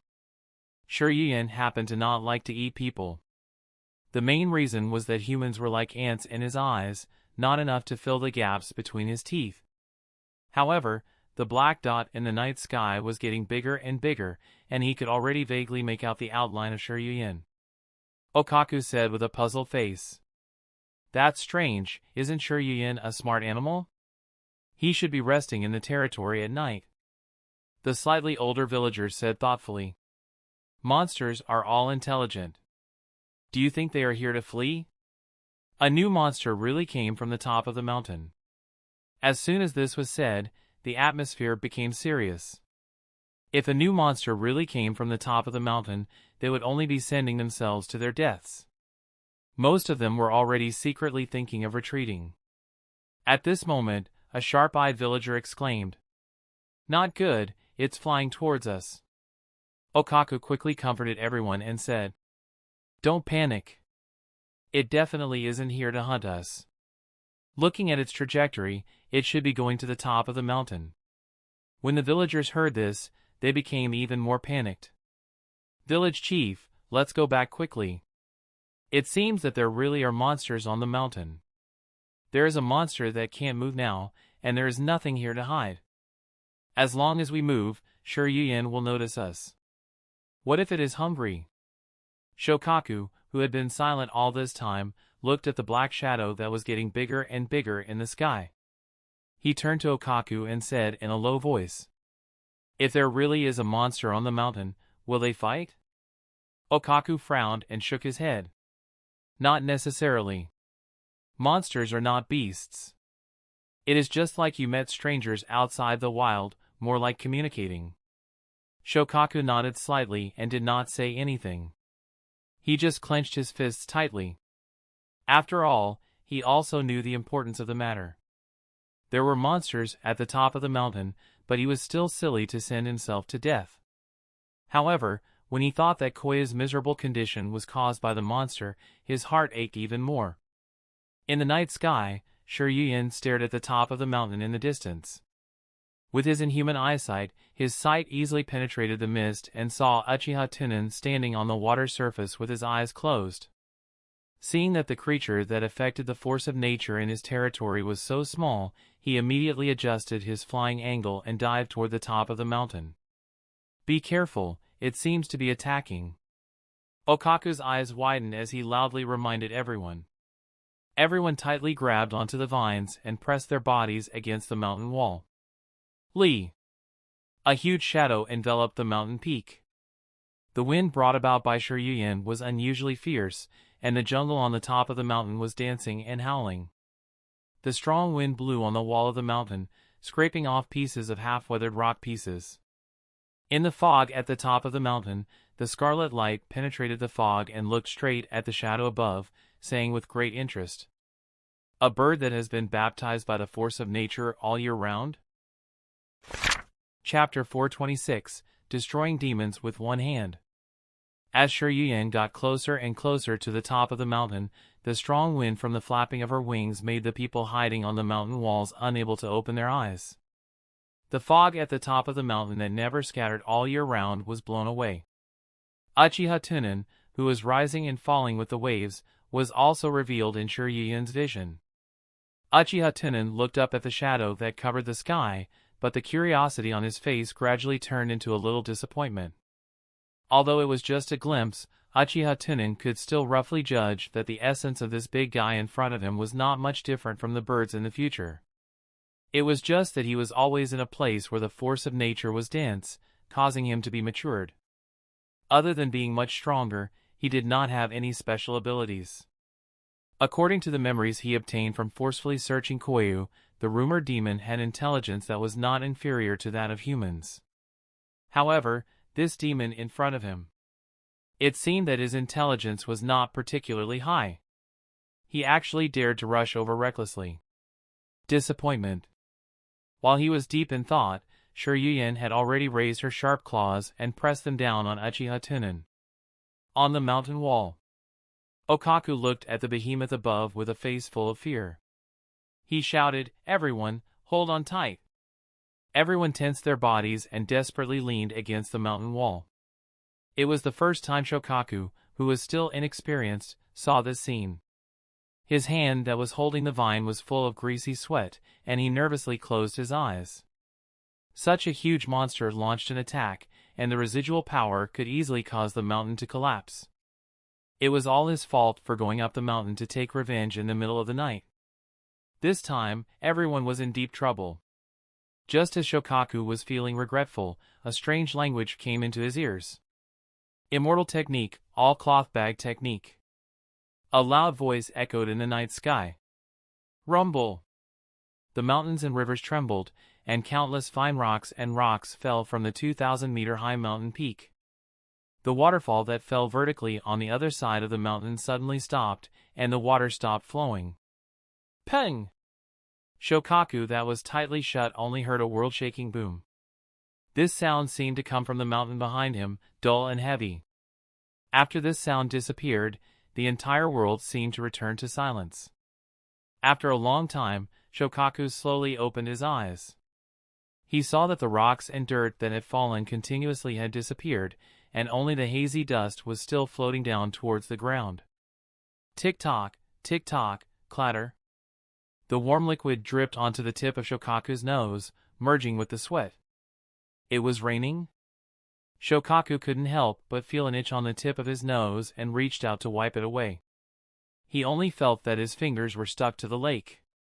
Looking closely, the whole person was stunned for a moment, but he saw the dark red on his fingertips in the dark. Blood. The villagers, who thought they were in the same line, were injured and immediately turned to look.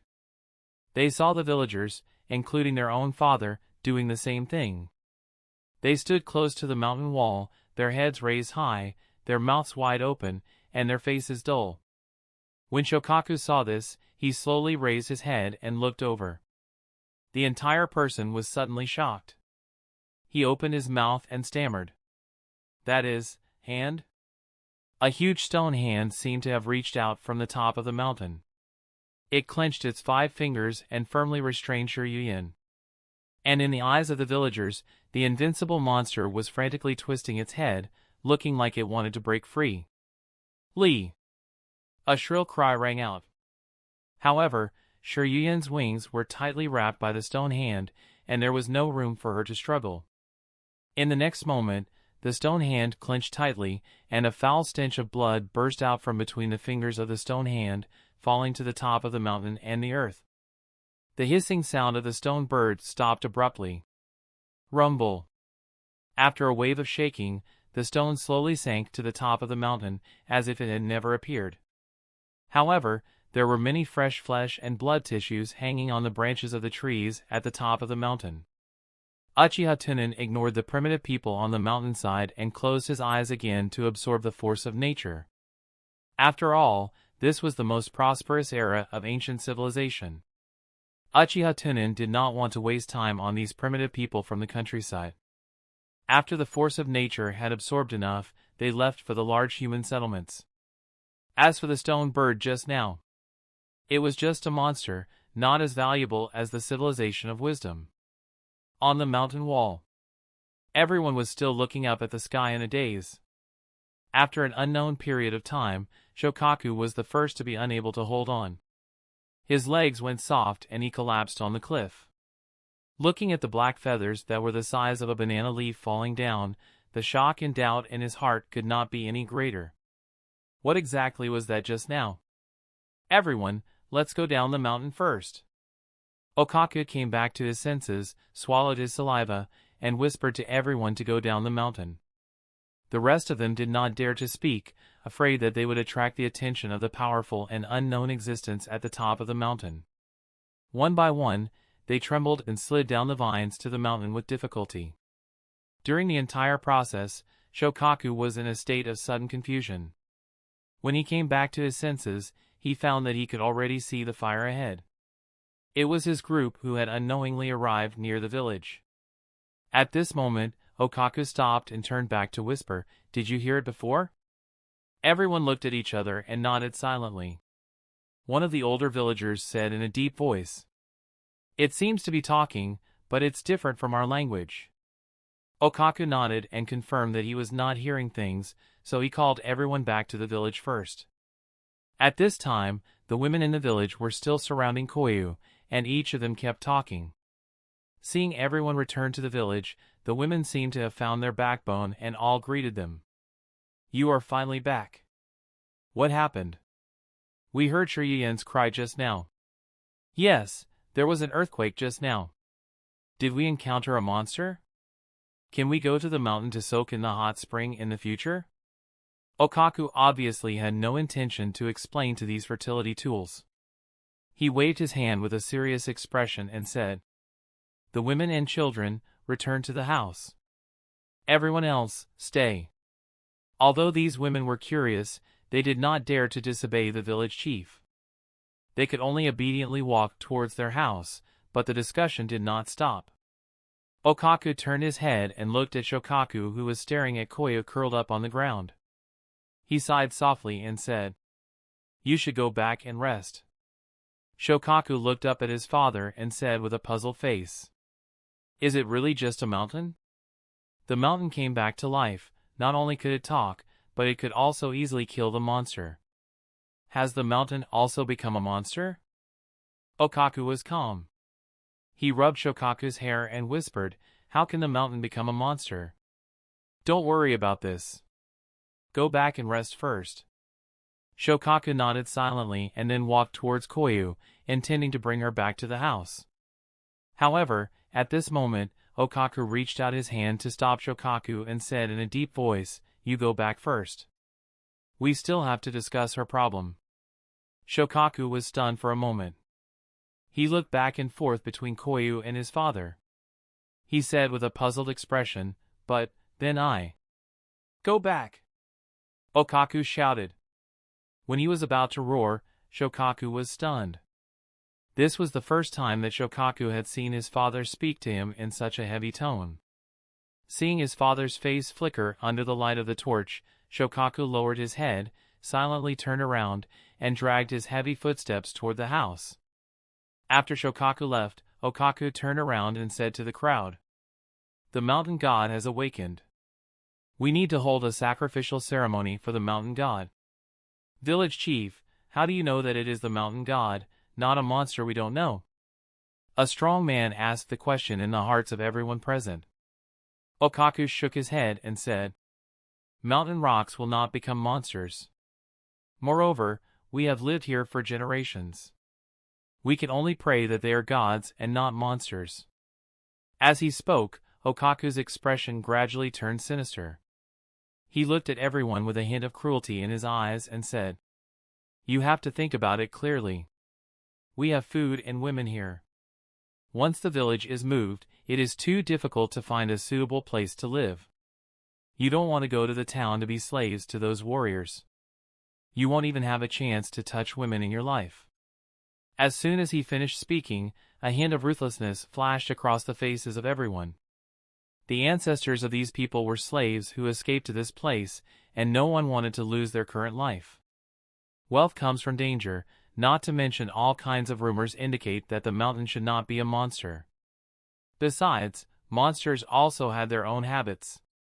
Just like Shiryuyan, they basically would not eat people. Even if a mountain turned into a monster, it probably wouldn't be interested in blood and flesh. Village chief, we understand. You can do whatever you want.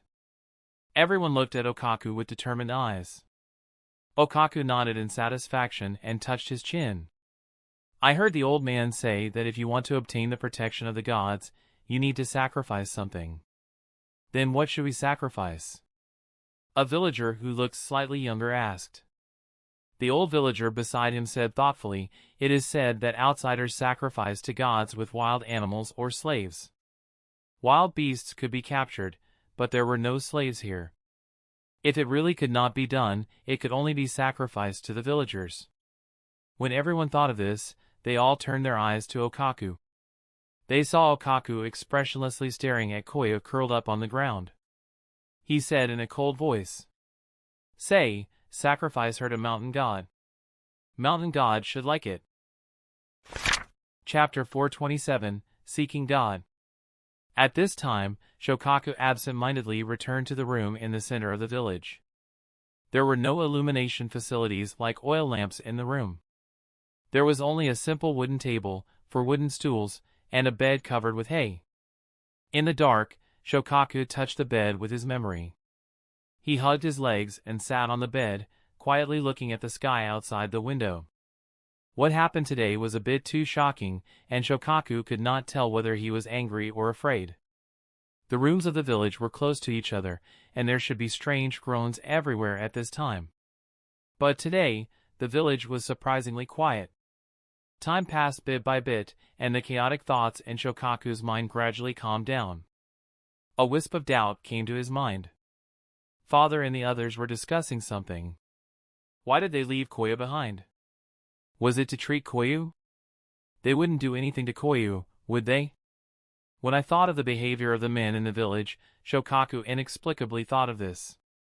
No, with his father here, he would not allow others to do such a thing. Out of trust in his father, Shokaku shook his head fiercely, wanting to throw the idea out of his mind. But for some reason, this thought was like a thorn in his heart. In the dark room, Shokaku could not help but think about it. What if? After all, with Koya's current condition, she probably wouldn't have the ability to work in the future and wouldn't be able to help her in her life. Father might not allow Koyu to marry him. The only value of Koyu, perhaps, was giving birth. To Shokaku, Koyu was his childhood friend's first love.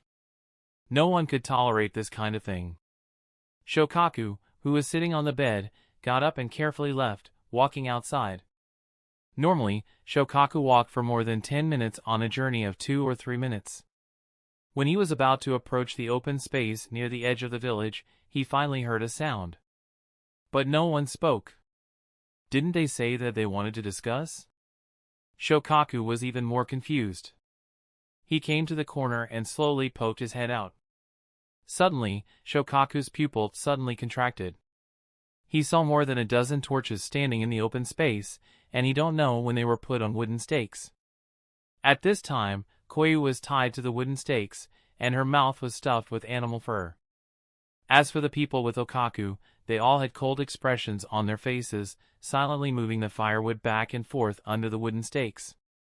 This was not the first time that Shokaku had seen this scene. In the past, when the village caught large beasts, they would often stick them into the wooden stakes for barbecue. But now, the scene reappeared, but it was his beloved woman who was tied to the wooden stakes. Why? In front of the wooden stakes, Okaku watched Koya calmly, without any pity in his eyes. At this moment, Okaku noticed that a villager was giving him a look. He immediately looked back. He saw a thin figure standing quietly in the darkness. However, that extremely familiar silhouette made the big corner of the river recognize who the person was at a glance. He immediately strode forward and said in a deep voice, "What are you doing here?" Shokaku stared straight at Koyu, who was tied to the wooden stake and constantly struggling. He opened his mouth, then stiffly raised his head to look at his father, whose face was gloomy, and said hoarsely, "What are you doing?" When Okaku saw his son like this, his heart softened. He took a deep breath and said softly, "We need to sacrifice her to Mountain God, so that Mountain God can protect us and survive here safely." Sacrifice? Shokaku heard this word for the first time, but combined with the situation of Koyu, he instantly understood the meaning of sacrifice. As for the Mountain God mentioned by her father, it could only be the owner of the stone hand that she saw tonight, which should be the hand of the Mountain God. Shokaku's face suddenly turned pale, and he stared at Okaku in disbelief. He said hoarsely, "Why is it her? Didn't you promise me that?" Okaku avoided Shokaku's gaze and looked at Koyu, who was constantly twisting on the wooden stake. She is the only one who has seen Mountain God. And it seems that Mountain God should be very satisfied with her. Hearing this, Shokaku turned his head with difficulty and looked at Koyu. Woo! Perhaps Koyu still remembered Shokaku subconsciously, but when she saw Shokaku look over, she struggled even more. Shokaku's eyes turned red. He slowly lowered his head and knelt on the ground with a thud. He gritted his teeth and said, "Father, please don't give Koyu to Mountain God. I will work hard. When I become a great warrior, I can still protect everyone." However, Okaku shook his head firmly and said, "There is no room for negotiation. Mountain God is an existence that can easily kill Shiryuin. Even a warrior could not do this easily. That was a god. How can I keep her?" Shokaku asked, unwilling to give up. However, Okaku did not have the patience to continue persuading his lost son under such circumstances. After all, the surrounding villagers were secretly paying attention to this side. However, Okaku's face turned cold and he scolded, "Go back." Shokaku was still kneeling in the same place, unmoved. Just as Okaku was about to ask someone to bring Shokaku back, Shokaku seemed to have suddenly thought it through. He silently got up, turned around, and walked into the village. Seeing Shokaku's lonely figure gradually disappear into the dark, Okaku couldn't help but sigh deeply, and then continued to command the villagers to prepare the sacrificial work. It was also the first time that Okaku had set up a so-called sacrifice.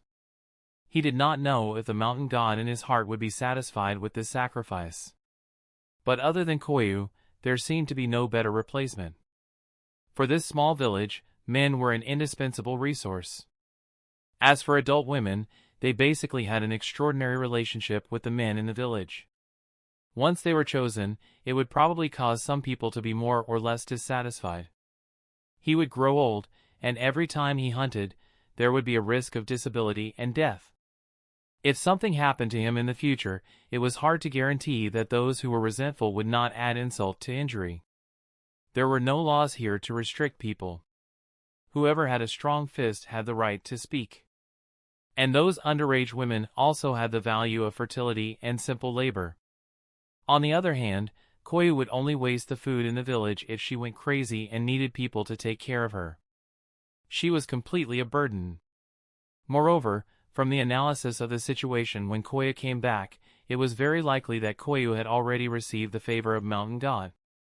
Overall, the choice was already the best choice for Koyu as a sacrifice. As for Shokaku, this child. After some time, he would arrange a woman for him and forget about it. However, what Okaku did not expect was that Shokaku, who entered the village, did not return to his room but went straight through the village. In front of the dark and deep forest, Shokaku turned his head and looked in the direction of Koyu. Even with the buildings of the village blocking his view, he seemed to still be able to see Koyu covered with fear. After a short glance, Shokaku turned his head, his gaze unprecedentedly determined. "I will definitely save you." After saying that, Shokaku plunged into the forest and followed the route in his memory, going around the mountain peak. The reason why Shokaku didn't continue to beg his father just now was because of him.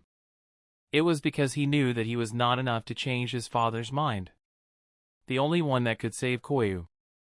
Only the target of the village's sacrificial ceremony, the mountain god that only Koyu had seen before. Chapter 428, God's Guidance. Shiryuyan had a huge body, which led to the blood flowing down the mountain wall after it was crushed by Uchiha Tunan. The mountain peaks under the night looked like melted candles. The forest in this era was silent. Because once it made a sound, it would attract the enemy. The sticky blood that flowed slowly on the mountain wall was a great supplement for those beasts.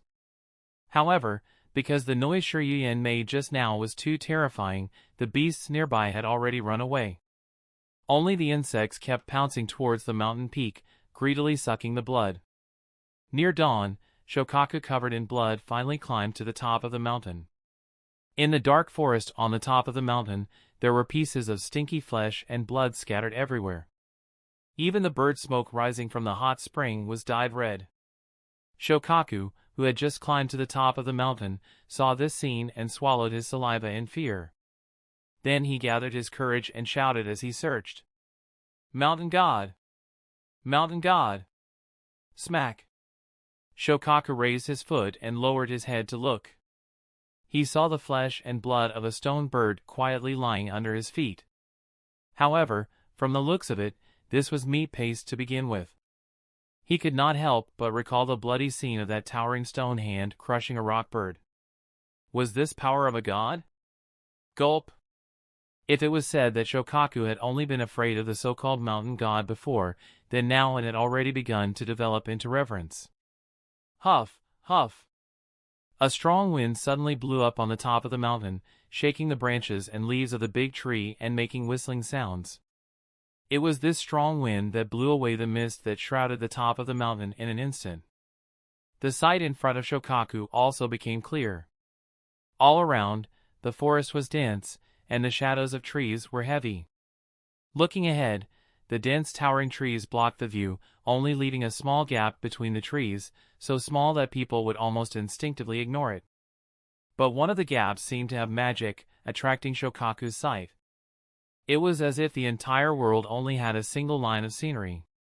Floating on the surface of the water with thin smoke, standing with a straight back. Looking at that silhouette, it was no different from a human. This was the man that Koya spoke of, the mountain god.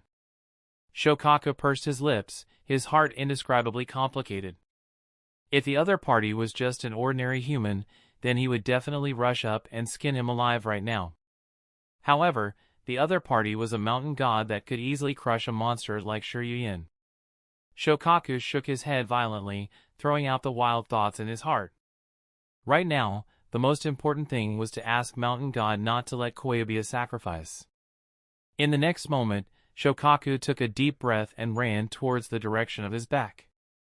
When he came to the edge of the hot spring, he directly knelt on the ground and slammed his head on the ground, saying excitedly, "Mountain God, please allow me to replace Koyu as your sacrifice."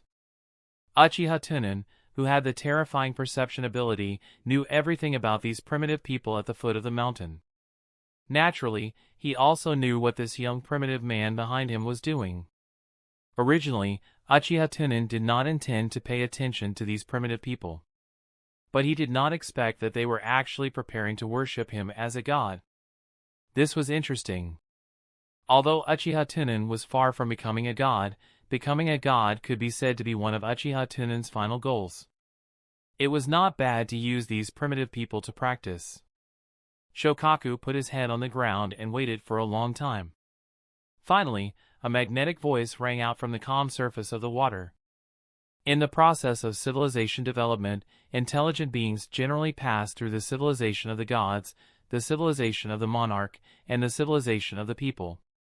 Based on my rough understanding of you, you have basically not formed a civilization that should belong to you. Whoever has the biggest fist will have the power to control the fate of others.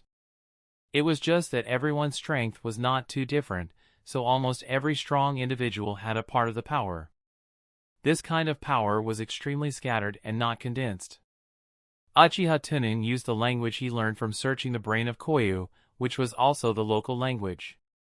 Although Shokaku understood Uchiha Tunan's words, he did not understand what Mountain God said in front of him. In his confusion, he could not help but slowly raise his head to look ahead. A breeze blew at the top of the mountain, blowing away the light smoke on the surface of the water. Only then did Shokaku notice that the mountain god in front of him was actually standing on the surface of the water.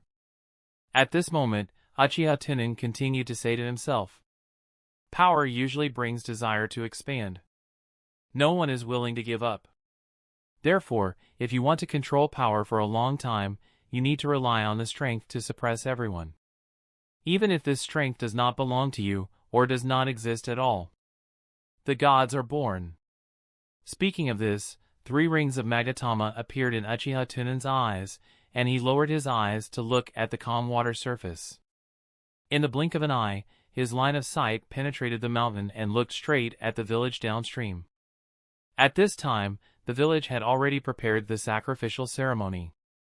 Okaku had gathered all the villagers, and they could hold the sacrificial ceremony after dawn. As for the missing Shokaku, Okaku had no time to look for it for the time being. Looking at the villagers standing in front of him, Okaku standing on the sacrificial altar said loudly, "In the future, I will not be the village chief of this village, but also serve as the priest of Mountain God. I will do my best to serve Mountain God and let Mountain God bless us to survive safely." Uchiha Tunan looked at these ignorant primitive people and felt that it was quite interesting. As for what kind of mentality this primitive man in the lead had to serve him, Uchiha Tunan did not care. At this time, Shokaku, who had been worrying about Koyu, once again loudly pleaded, "Mountain God, I beg you, exchange the sacrifice for me."